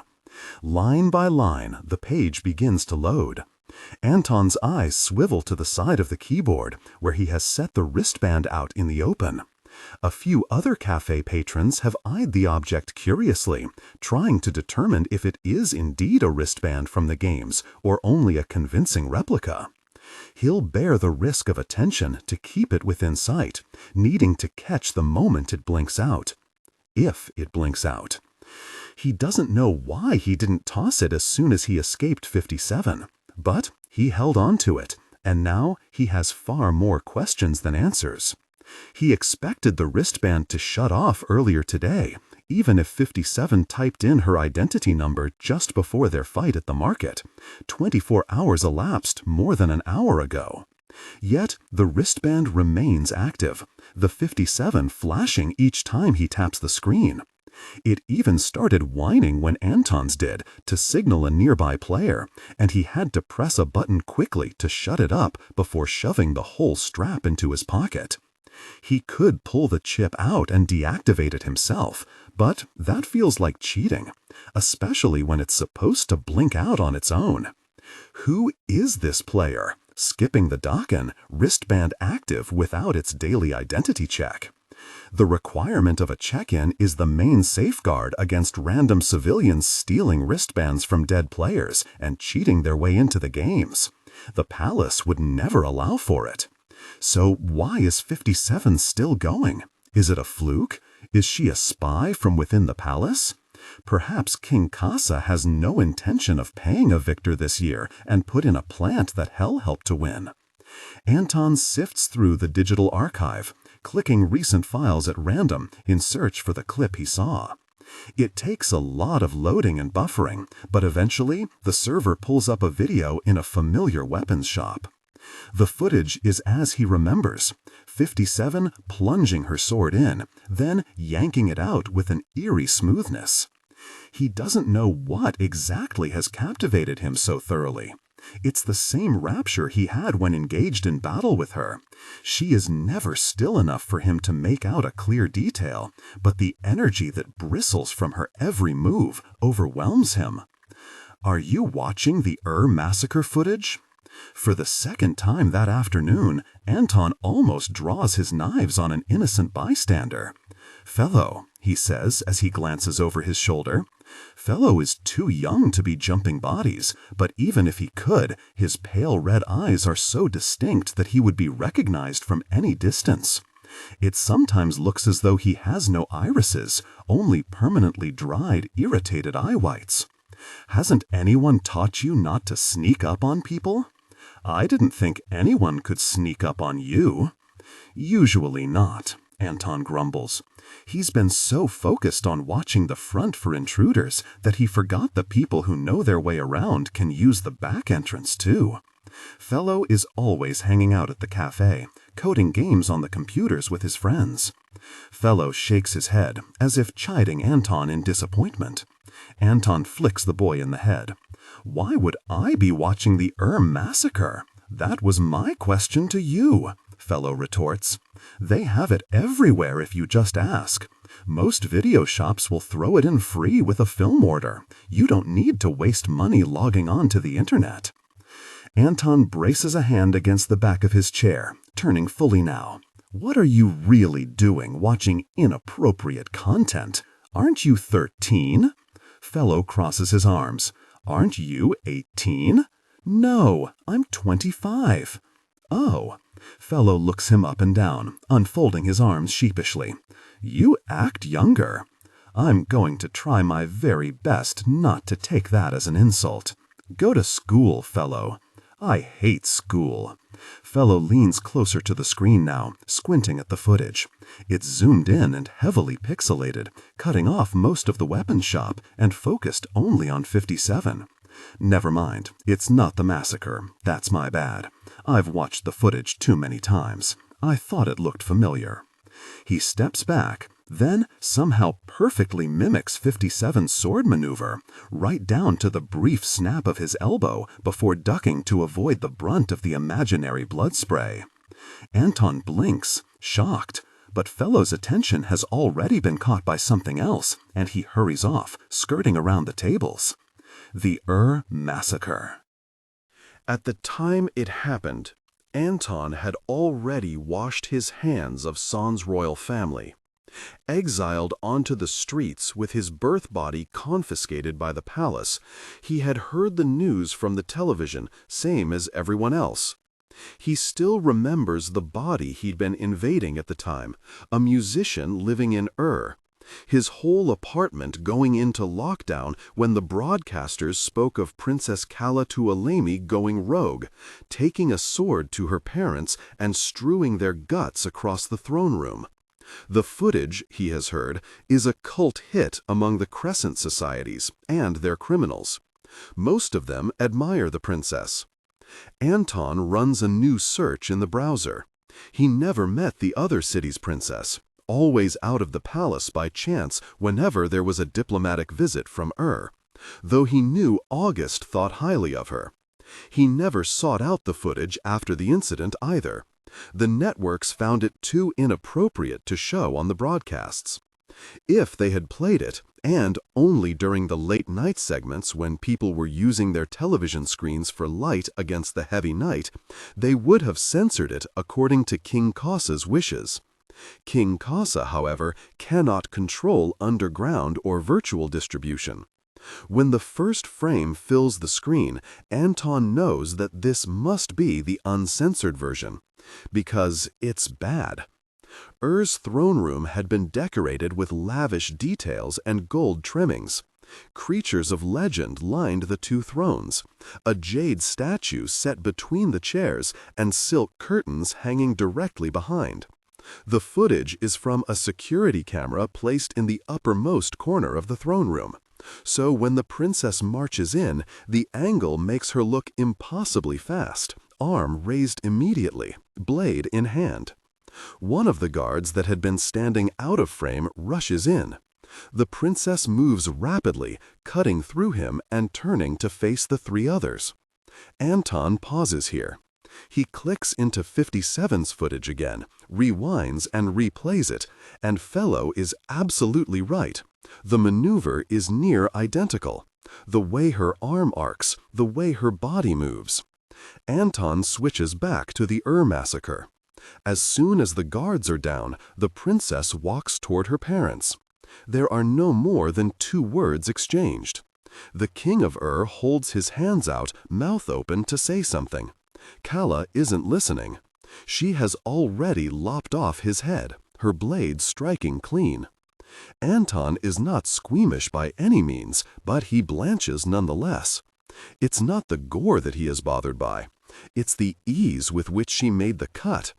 He might sound like a hypocrite when he was killing only some few hours ago, except those were strangers, mere hurdles in his way toward victory. The Princess of swings at her own parents with the very same indifference. As the footage continues, her mother's head comes clean off too, landing by Calla's feet.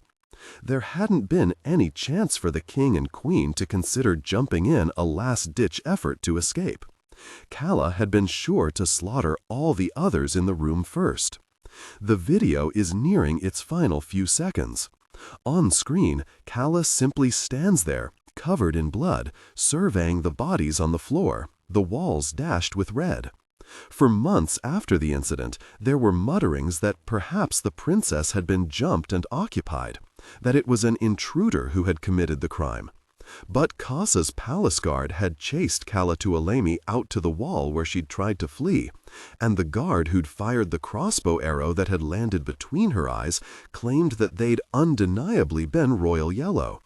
At the funeral, held separately from her parents, Calla had been condemned as a treasonous renegade, not an innocent caught up in an invasion. The footage cuts off.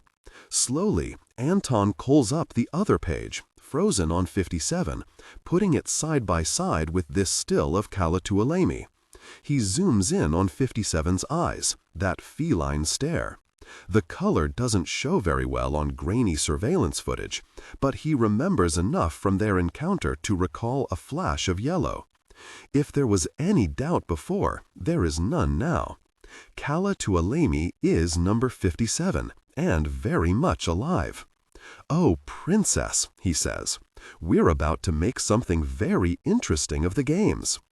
There are reports of trouble in Egi, the nearest province outside San's wall, and so August is sent out with 10 palace guards to run reconnaissance. The council member who oversees this territory, who holds rank over the 2 or 3 generals commanding the battalion of soldiers in each province, has neither reported to the palace nor answered communication in 24 hours. Ever since the Makusa family was massacred by a guerrilla group in Kelly II province years ago, any silence from council members is to be taken seriously. And since King Kasa won't leave the palace, it's up to August to be his eyes and ears. They already hit one bump in the road before they could leave Son-Air. A film crew tried following them past the wall when the guards were raising the gates, sticking too close to the royal procession for comfort. The lesser television networks always grow desperate during the games. Without contacts in the palace, they can't get good surveillance footage fast enough. Then, without new and interesting observations about the reels, no one wants to watch their programming. They begin entertaining bizarre ideas, like producing documentaries about rural Talin, thinking it'll somehow boost their viewership by showing something entirely outside the games. Lyda was forced to shoo the crew away, warning that another infraction near the wall would be met with legal consequences. Casual travel in and out of Son-Air is, after all, forbidden. Once someone becomes a citizen of the Twin Cities by birth or by lottery, there they remain, unless they are granted a formal departure permit. King Kasa is too afraid of what might happen if people are allowed free travel. Frequent movement on the border could allow rural occupants to slip into Son-Air illegally, and Son-Air cannot possibly strain its resources to care for illegal city residents, even though it was Son-Air's throne that swallowed them and their lands into the kingdom's borders in the first place, even though Son-Air can put its citizen taxes on them just fine. August breathes deep, taking in the fresh air as they travel through Egi province. His riding skills are terribly neglected, as are the city horses. They're seldom taken out for exercise, housed in small stables along the wall for the rare occasion that Son-Air's forces need to leave the perimeter. When he is king, he will care for them. He will pave glorious roads throughout the provinces, funnel money outward to advance infrastructure. They will build transport too, to get around, every type of advanced vehicle that the provinces currently use in prototypical form, and civilians inside the wall will come and go as they please, with the whole kingdom available to their every whim. People will be happy. No one will say otherwise. Look at this. King Kasa was watching the reels this morning. Hands clasped behind his back, letting the servants tailor his collar while he stood before a screen that stretched to take up half the entertainment hall. There's something about the decoration in Kasa's wing of the palace that has always bothered August, and last year he finally figured out why. Kasa persistently installs new technology without first getting rid of what lies underneath. Television screens hang side by side with wood carvings. Speakers jut out from expensive bamboo screens that aren't produced anymore because their construction requires raw materials from Gayu province. The other wings in the Palace of Union have modernized, have taken down most of their scroll paintings in favor of wires. Kasa's personal quarters have not. "What am I looking at?" August replied politely. He had only entered the entertainment hall to receive his task. Even with time of the essence out in Iji, King Kasa had not dismissed him immediately. He kept his adopted son waiting so he could point at the screen, showing a woman sinking to her knees as she screamed at someone out of the camera's view. "What a pitiful sight," Kasa remarked. "She really ought to get up." As if hearing his command, the woman on the screen hurried back onto her feet with renewed energy. Her wristband flashed on her arm. She disappeared from view just as another player entered the camera's frame, grinning like a maniac. "They seem to be enjoying themselves," August said dryly. King Kasa nodded in agreement. "Of course they are," he said. "I offer them more than they could dare imagine possessing. I am this kingdom's greatest benefactor." Iji stretches wide in front of August now, endless fields and open grounds sprawling until they hit the horizon. King Kasa tells the truth. He is the greatest benefactor of this kingdom. It is not the vast holdings in the royal vault that matter most, but the continued generation of such wealth. And who is the one holding this all together, clutching onto these provinces so that everything funnels into the palace? The games, at their core, are Kasa's way of telling his subjects to know their place. No matter what, everything in Talin flows back to him. There is nothing that can compete with his wealth. But stay in line, and he might just break off a piece and offer it generously. A gift, a consolation prize. August tugs on his horse's reins, pulling their procession to a stop. A stout building comes into view. They have arrived. He waves at the guards to stop beating on the palace drums, eyeing the province's capital, Yaman. For people coming out of San-Er, the building is a sight that takes some getting used to. It serves as the administrative entrance into the village, rising one mere story with a wide roof that curls up at the edges to prevent rain from collecting.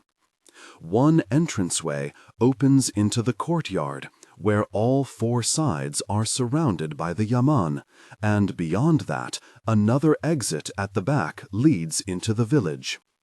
Some of the temples in San-Er still look like this, but they're buried in the shadows of the high-rises around them, washing out the rustic stone walls and intricate wooden detailing. Keeping his distance, August climbs off his horse, then passes the reins to Galope. Lyda, meanwhile, maneuvers her horse from the back of the guard, approaching August's side. "I told you that we would be fine today, didn't I?" He brushes off his jacket. "You didn't have to leave your post. I have a whole team of very capable stand-ins," Lyda replies, swinging her leg off the saddle and hitting the ground hard. "San-Er won't fall without me for one day. You, however, are another matter." Galope makes a noise of protest on August's behalf. August pretends not to hear Lyda. The yaman looks empty, its open structure void of activity. This is where the village's bureaucratic business is conducted, where the mayor should emerge for formalities as soon as the palace drums draw near. August waits. He eyes the yaman walls. And then, movement. A man stumbles out from the yaman, his arm looped tightly around the neck of another.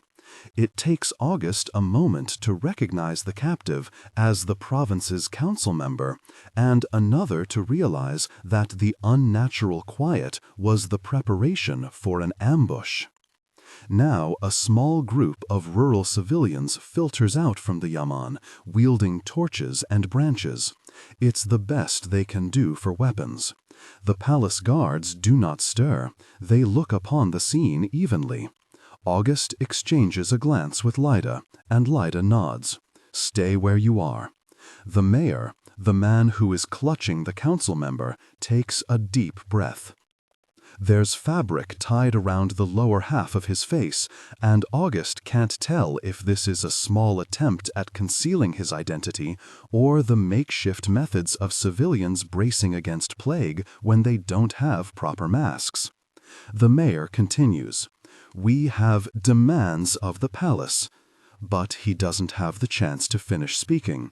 August jumps in easily, taking the briefest second to adjust. Galopé moves to catch his birth body. The palace guards surge forward at once without instruction. "Go on," August says, releasing the council member from his arms. The council member hurries forward. The palace guards swallow him up, then fan out. In seconds, the rural group forming the ambush from the yaman is disarmed and on their knees. It's almost too easy. Dissent is useless. August knows they hate the palace, but he's aggrieved about how stupid their plans are nonetheless. He can't blame them, because they don't know that he is already trying to depose the current king. But what's the point of taking more hours out of his day for these disorganized, futile attempts? Lyda holds out his cellular phone. August returns to his birth body and takes it, freeing her hands in time to grab the mayor when he blinks back into consciousness. She hauls the mayor off to the side before he can run, spitting a series of rote interrogative questions. The wind has picked up. The sensation is so unusual that it almost stings when a particularly strong gust blows against August's left. He dials the palace. "A poorly thought-out hostage situation," he reports when King Kasa answers. "Will return within the day." A beat of silence. Then it draws out, and August pauses, wondering what he said wrong. Are they in trouble? His eyes raise in search of Galopé. Escape routes don't come easy in the provinces. Open space doesn't allow for disappearances, only full battles. "This was in Iji province, yes?" King Kasa finally replies. "How is Mugo faring?" "He's fine." August casts a look at the council member. "Mugo hardly looks ruffled. And yes, our nearest province." Another beat of silence. August has started to sweat. "How big is its capital?" "About 1,000 inhabitants in the village, from what I remember. Small villages freckle each province, gathering rural populations together for commerce and trade. A provincial capital is usually no larger than the others, but the presence of its yaman designates it the base of administration within the province." Past the open archway, August can peer right through the courtyard and the back gate to see rough dirt streets and small shop fronts. The people idling on the other side of the yaman pay no heed to the scene unfolding outside the village walls. "Yes," August replies, "I would be inclined to agree. Put me on speaker, please, August. I'd like to address the palace guard directly." August does as he is told. Lyda has moved off into the distance, and he wishes she would come back just so she could have some sway on whatever King Kasa is about to instruct. But she is still interrogating the mayor, looming over him while he kneels, and the palace guards huddle closer, blocking her from August's view. All 10 surround him, not large enough to create a unit, but enough to act as a functioning force for the palace. Enough to cause whispers through Talin tomorrow, when the rural dwellers wonder what brought the royal guard out to Iji. King Kasa's voice crackles through the phone. "As sworn defenders of San-Ur, there is no mercy for resistance. One wall is no longer enough. We need further protection." August feels a stone sinking slowly into his stomach.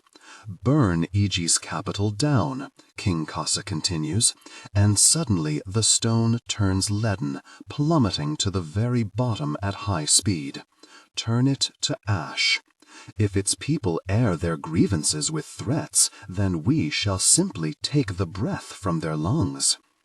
August turns off speakerphone and returns the device to his ear, but the palace guards have already heard every word.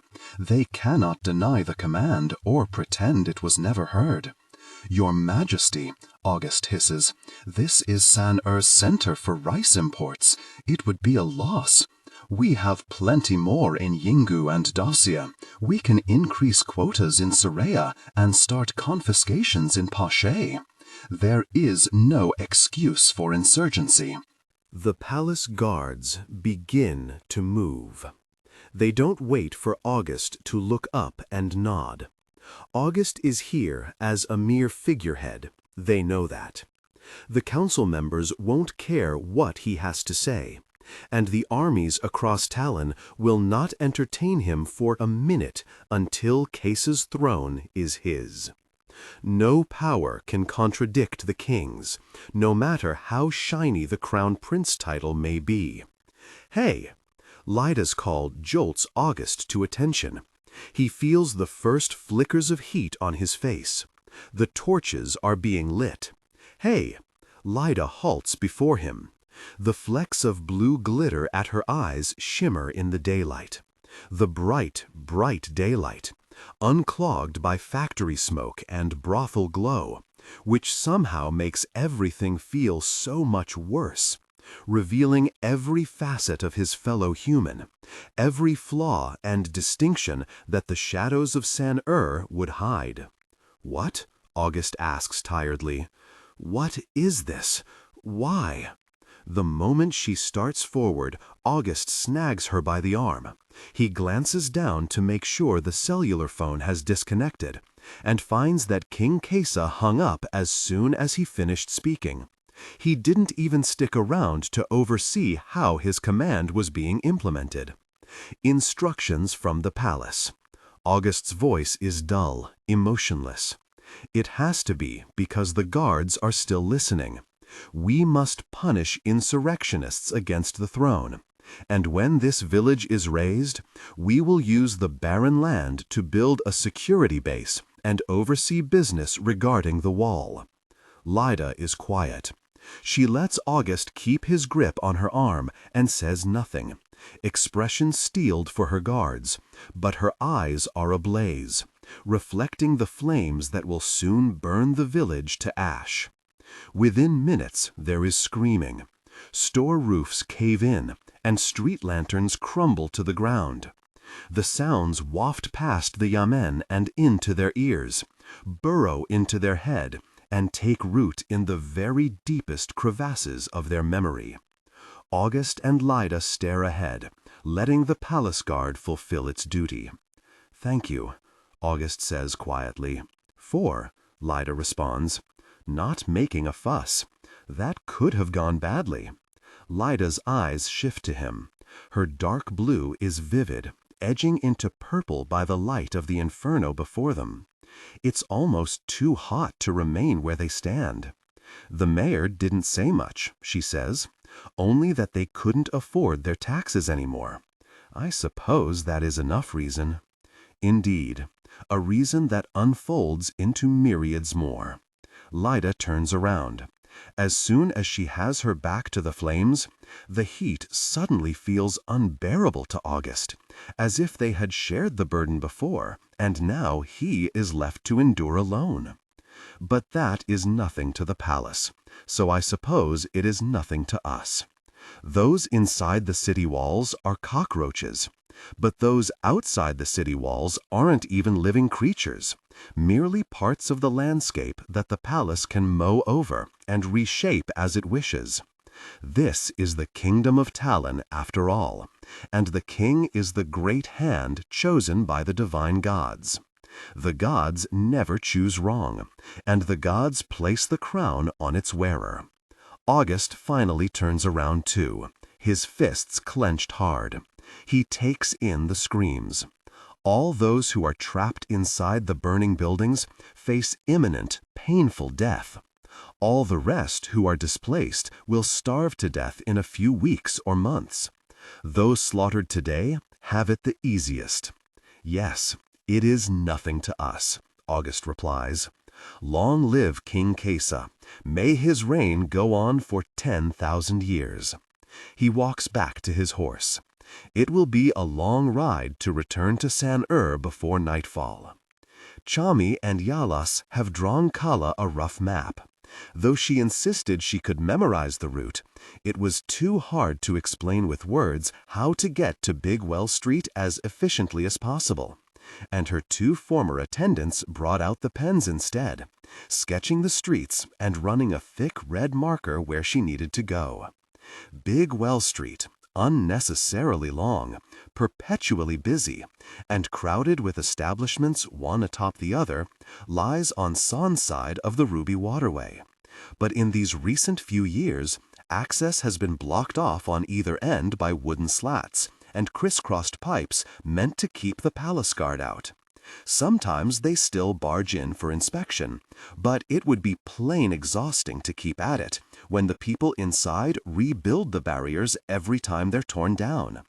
For regular folks trying to visit, the best course is to enter first, then take one of the bridges back into San, which drops smack bang into the middle of Big Well Street. Calla smooths out the map, glancing quickly at the markings before she chooses a bridge into She should be more aware of how these city routes run, but it's hard to feel comfortable spending leisurely time out and about when she's a criminal who's supposed to be dead. Even when she was princess, she never spent long walking these alleys by herself. She knew the major buildings, the financial districts, and the meat market districts, could even label the places where most of the crime was and where the palace guard went the most often. But that was not the same. That didn't have the smell under her nose and the jolt in her boots as her feet strike against the muddy ground, coming off the bridge and into where the shift between the two cities is tangible. Calla pauses at the head of an alley. The shiver that dances down her neck is immediate. From where she stands, a thin shaft of sunlight from the day's last setting rays pierces her eyes directly. There is always less noise in which isn't to say it is a peaceful haven, only that the street hawkers are replaced with businessmen, the prostitutes at the corners with school teachers trying to grade essays while they walk. The alleys are paved, not quite wide enough to qualify for a road like those in the provinces, but enough that residents will ride around on bicycles instead of skirting trash bags every moment as the people of San do. Calla looks up, bringing a hand over her eyes. The sun disappears and drops into dusk. She's always been good at sensing aberrations. Now, her every nerve tells her that she is being watched. Her chi is stirring, better at hearing than her ears, better at feeling than any part of her skin.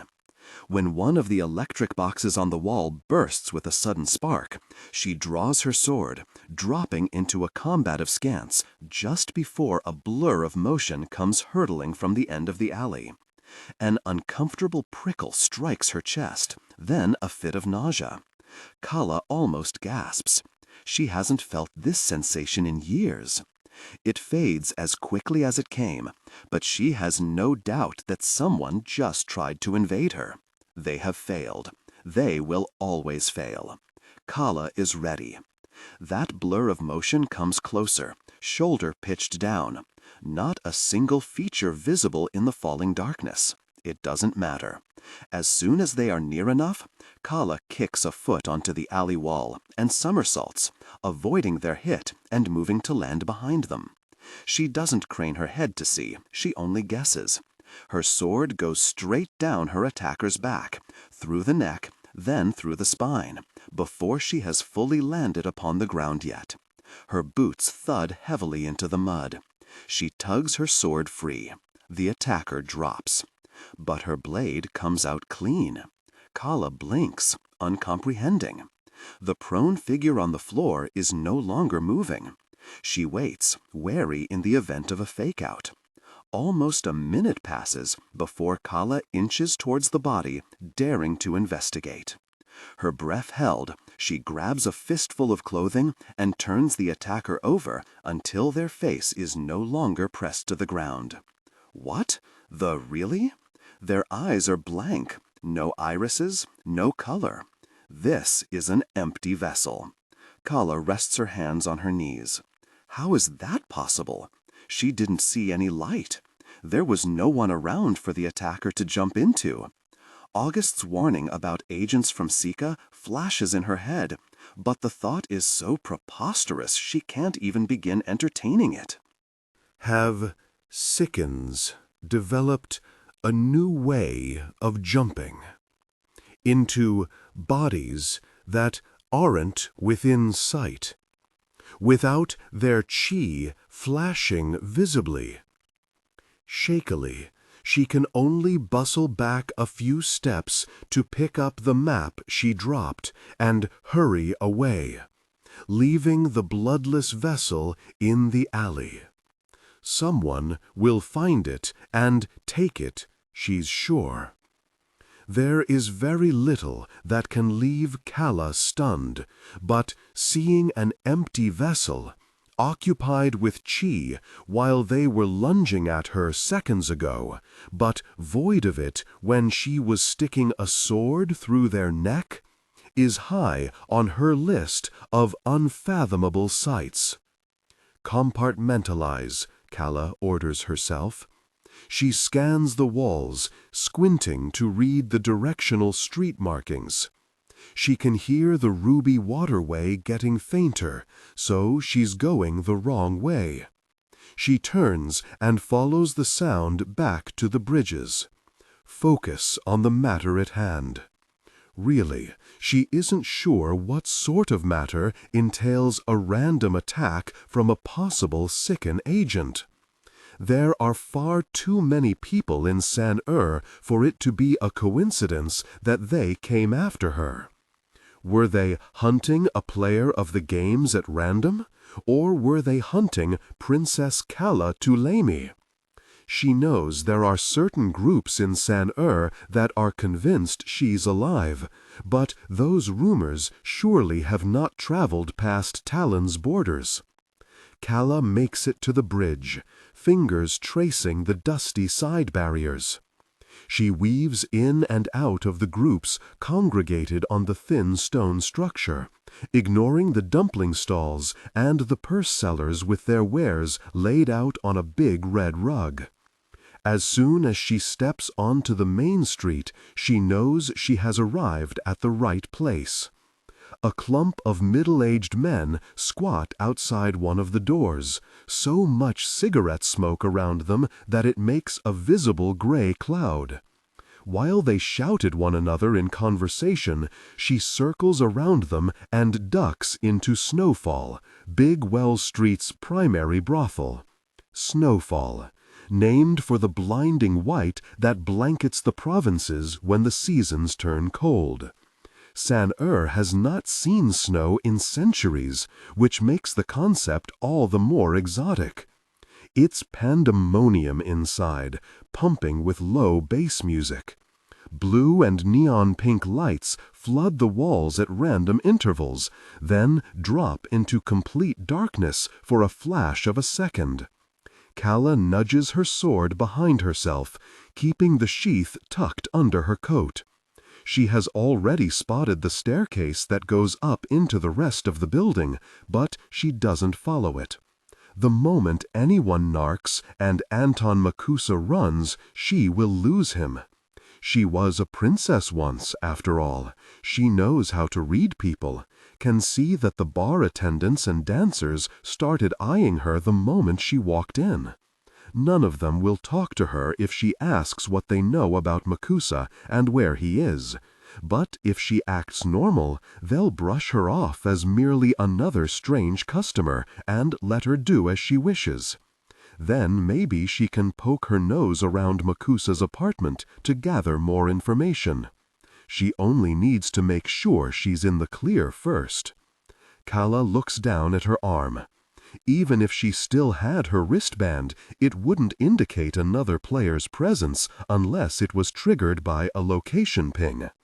Without it, there's no way of knowing which face Anton Makusa wears.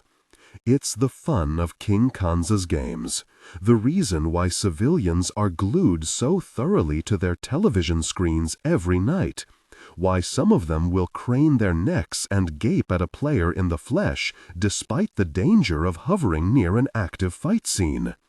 When players can jump at any moment, one cannot easily stalk opponents and cut them down one by one. There's only chance and following the wristbands.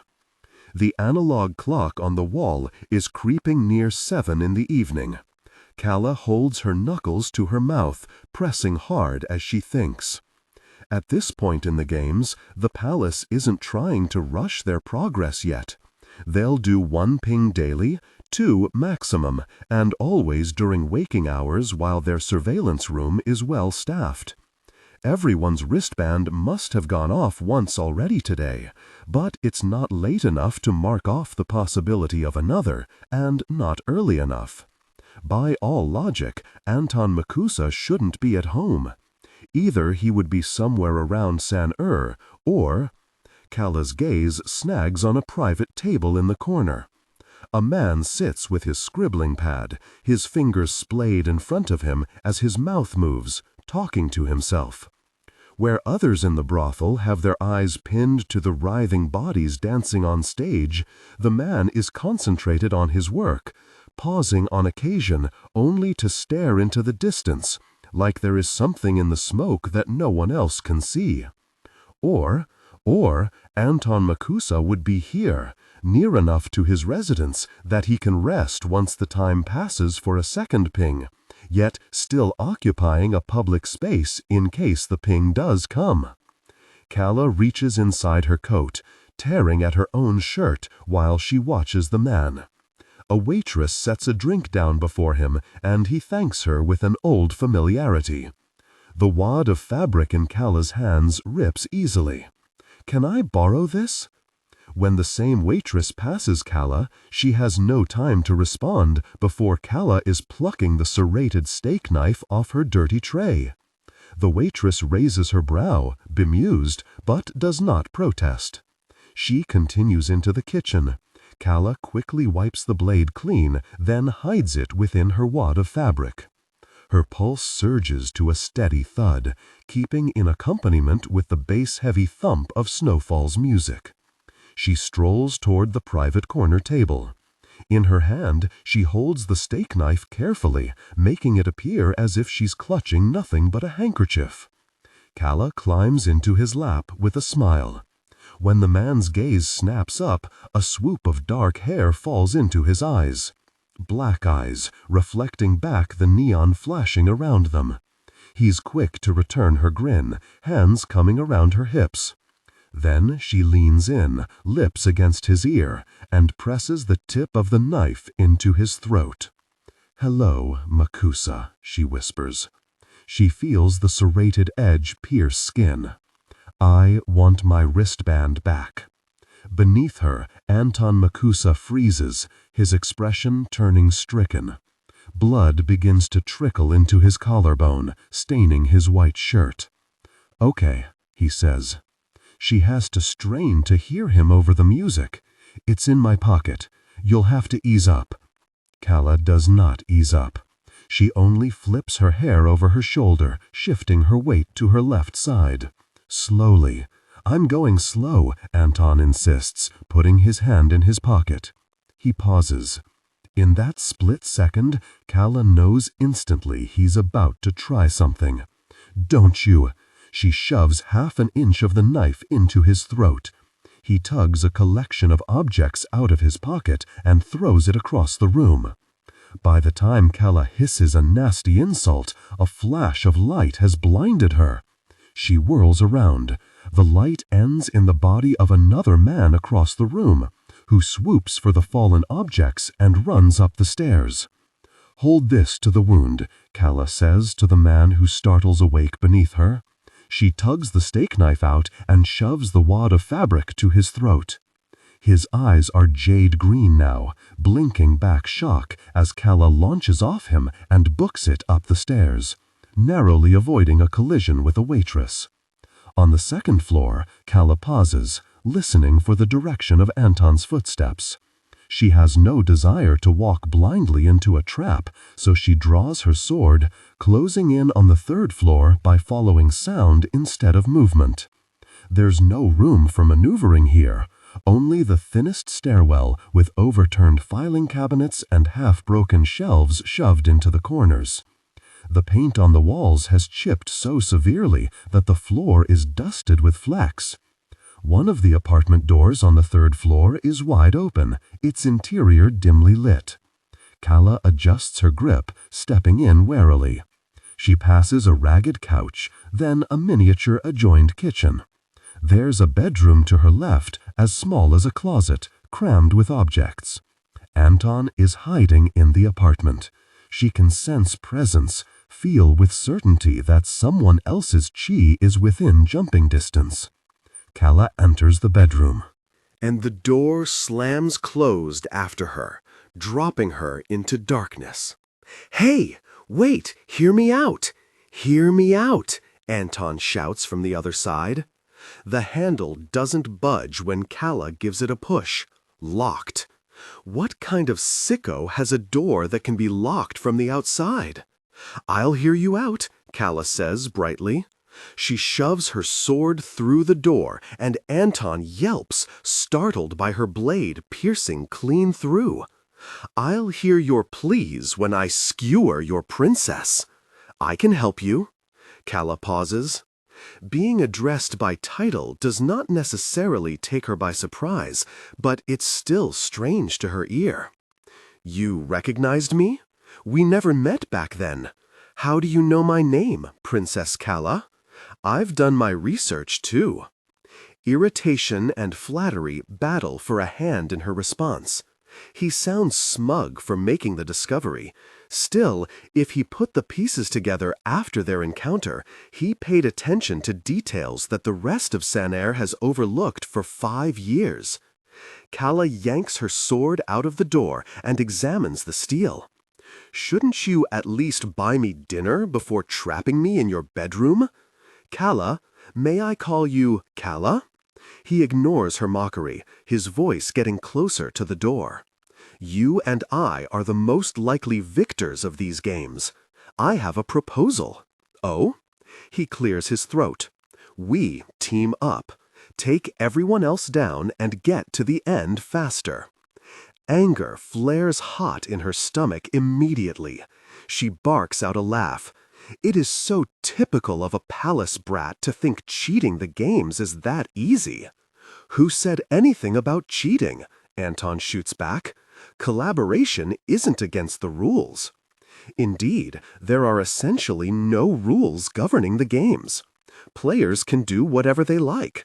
But the thought of collaboration is absurd, because first and foremost, collaboration requires trust, and trust gets you killed in Sanair. You're asking for trouble. Calla rests her sword against the wall, where there's already an indent. Give the palace a reason to disqualify us, and they'll take us both out. There is a moment of quiet on the other side of the door. Then, "Princess, there's already reason for them to take us both out. We won't be giving them trouble. We'll give them the entertainment they want. It is a worthy exchange for letting us stay at the top." Calla purses her lips. The outlaw and the exiled, teaming up as allies. It's almost a laughable thought. But he's right on one thing. A collaboration will catch the attention of the reals for sheer entertainment value. If they play nice otherwise and keep their identities concealed, King Kasa may just allow it. "Why are you trying to get to the end so fast?" Calla asks plainly. "Are you in such a rush?" "Yes," Anton replies without a hint of hesitation. "I'm impatient and tired of how slowly the games are moving. It has only been a few days. Some rounds in previous years have gone on for months."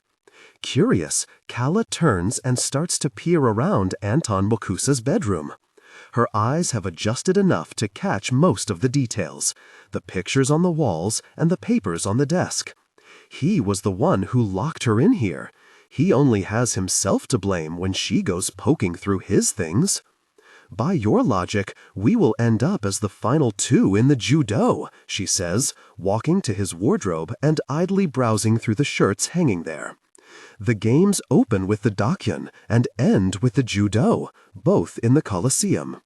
Every year, the judo is turned into a spectacle, the Colosseum lit up as a true arena, lights glaring down on the final two players as they battle to the death. But only one of us can win. Are you afraid you can't win against me, princess? Calla picks up her sword again and returns to the door, shoving it through a second time. Anton shouts a curse. Listen, he says, an edge to his voice now. Though he cannot see her, Calla smiles, finally liking where this is going. There's a hardness to his tone, a sense of ferocity that has been whetted into a weapon. This sounds more like someone who could be a victor of the games. You've seen my kill numbers, my ability to jump. You know that I'm an asset to have on your side. We can work together, then break our alliance at the end. Only at the end. A book on his bedside table catches Calla's attention. When she leans over and flips it open, angling the first page into the light coming through the window, there's a photograph of a boy with black eyes and a girl with the same. She doesn't recognize the boy, but it has to be Anton's birth body, the image captured at the Palace of Earth before he was exiled. The lean shoulders and messy hair suit him. Anton Makusa was born the tousled sort of beautiful, tall but always slouching, perfectly set features obstructed by a heavy frown.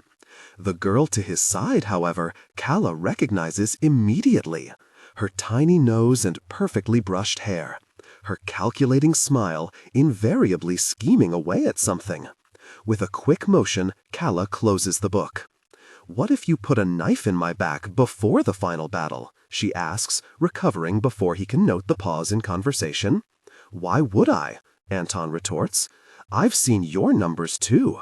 I've been holding on to your wristband long past the time it was supposed to deactivate. You have some sort of advantage, and I want in. Can I open this door now? Are you going to skewer me? Eventually, yes, Calla mutters. Just as she is adjusting the table so that it looks untouched, the door opens, and Anton Makusa steps in. The light of the living room streams in, too, making him appear larger than life when he stands under its glow. I wasn't wrong, was I? Anton says. You have an advantage in the games. What is it? A revolution plot? A foreign-funded conspiracy? Calla does not answer. Instead, she says, Okay, I'll team up with you. Her gaze darts to the book again, on my terms. Anton throws something in her direction. Calla's hand lurches out and snatches her wristband from the air. What are your terms? He receives only a theatric air kiss in response. Calla snaps her wristband back on, then sheaths her sword. She knows she should be careful, but he won't attack her now, not after all that. I'll drop by when I know. She skirts by him, heading for the exit. Stay out of my way in the meantime. Anton lets her leave. Perhaps he's taken by surprise, perhaps not. Calla could be making a mistake for not taking the chance to kill him. If he changes his tune and so much as breathes a word toward the palace, then the Twin Cities will know Ur's criminal princess is alive, and they will come after her. Calla bites her nail, hurrying out of the building. Her boot lands in a puddle. She swerves quickly to avoid running into an elderly woman hauling a bucket on her shoulder filled to the brim with water from one of the public taps. She won't deny that it would be useful to double her kills and speed up the timeline, bring herself closer and closer to the moment she can take King Kasa's head off. But doing so requires trusting Anton Makusa and having faith that he'll keep his mouth shut about her identity. The only thing she's banking on is that he must hate King Kasa as much as she does, because the girl in that photograph was Ata Avia, Prince Augustus' half-sister, Anton's former beloved, who is as good as dead now, all because of King Kasa. Pampy clocks out at 9 on the dot, leaving the security room with her bag looped over her shoulder and a folder clutched to her chest. Her heels click down the palace tiles, then echo loudly into the night when she exits through a side entrance. Before long, her steps are drowned by the marketplace's roar. Her route through San-Air is familiar. She does not go home. She straps her wristband back onto her body, winds through the alleys, and reaches the hollow temple. "You are entirely too confident for someone so new, you know that," a voice greets when she comes through the doors. It's after hours at the temple, the hall empty except for a single figure at the front. She approaches him, her pencil skirt keeping her movements small. "I gather you've never had someone so new do so much," Pampy replies easily. She throws the file onto the pew. Its papers skid out. Maps scribbled with pencil markings, tracing the players across the city. "How are we progressing? Good?"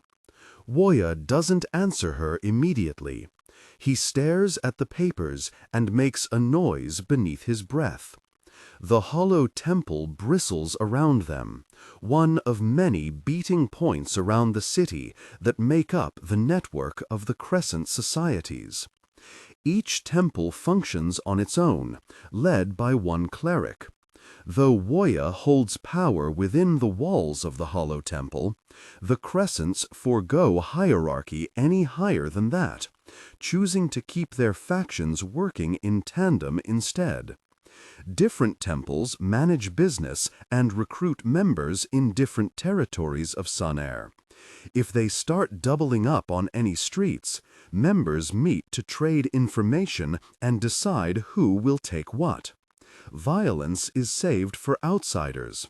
Once a Crescent is sworn in, they regard other Crescents as family. "Depends on what you mean," Woya finally says. "The killings? They're successful.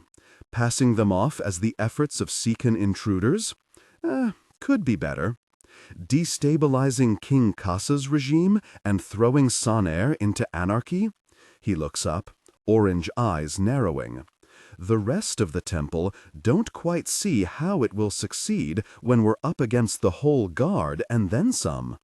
Pampy smiles. Sometimes she feels 1,000 years old, like an ancient god who has been sleeping in wait, ready for her moment to come. Her mother called it narcissism, but who's the one still around? The temple responds to her, whispered to her, and urged her to become its leader as soon as she stepped in. She brings a knowledge that no one has seen before, at least not here, and it's here that they want it most. The darkest crevasses of San-Air, where the currency most in demand is ownership over yourself. Life is meaningless if you can be shut down at any point.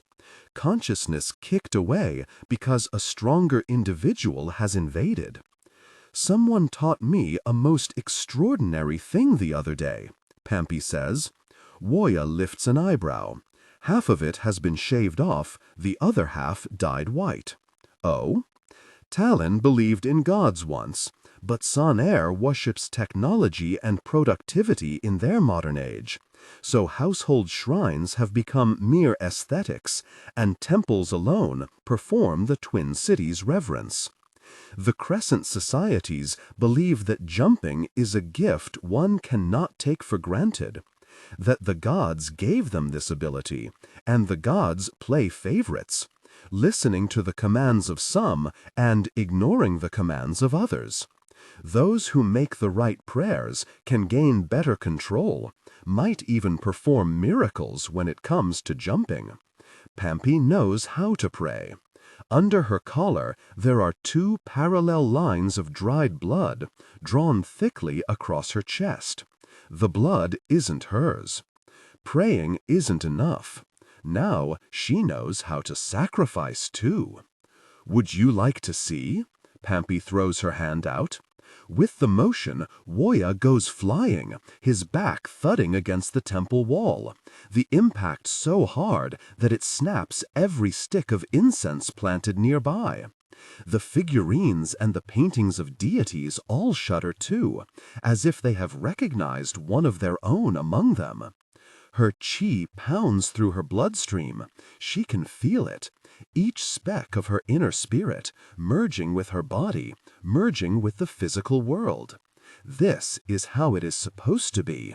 This is the power she always should have had. How was that? Pampi asks. San's wall is a solid brick formation, traditional and archaic in ways that the twin cities themselves have long surpassed. The buildings inside rise with steel and plastic and machinery, blinking with neon lights that would blind the rest of Talin. In a way, the wall is not protection against the outsiders who flock in mass into the Twin Cities, but for these outsiders, to spare them just 1 second longer from laying eyes on the ruin within. No one wants to move to Sanair. No one prefers to be kept awake at night by persistent clanging and neighbors arguing and brothel screaming, especially not after living under the quiet skies in rural Talin. But with peace comes quicker starvation. With open ground comes no money. It is either their children's graves lined up one by one outside the willow trees, or a factory job in Sanair, and the choice is easy. Rural civilians make the slow shuffle through the guarded gates of Sanair, clutching their citizenship passes to their chest and blinking in awe at the colossal mess that awaits inside. People starve in Sanair too, but at least they can say they tried. From the top of the wall, August looks out into the provinces. Early morning draws its pinkish colors across the sky, and at such a height, the cold breeze finds him quickly, swirling around his arms like it wants to strip him bare. The smoke from Aegis capital has cleared. Construction has already started on their security base. All right, Gallopé clambers over the top of the ladder, short of breath. He exhales when he sees August, as if afraid that in the 20 seconds he was gone, the crown prince could have somehow been abducted. I don't think there is anyone running patrol nearby. You'll be undisturbed. I told you we weren't staying long, August says. Gallopé comes to where August is standing, to the walkway that runs along the top of the wall. They are both pressed as close to the barrier as they can get, leaning upon the raised metal that serves to prevent patrol guards from accidentally tumbling down the wall if they misstep. There's enough space up here for 2 people to be running patrol in each corridor, to walk past one another without trouble when they swap places at the watchtowers, which segment the wall into 8 sections. The wall does not run in a straight line. It curves in and out at different places, a convex structure that tapers off at each end into the sea. Guards in the other sections cannot see into neighboring corridors, which means no one will mind August and Gallopé while they are here, so long as they leave in the next 15 minutes before shifts change, and so long as neither of them steps outside the wall. August takes the ornamental crown off his head with a sigh. Without its weight, he runs a hand through his hair, tugging at the knots that have formed in the wind, easing the tension in his scalp. He doesn't protest when he feels Gallopé drop a hand onto the base of his neck. He tips his head down, letting Gallopé work his fingers instead. Number 39 was taken in and put into the palace cells last night, Gallopé reports. They decided to go after him? That's a surprise. The girl survived, didn't she? She's in the hospital recovering. Council member Aliyah is making a right fuss, though. Kasa's not going to go upsetting him. The brightening morning illuminates the dirt roads that lead toward the wall, where there will be shipments from Dacia coming in later. With 1 council member designated for each province, their power is limited to their province borders, but that is considerable power nonetheless. If Aliha is grumpy that his daughter was injured in the games, he won't say it outright, but Dacia's imports will suddenly get a little messy, a little delayed. King Kasa must punish the player who was foolish enough to invade the body of a council member's daughter to make it right. The official rules make it very clear. Jump if you want, but no harm is to come of non-players. Though the palace handwaves its own edicts for the rest of the city, opting to foot the hospital bills instead of filling up the prison cells, it will not handwave where the nobility is affected. Kasa has bigger problems, if you want my opinion. Without prelude or context, Gallipet seems to read where August's mind has gone. There were more? Numbers 18 and 41 were found dead last night on private properties, burned from the Yaisu sickness and positioned in the Sekan salute. August speaks in the perfect imitation of an automated machine, no inflection or emotion in his words. King Kasa insists that nothing is wrong. You actually talked to him about it? August's grip tightens on his crown. The spires and whorls sting his palm. This is a charlatan's crown. This is a crown that does nothing, that gives him enough jewels to be allowed in and out of the palace, but never to say anything of substance. As soon as Lyda brought in the news, I asked for permission to see San-Er's entry and exit records. His Majesty says that I am making something out of nothing. The ladder rattles from the wind. Reaching up, August sets his other hand over Gallipes, stilling his bodyguard. The sun has poked itself over the horizon, but San-Er's sun these days doesn't look anything like the images in their history books, nor like the scrolls of art left over from earlier reigns. It is a mere patch of light that moves along the sky according to the hour, too obscured by whatever has gathered up in the atmosphere to see any clear shape or outline. In other parts of Talin, farther out into the kingdom, the sun shines clearer, and the sky stretches with a more proper blue. But San-Er's towering wall marks the limit for residents inside it, and so this dreariness is the most that city occupants are capable of seeing.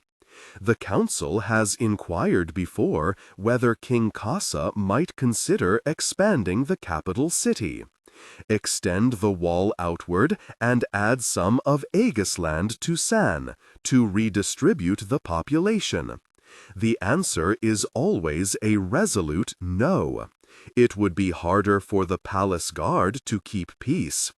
Every new street corner would require surveillance and cameras. Water, sanitation, electricity would need to be spread outward too. And how are they to afford it? The palace can afford it just fine. King Kasa chooses not to. He doesn't believe you, Gallipet states. When does he ever? If he can't see it, it's not happening. He can't deny that something is happening. These aren't casualties of the games. No player could avoid surveillance like that. But then who is targeting them? Sicken agents in the city is not only a far-fetched idea, but one with no discernible endgame. August slots his crown back onto his head, and Gallipes' hand drops. Immediately, his neck feels much colder. "Come on," he says, starting for the ladder. After she awakens from a restless sleep, Calla calls a meeting with August. Or rather, she summons him to her, demanding his presence within the hour, or else. She doesn't know what the or else is. She just knows that August will come.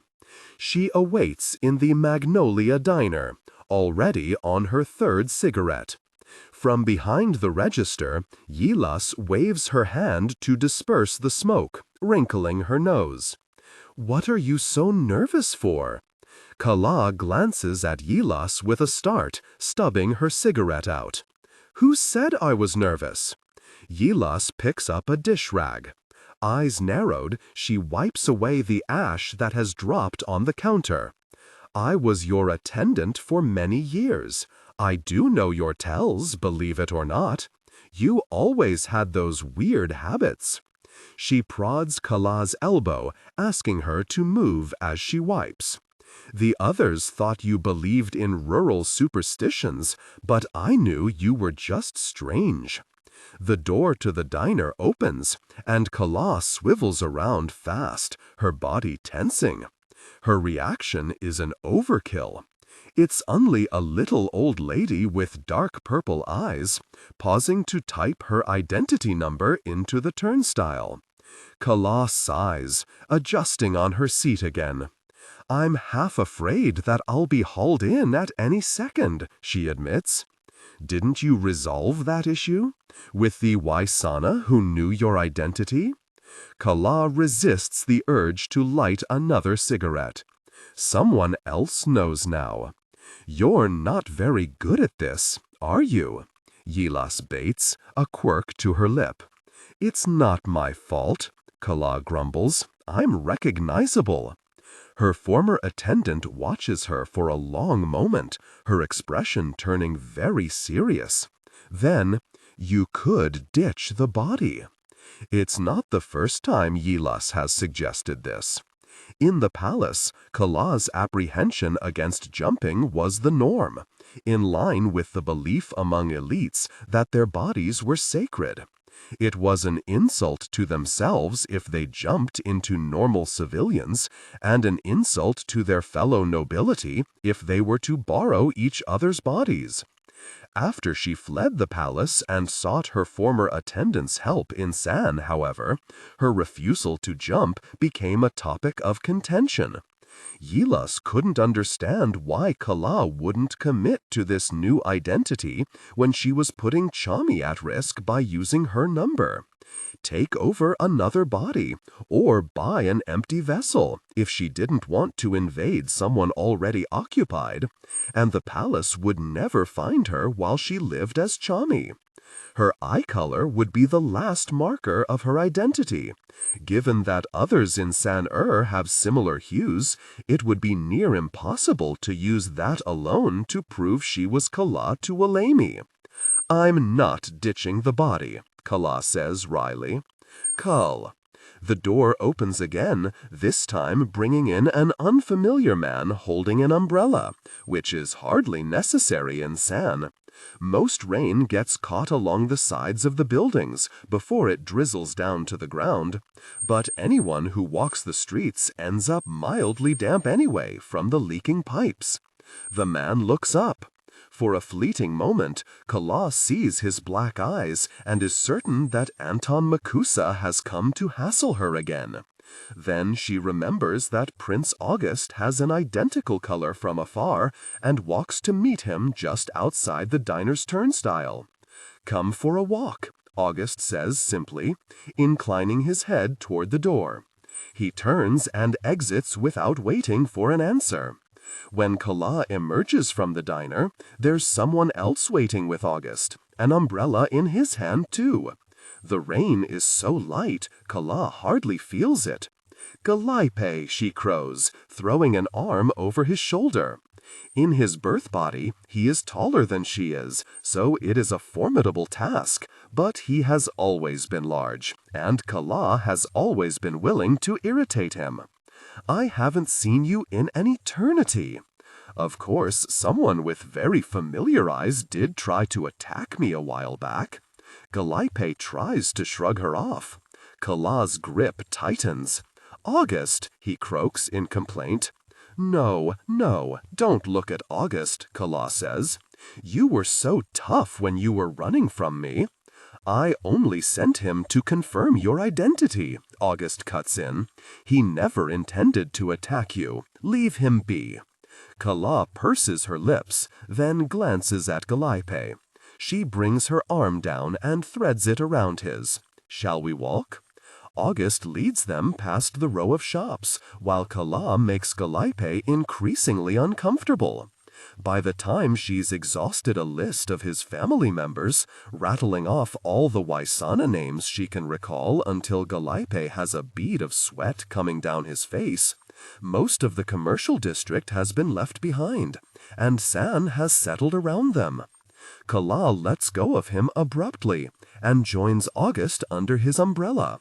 August doesn't startle at her sudden movements. He is very rarely startled. I gather you got your wristband back. She lifts her arm, showing him the evidence. I'll give you one guess as to who took it.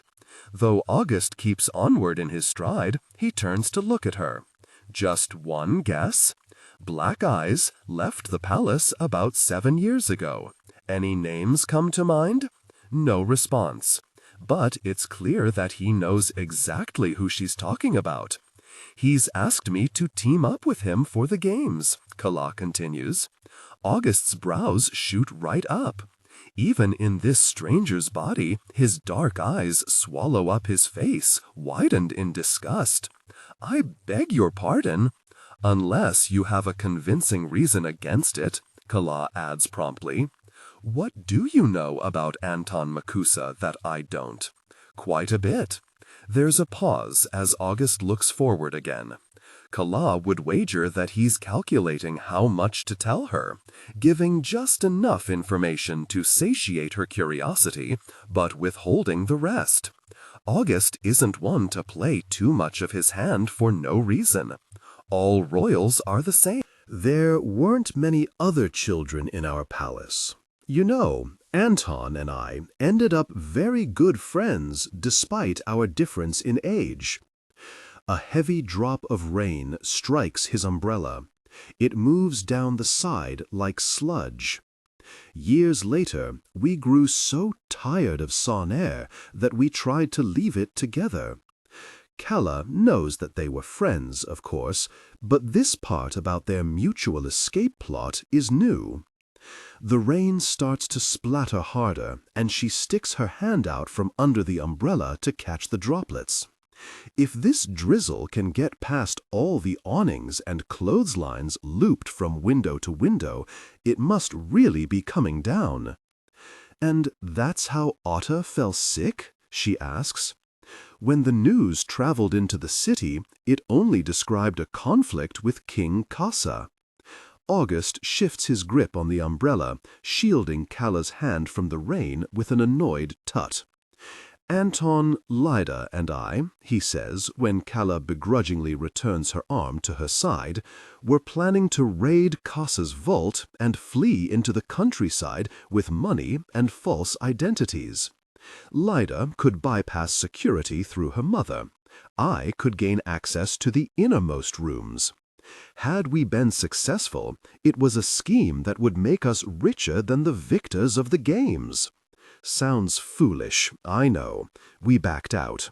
The umbrella teeters to the side as August loses his grip on it. He moves his hand and rights it again. Anton wanted to bring Otta along. Lyda and I thought it was too dangerous. We were going to regroup and draw up a new idea after the school year, but Anton and Otta got impatient. They went forward with it themselves. The two of them getting together was a train wreck waiting to happen. Both were obsessive and all-consuming enough on their own. Put them in collusion, and at the first sign of danger, it's their lives over everyone else's. You remember Otta, don't you? The memories are fuzzy now, but how could Calla forget? Where Calla and August chatted politely by the children's table, Otta was laughing too loud and pretending to knock over a teacup so a servant would sweep it up. Where August once offered to give Calla a tour of the guest wing while the adults were busy talking, Otta got in Calla's face and asked her not to touch anything, lest she leave grubby fingerprints. The royal guard caught them in the middle of their scheme. Otta made a big mistake. I don't know what was going through her head, but she tried jumping into one of the Waisanas, and it didn't work. She tried again and again, a different god each time, and kept getting shoved back into her own body. I would have been surprised if she hadn't caught the Yaisu sickness. Otta is still alive, is she not? Calla asks, though she already knows the answer. They saved her in time, or rather, they put her on life support and froze the onset of the sickness, though Otta Avia has not since awoken. You're keeping her alive? A sudden laugh from August, which surprises Calla so much that she almost jerks away. She hides her twitch by turning to face Gallopé and finds shock in his expression too. Prince August does not laugh. Even made in mockery, the sound is incongruous with his expression. The sound has enough venom to blister. We washed our hands of her years ago, August says. Anton is the one keeping her alive. Calla stops walking. August follows suit, though he has already stridden 2 steps away, and now Calla is without the cover of his umbrella. She feels the dirty rain hit her neck and slide under her coat into her camisole, growing sticky against her skin. So that's his motive for the games, she says. He cannot possibly afford to keep her at the hospital like that all these years. He's been in touch several times, asking for money, August confirms. He knows his own criminal status and that he's not supposed to bother the palace. But he does so anyway, because Anton Makusa does not care for the rules. Calla's mind is still whirring. What's the point? There's no coming back from the Yaisu sickness. Does he think she might wake up? I doubt he thinks much at all, August replies. He tilts his head to summon Gallopé. In response, his right-hand man hurries forward, boots splashing into the puddles, slathering mud up his black trousers. He can't let go of her, and we have to suffer for it. Calla raises a brow. How romantic, she says wryly. It's the very opposite of romance. August turns away and starts to walk, Gallopé close behind. Collaborate with him if you want, but don't be surprised when he stabs you in the back. You can help with that, no? Calla calls after him. Hey! Before she can negotiate further, however, her wristband is trembling. Calla glances down at the screen, irritated with its poor timing. August and Gallopé are already exiting the alley. They do so casually, uncaring that Calla is no longer following them, the conversation having come to an end. With a disgruntled mutter, Calla turns and runs the other way, drawing her sword. One would think that the palace surveillance room of all places could afford to fix the broken air conditioner in the corner, yet there it sits with its front half missing, the room growing muggier and hotter around it. Pampy squints at her monitor, fanning herself with her hand and following the players in her assigned area with keen eyes. 86 is fast, and 2 different dots on the screen blip out in rapid succession. Other players don't have the same efficiency, though that's through no fault of their own. Sun air is too dense, and the statistical probability of players naturally congregating in the same area is low. Of course, when location pings push 2 or 3 together within the same block, they're already gearing up for a fight, and it's either a fast battle where one ambushes the other, or there's no battle at all because one player has slunk away and run out of range before they could come into contact with the other.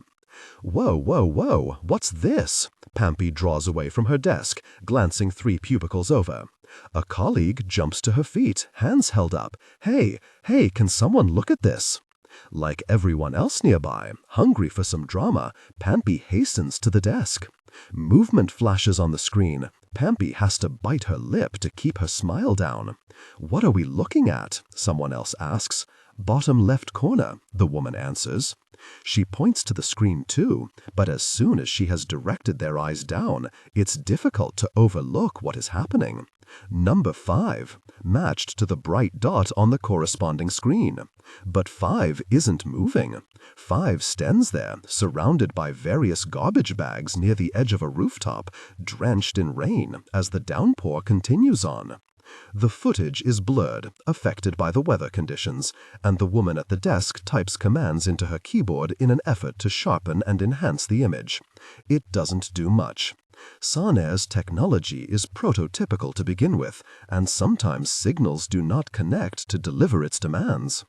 Top-of-the-line companies with a council member on their board will always offer their products to the palace furnished and take royal investment, but even then, there is only so much these companies can manage when research moves slowly and advanced resources come in short. "Did 5 jump out?" another voice asks, leaning as close to the screen as he dares. "I didn't see anyone nearby."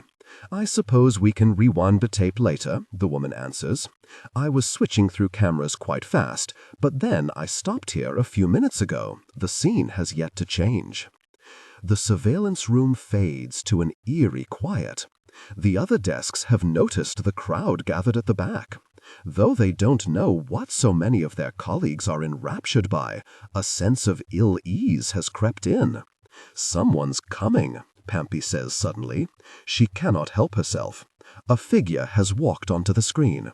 Given the camera's high angle, their features are obscured by the deep hood over their head, but surveillance wouldn't have picked out more than 2 pixels of a face anyway when the rain is pouring down.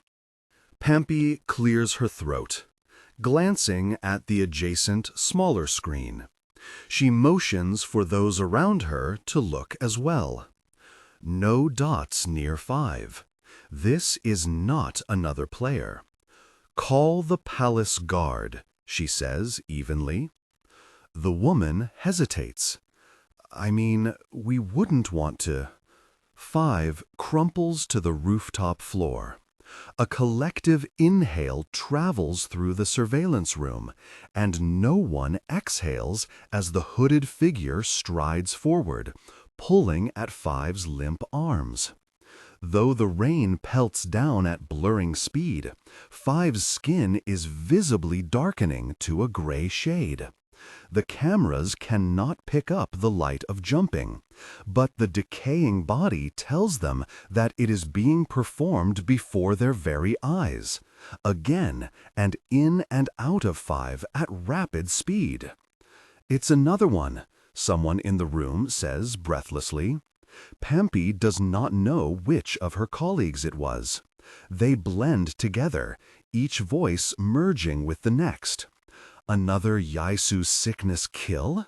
But that's not possible. There are only the 2 of them there. Why isn't the killer burning up too?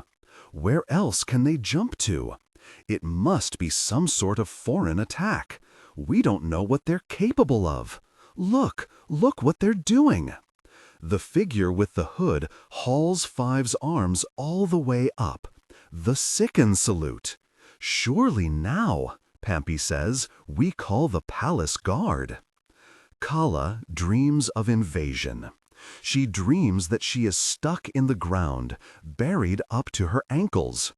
Though she struggles and strains, she is stationary while streams of villagers run past her, fleeing their province as it burns, soldiers moving in and taking position outside each stout house. "Help!" she wants to scream, but no sound comes. She knows that she is somewhere near the mountains, that she has to leave, that she must move if she is to keep her life. The soldiers are coming, their clothing as black as the night, and their swords as bright as the stars. They command her not to resist. They say that the throne of Talin has arrived, that this is salvation. This is the moment they have been waiting for, plucked out from the harsh rule of anarchy at the borderlands and welcomed into civilization. Calla wakes with a scream in her throat, biting back the sound just before it can escape. She lurches upright, jostling Mau Mau, who was resting peacefully on her lap. Her hands are shaking. As she does each time a nightmare shakes her awake, she reaches out to pet her cat, burying her fingers in his fur. Seconds pass.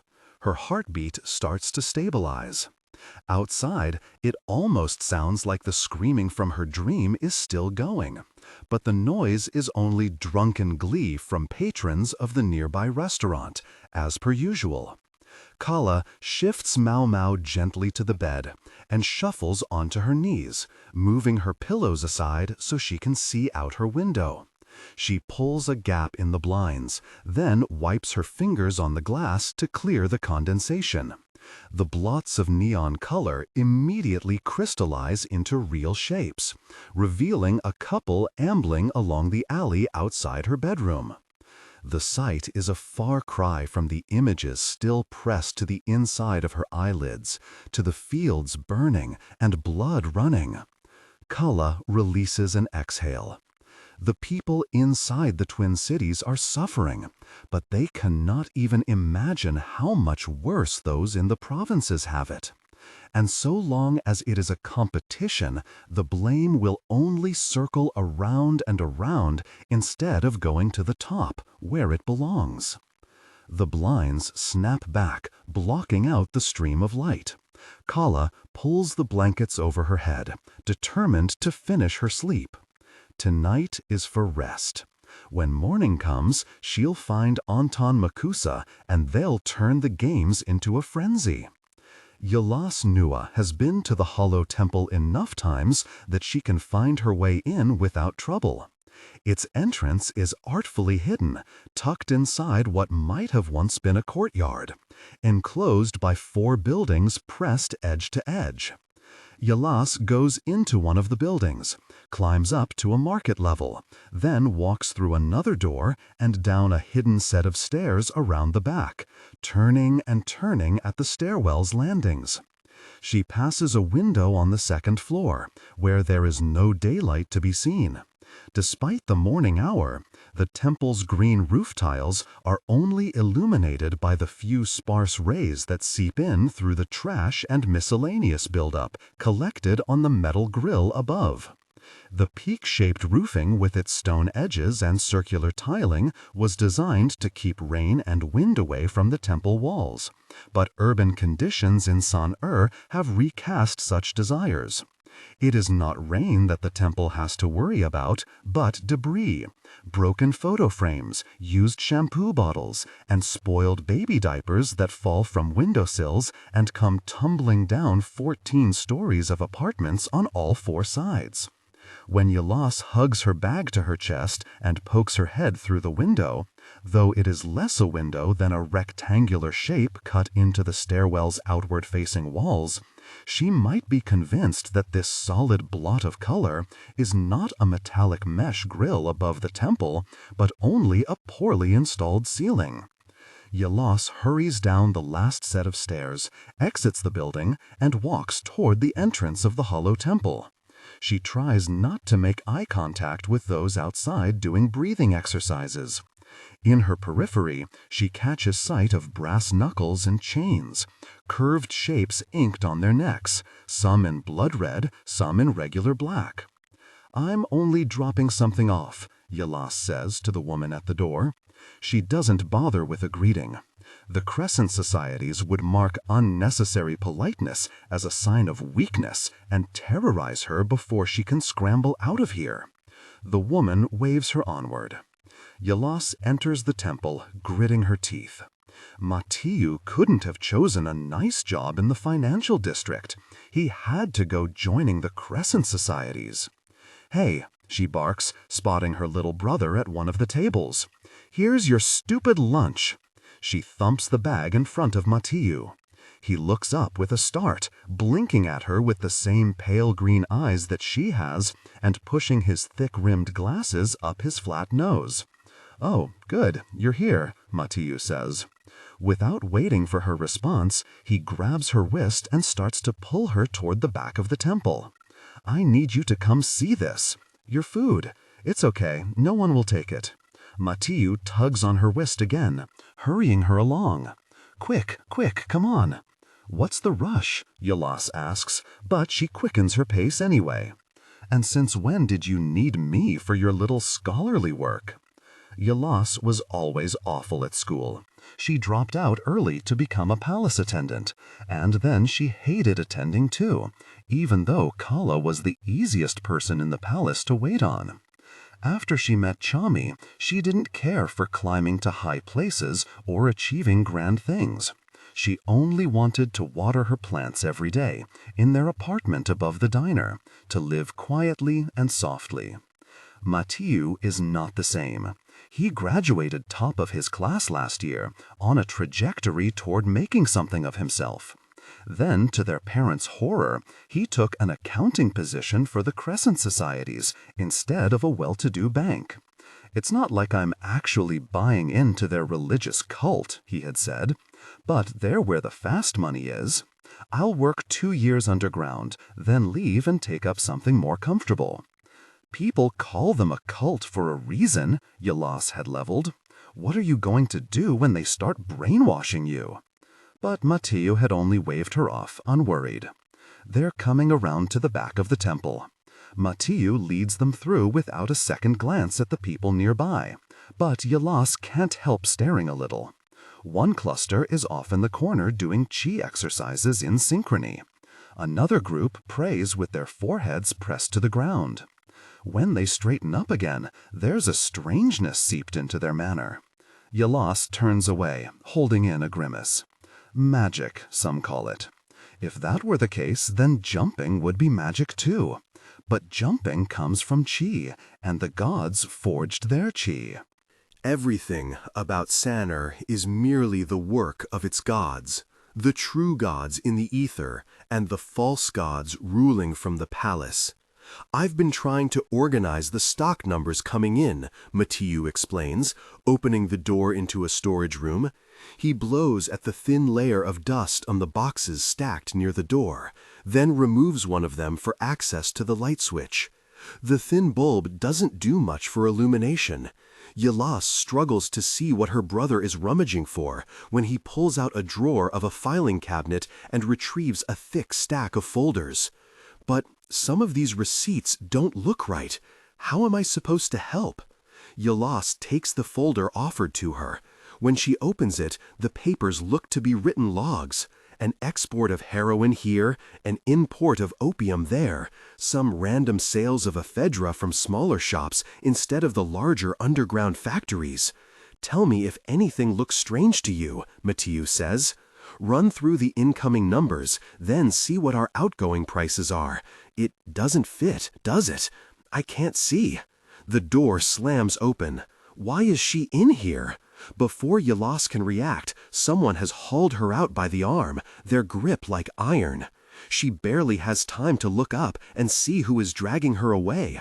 By the time she has glimpsed the crescent moon at their neck, she's already been pushed through the temple's doors, Matiu's footsteps plodding after them.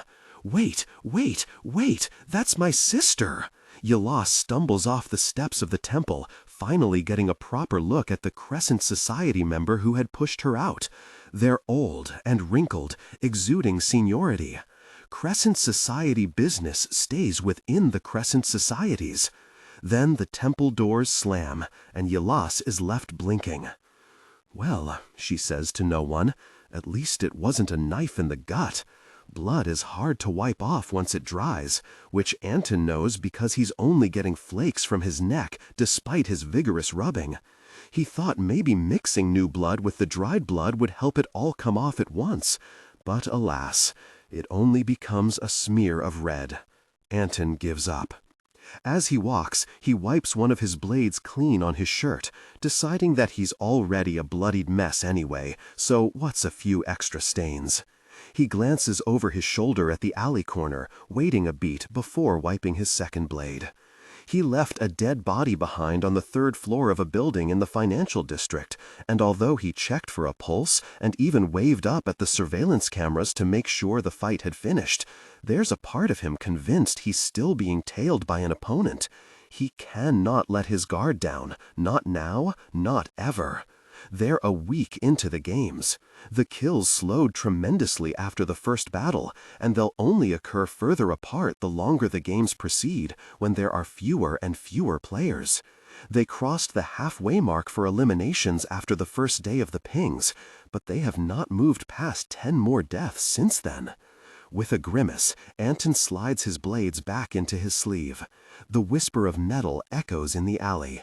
Then, the ghost of a footstep from the other end. Before he can be sighted, Anton ducks behind a stack of woven baskets.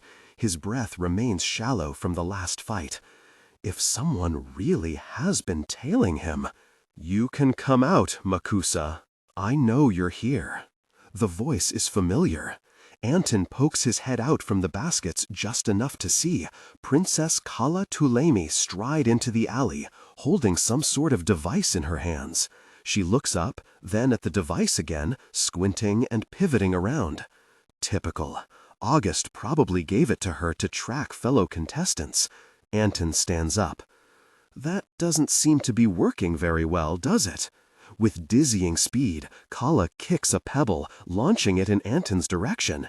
He barely darts out of the way before the rock strikes the wall, leaving a visible white dent. "Oops," the princess says, and she doesn't sound the slightest bit apologetic. "You scared me." "I don't think you've ever been scared in your life," Anton mutters. He rubs his jaw out of phantom pain. That strike could have done some damage if he hadn't moved in time. "I urge you to be careful. The face is pretty, but it is borrowed." Calla puts the device away. She keeps her hands in the pockets of her long coat. "Like I said, you startled me. Sneak up on me in a new face, and it's only fair my sword flies at your neck next time." Sneak up on her? She's the one who snuck up on him. Convenient excuse to slaughter an ally, he says. Calla steps forward and starts to circle him. Though she makes the action appear casual, the hairs at the back of Anton's neck are standing straight up under her scrutiny. When did we become allies? Was it not agreed? She is silent, continuing to appraise him like he's an object of curiosity at the market. "Why are you here otherwise?" he asks. "Why are you here?" "I'm playing the games." "As am I." Anton grasps for another retort, but finds none. They're talking in circles while she walks, and he is willing to bet that Calla Tuoleimi could keep going until she's eaten him whole. He switches tactics. "What will it take to be careful with my life?" Anton eyes her pocketed hands. Who knows what other weapons she keeps hidden in her clothes? "Shall we come up with a code word, something only I know to identify myself?" Calla stops in front of him. When she lifts her brow, her yellow eyes are so bright that he can hardly believe he did not recognize her instantly on first contact. "That's unnecessary, given—" "What fine daylight we have today," he interrupts, inspiration striking. "That's what I'll say. We never have fine daylight." Calla looks up briefly, her bangs sliding away from her face. Sand again is a city of darkness. Anton winks. "Exactly. No one can say it accidentally." Calla sighs. Though she hardly has time to shoot him down before both their wristbands are trembling. She doesn't look bothered, pressing the buttons at the top. Anton, on the other hand, blinks in confusion. "I just came from a ping. It's too soon." "It's mine," Calla says. "I haven't had one all day. You've only been triggered by proximity." Anton slides his knives back out. He should have caught his breath by now, but his throat still feels tight. Calla glances at him, smiling with menace when their eyes meet, and his throat closes up even more. "So," he says, "are we allies then?" "I suppose we are." Calla pulls her wristband up as she starts to walk, tilting her head for the text sliding across the screen. Anton doesn't bother glancing at his wristband at all. If someone is heading toward Calla, then they are heading toward him too. "Watch the puddle, 57. Calla glances back. She skirts the puddle, an ear tipped to the city as she listens. They walk past a pharmacy where 2 elderly men sit in the corner playing cards. "Must you call me something as crude as my number? My apologies. Would you prefer Calla, or perhaps Her Highness Princess Calla?" "I," Calla says sweetly, "am going to kill you." I was expecting it eventually, but not this soon. To your left. Calla reacts immediately, hearing the change in Anton's tone as if a switch was flipped. She ducks without looking, narrowly avoiding the arc of a heavy pole-like weapon, which strikes the side of the pharmacy entrance instead. The player lunges out from the pharmacy, rearing the pole back for another swing. His motions are heavy, powerful. His path through the shop is marked with a trail of fallen bags he's collided with, the back door he surged through still swinging from the vigor of his entrance. While the pole swings in Anton's direction, Calla twists up and kicks the player in the back, sending him off balance before the pole can land and crush Anton like a paper doll. One end of his weapon drops onto the alley ground with a clangorous thud. Taking the opening, Anton lunges forward, slashing the player's legs and rolling out of the way just as fast. San is too narrow for fights. It is not fit for puzzling, nor for careful navigation and calculated strikes. It is speed and strength in a quick grapple, and when it comes down to it, two people working in close tandem will always overpower one opponent. Calla shoves her sword through the player's stomach. He freezes, losing grip on the pole entirely, while he attempts to claw the blade out of him. If only he would glance inside the pharmacy again, he might be able to jump. He might see the two elderly bodies, ready for the taking. Instead, he panics, tries to move away, and Anton has already taken advantage of the pause to reach over and slash the player's throat.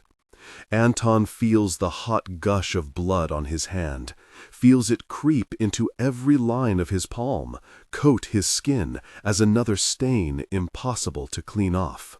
He has ended so many lives, put on and washed off layer after layer of red. But these are not his hands, and this is not his body. Maybe there is no need to stop until he is reunited with his birth body, and only then will he start to count the infractions. The player falls. By the time he hits the ground, he is already taking on the appearance of rot. Anton breathes a long exhale, the alley now quiet. It was a quick battle.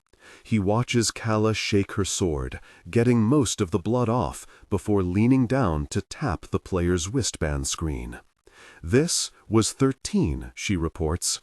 She wipes her chin as she straightens up again, cleaning the red smeared there. When she sheathes her sword, she looks away too fast for Anton to determine whether he was imagining her odd expression. "Who are they going to log for this hit?" he asks curiously. "You or me?" "Probably you," Calla answers, striding away. "I have too many already." Anton hurries after her. Show off. San is already inventing narratives. The reels play them on repeat. Blurry footage of Anton and Calla outside that tiny pharmacy, fighting together like such a well-oiled machine that even August can't believe they didn't know each other prior to the games. He picks up a teacup, his grip tightening. Any other person might have thrown it against the wall. He almost wants to. But he keeps his composure, taking a sip and setting down the teacup afterward, lest the porcelain shatter in his fingers and bring Galopé inside to investigate. The television screen fuzzes and glitches, the city-wide signal hitting trouble. When the large screen in August's bedroom clears again, the newscaster is relaying the crowd favorite theory on players 86 and 57. Through the afternoon and into the evening, they have run down the list of every possibility, from long-lost relatives to foreign agents. But the narrative that has caught the most interest is that of lovers, each of whom registered for the games because of depleting funds, not knowing the other had done the same. August drops into a satin-lined chair. He props his arm on his knee, then lolls his head onto his fist, thinking. San viewers are fascinated by the idea of an alliance, wildly entertained over how it might take shape. And first and foremost, that is what the games are: entertainment, a distraction. Players in the past have never teamed up before, at least not long-term. Anton and Calla are delivering for the masses better than King Kasa ever could. The reels give Calla ample screen time now that everyone has noticed her lack of jumping too. Enough time has passed since the Dakun for every other player to switch bodies, but Calla's remains the same. Though her face is always covered by a breathing mask, the newscasters are quick to recognize that same long curtain of hair and red leather coat billowing with her movements.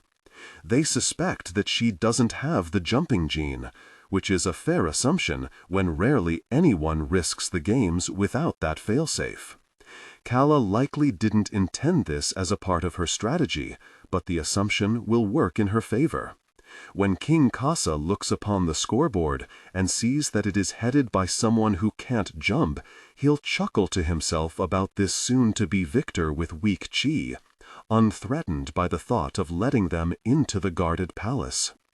If there is justice in their world, then that unmerited confidence is exactly what will bring him to his death.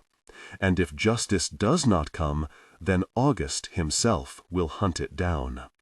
In a smooth motion, August stands and strides towards his door. "Where are you going?" Gallopet asks, looking up from his seat when August enters the anteroom. He puts his book down. August waits a beat. His hand hovers over the gilded knob. Though he turns over his shoulder, he does not entirely meet his bodyguard's eyes. Otta needs to die. A beat of silence. Gallopet blinks once. He is well trained enough not to let a reaction enter his expression. "She won't wake up," Gallopet replies. "Is that not enough? We cannot take that chance." The palace seems to quiver under his tread. Every floor and wing, every corridor and lavishly bright room. They perk ears to the conversation, rising to attention. The walls remember the boy who would become their crown prince, who punched a fist into them 7 years ago. The heavy golden-threaded curtains, though they do not shimmer as brightly as they did back then, prickle at the memory of being thrown by Otta Avia, her voice tearing through August's private wing, echoing and echoing. I'll tell, I swear I will." "What do you want?" Otta had spat. He lunged forward, but Otta shrank farther behind the curtains, as if they would shield her from him. She was only feigning helplessness. Had he gotten closer, she would have drawn her claws. "Look at you, pretending to be good," Otta sneered in return. "You're worse for San than Kasa ever could be. You'll put us in cages and call us your loyal subjects. People already live in cages. You have been brainwashed so thoroughly by the council." August made a grab, but Otta simply slipped out of range and strode away, throwing her chin high. In her hands, the smallest slip of paper. The only evidence she needed to prove that, for Leda and August, running from the Twin Cities was not a matter of safety, but a plan to find a forgotten palace out at the edges of Talin. A plan to mobilize and wage war on San. If they could recruit Anton, who was San.'s best jumper, they would be unstoppable. Then Otta threatened to tell Kasa before the routes were secure.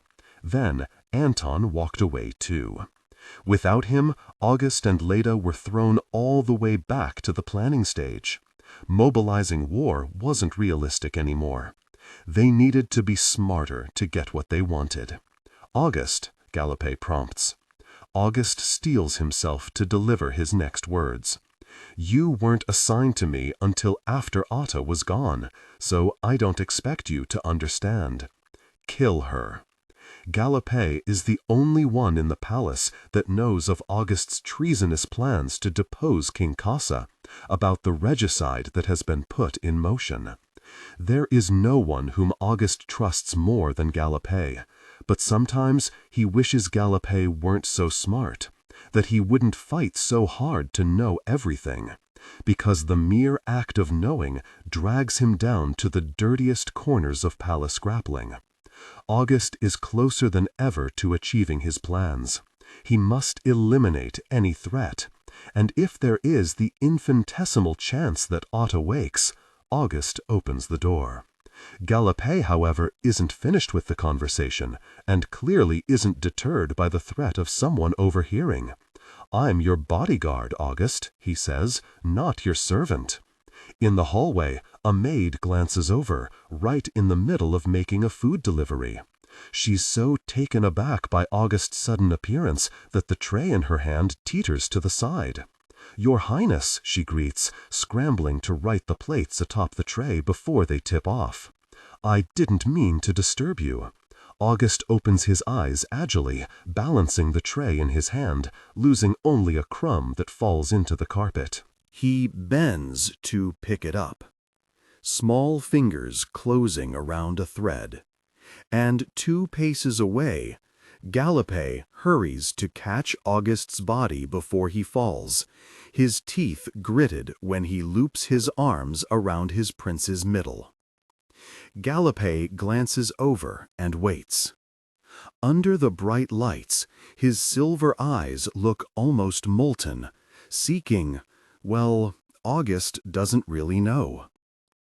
"Please," August says simply. His voice sounds different, but that tone, that level tone without a hint of doubt, is always the same. Those eyes turn dull, molten silver to plain flatware. "As you wish, Your Highness." Something has shifted between them, a hairline fracture settling upon their fitted pieces. But August sets the tray down and walks off anyway, intent on finding out exactly how long these games must last, how long until until Talinus, his. It takes another week for the games to reach 30 players remaining, and that achievement is only because Calla and Anton start to hunt their fellow contestants down.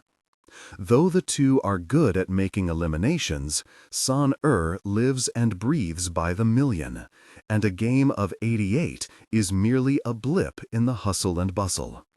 There on the floor above, Calla reports, August has started to feed her locations through her pager. They are unlike the official game pings, which use approximate distances while she runs like a headless chicken. Instead, he has implemented a code in the surveillance room that, when Calla is in the vicinity, sends her a script of text reporting exactly where the other player stands. Anton briefly rests his hand on the wall, leaving a red mark upon the white paint. They're in financial district, and so the floors of this building are more proper than the ones they usually tear through. Both their daily pings have gone off already, but to no success. The players slipped away. "I didn't think Prince August would make it so easy for us, 57. Calla shoots him a sidelong glare. "Would you prefer to do this the traditional way?" "Oh no, don't misunderstand me."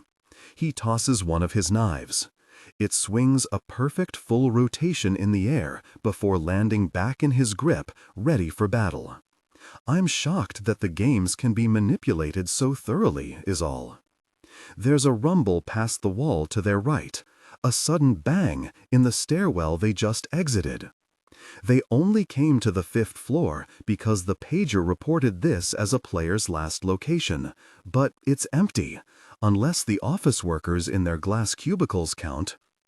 Financial district is usually orderly, refusing to mimic the rest of the Twin Cities in clumping a motley of businesses and factories and shops together. Calla had briefly eyed the directory on the ground floor before they came up. Half of this building is owned by an obscure private academy, the other half divided into offices for one of the major banks. When Calla holds a hand out to Anton and listens, the stairwell quiets again, like someone barged in and then right back out. "Wait," she says suddenly. There's an active fight here, Anton concludes at the same time. A second player. Do we... Calla is already nodding, turning over her shoulder in search for the other exit. There are two main stairwells. One runs down the center of the building cleanly, and the other loops around the exterior. I'll go around. Let's block them in. She's running before Anton can grunt his assent, pulling her sword and shouldering through the door. The groggy day greets her, not bright enough to qualify for sunshine in but sufficient glaring gray to light her way as she passes the classrooms facing this side of the building. The kids inside stand at the sight of her. In eagerness, they flock from their desks to the windows, waving happily, but Calla forges on, taking the upcoming steps 3 at a time. When she slips back into the building, there's a player doing her very best to slice a schoolteacher in half, her long ponytail swinging in sync with her cuts. The students here have scrambled for cover, and it isn't until the schoolteacher strikes back with a quick fist that Calla realizes this is in fact another player, the wristband hidden under the cuff of their pressed white sleeve. The sight is unexpected. The King's games tend to draw in riffraff and troublemakers at the end of their line, those who have no other option except to risk their lives for riches. For someone with a respectable living to throw their name into something as vicious, what can the motivation be? Not enough pay? The adrenaline rush? It can't be worth this, a blade in the gut in front of 20 of your own students, splattering the frontmost row with blood. A flash of light blinds the hallway in absolute white. Calla is charging forward despite her stinging eyes. Anton is doing the same from the other stairwell. Before the player can pull her sword from the schoolteacher, Anton comes within range and presses his knives to her neck. In one fast motion, he has cut a cross into her, deep enough that she drops without a lost beat. While the player with the ponytail is eliminated, the light has taken the schoolteacher elsewhere. And by the time Anton searches the packed corridor, filled with teenagers dressed in uniform, red ties dangling at their neck, she has already lost track of which body the teacher could have dived into. But just because he wasn't paying attention does not mean Calla wasn't. And as he heaves trying to catch his breath, he watches Calla slam one of the boys down, foot on his chest. 57, Anton exclaims suddenly, a hand outstretching. He wants to tell her we don't need to kill him, or perhaps let him go. But he cannot. The games end with only one victor. Collateral damage in every direction is how they have always been played. It is only that a part of him prefers to lie if it will spare him from feeling awful, but a greater part of him knows these lies are useless. He can't bring himself to tell one now. "Will you take this boy down with you?" Calla asks quietly. "He's innocent," the schoolteacher says with the boy's tinny voice. "Let us live." Anton has stopped bracing for a new attack. He is watching Calla instead, her sword pressed to the boy's neck. If she looked angry, maybe it would have made for a more fitting picture. Fury for the kingdom, for the games, clouding her moral compass and obscuring her sight. But there is none of that. Only the level-headed princess who killed her parents with that same steady stare. "How foolish," Calla whispers. When she feels her next breath burn her throat, she brings the sword down, and the boy's head comes off. His life, and his schoolteacher's, ended at once. One way or another, there would have been a second life taken along the line. The other students gasp, hands flying to their mouths. Calla can't help the bitterness roiling in her stomach. Shouldn't they be used to this by now? Or is this part of more sheltered than the rest? Do they rise every morning with breakfast laid out for them, no hunger and a big, comfortable bed? She knows it's unfair to think this way, but it's hard to push back resentment at those in the Twin Cities who have never feared for their lives, who have no idea how the rest of Talin suffers. When Calla turns to go, Anton follows her silently. Out of her periphery, she can see that his eyes are pinned on her intently. She wonders what he's looking for. Guilt? Delight? Perhaps she should feel guilty, if only to prove that deep inside she is good and redeemable. But each time she swings her sword, the feeling that sits heavy in her ribcage is not guilt. It is a jarring sensation that tells her this is wicked, but wickedness is tolerable. Good kingdoms don't need good soldiers. A good soldier dies on the battlefield and lets the people cry for him. Good kingdoms need loyal soldiers, terrible ones. Calla is killing people to save them.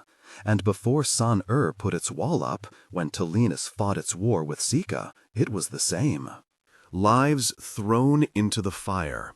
Slow down slightly during internal thoughts or emotionally charged scenes. Example, describing Aaron or the new house to increase drama.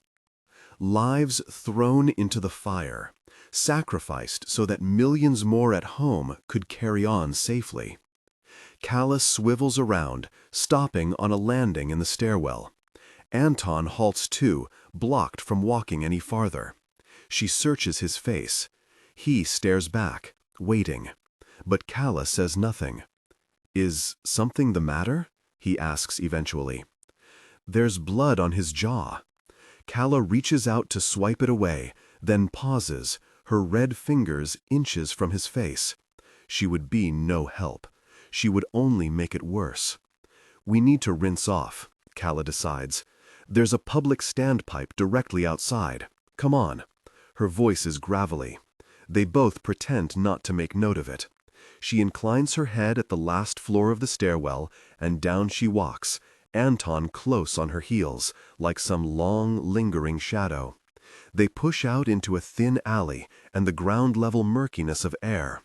As soon as the door slams shut after them, it is like the building has been cordoned off.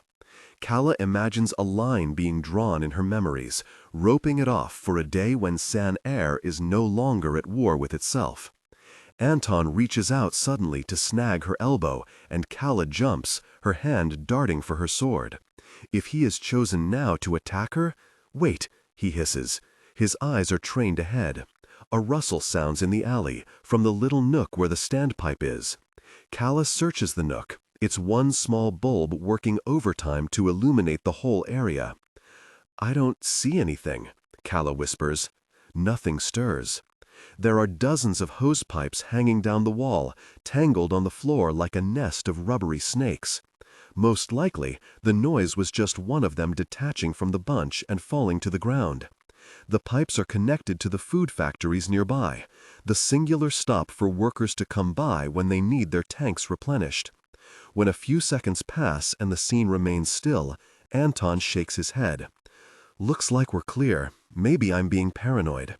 Not at all. Calla strides forward and pulls at the faucet, letting the water pour out onto her feet. She cups the water into her hands and washes at her arms, getting the blood off her elbows. The red that is stained into her white shirt will remain. There have been deaths across San-Er targeting players. The newsreels aren't broadcasting it, but if you pay attention to the numbers, you've probably noticed too.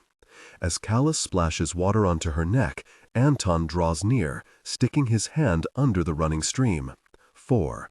There is no hesitation. He has already been counting. There are 4 eliminations that aren't attributed to another player. I thought perhaps they had deactivated their wristbands. Calla steps away from the faucet, shaking her hands dry. The work of Sicken agents, if you believe Prince August. Anton rolls his eyes. That strikes Calla's interest, the contempt flashing quick as a whip across his expression.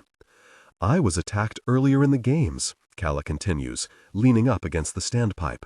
Her gaze is fixed on Anton while he tries to work a clot of blood out of his hair, waiting for another moment of that repulsion to cross his face. Something about it thrills her, to see his usual insolence falter. "Someone came at me from behind, but as soon as I shoved my sword through their body, it dropped as if it were just an empty vessel. No blood, no chi." Anton smooths the water out of his hair, slicking dark strands back from his forehead. "So, they jumped?" he asks. "No." Calla folds her arms. There was no light. A beat passes. Anton remains quiet, trying to gauge if Calla is being serious. "And you think it's a sicken skill?" he asks eventually. He turns the faucet off. "Lightless jumping? I'm not sure what I think." When she straightens up again, the sheath of her sword bounces against her knee. Calla unhooks it, letting her body rest without the sword's weight bearing on her hip. "All I know is, I've never seen it before. If August wants to blame it on foreign intruders, I suppose that's a possibility." Anton, however, seems unconvinced. "I've heard rumors that we might be able to do it too, if you're quick enough." Perhaps he can train for that one day, but Calla has not jumped in 15 years. The palace already thought jumping was the behavior of commoners who didn't have valuable bodies to protect. Royalty were warned even more significantly against the act. The stakes were too high for their vessels. She has never been as tricky as August is, flitting from body to body so that he isn't recognized leaving the palace. She can hardly remember how it goes, how easy it is for those born strong with the ability. Jumping speed depends on how near the target body is, but no matter how slow or fast it feels, the flash of light is always the same from the outside. "It could be a matter of technique," Anton's still saying. "We have learned to do it in a way that gives off light, a visible sign of our chi moving. Perhaps the Sickens have learned something else. Perhaps they don't have chi." Anton clicks his tongue. "Everyone has chi, like the wind of the world and the salt of the sea. Chi is what gives life in the womb, the difference between a vessel and a body. It is what takes life away when it dissipates in old age." "I think it would explain a lot," Calla says anyway, sticking with her outrageous claim. "Maybe in the years we've been cut off from them, the Sickens have started evolving into something else." "Do you—" Anton crouches, submerging one of his knives into a puddle and shaking the blood from the blade. "Have any basis to be saying this, or are you merely stringing together nonsense?" Calla steps her foot forward quickly, pinning the blade down before Anton can pick it back up. Instead of fighting her for his weapon, he closes his hand around her ankle, squeezing hard.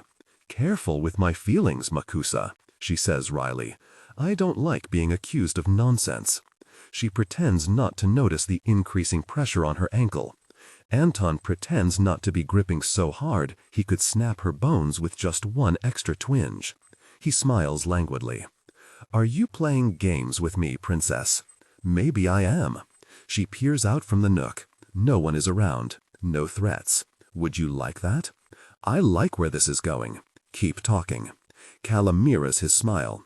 With a swift yank, she tugs her leg free from his grasp and loops her sword back onto her belt, the metallic sound grating at her ears.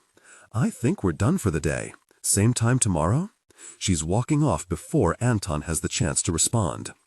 Although the Waisanas are merely a part of the larger palace guard, they often feel like a unit of their own, pushed into major assignments and sent out on patrol at double the frequency. Gallopé knows each and every one of them, his distant cousins and second aunts and thrice-removed uncles. So long as they have the Waisana eyes, their life has been charted from birth. Their kingdom needs them. San Air needs them. With such a power, one cannot shirk their duties. Gallopé ducks into the pharmacy, pushing at the plastic curtain draped over the doorway. The air conditioning rushes out, and he drops the curtain into place again before he's yelled at for letting the cold escape. At the counter, there's a woman in dark glasses, rushing around her cabinets. Jars of herbal medicine from the provinces are organized side by side with boxes bearing complex labels from the factories in San. When Gallopé was younger, he was afraid of the yellow roots in the corner, floating in clear liquid. He used to say they looked like brains, reaching with their stems and ready to invade their victims. Then he would get a solid thump on the head with a rolled-up newspaper, and he would laugh and laugh, asking to be thumped again because it was funny. The woman at the counter takes off her glasses as Gallopé approaches, crinkling the lines around her silver eyes. "Hello, Aunt," Gallopé says softly. "Have you eaten?"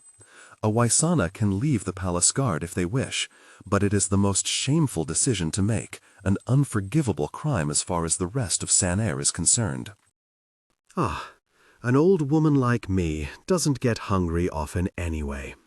She pulls open a drawer behind the counter. What will it be today? Muscle pain? Headache? You need more rest, less running around. What would your parents say if they were still around?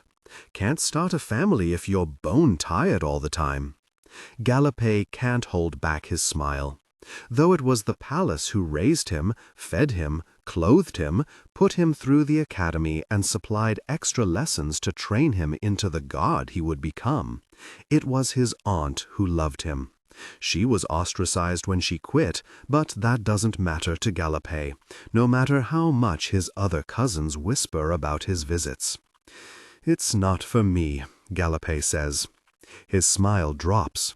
He looks around, ensuring that there are no other customers browsing the single shelf in the store. There's one surveillance camera propped up near the clock on the wall, but San Air's security does not have sound. Nevertheless, he lowers his volume as he leans in.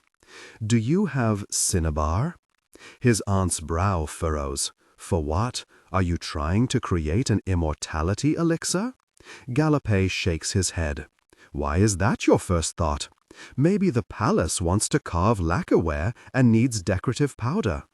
Slowly, his aunt starts to rummage through her lower shelves. Her face is still in a grimace, mostly because Gallopay didn't actually answer her original question. Cinnabar, a mineral that Talin mines from its borderlands, comes into San Air in moderate amounts to be used in the factories for its vermilion red color. It's also highly toxic. "I have it in powder form," his aunt says carefully. "Every Waysana goes through the same training units. They possess the same knowledge from the palace. If Gallopay has come looking for a toxic substance, there's little else he might be using it for. You keep in mind." His aunt isn't looking at him as she packs it up, screwing the lid tight and placing it carefully into a paper bag. But he feels the sharpness of her words nonetheless. "You can always leave the palace. It's not so bad out here." "I can't," Gallopay replies. The idea is unfathomable to him. "They need me." "Your crown prince needs you, you mean," is her reply. With a shake of her head, his aunt passes him the bag. The top has been folded over multiple times, as if she still wants to prevent him from accessing the mineral, despite being the one to give it to him. He is more poisonous than all the cinnabar in the world combined. The plastic at the door rustles, bringing in another customer. Gallopay swallows his words, keeping his face angled away so that he's not recognized. His aunt, too, puts her dark glasses back on and waves him off. "Use caution, my boy," she warns. "That's all I have to say." Dismissed. Gallopay nods and leaves the pharmacy, the paper bag clutched tightly in his hands. Calla is already sweating when she finds Anton the next day, inhumanely early so that they can convene before either of their pings goes off. It's piping hot despite the hour, the air sticky and humid. She swapped out her longer coat for a hemmed jacket, and she isn't wearing anything except her underclothes underneath the leather, but her skin still sticks to the inside of the material. At least she can put up with a little discomfort if it means her arms are protected from any flying blades. August is already up and at it, Calla says when she stops beside Anton, turning her pager around. Anton squints, trying to read the scrolling text that August has tacked on to his automatic code. "Why's he telling you to be careful?"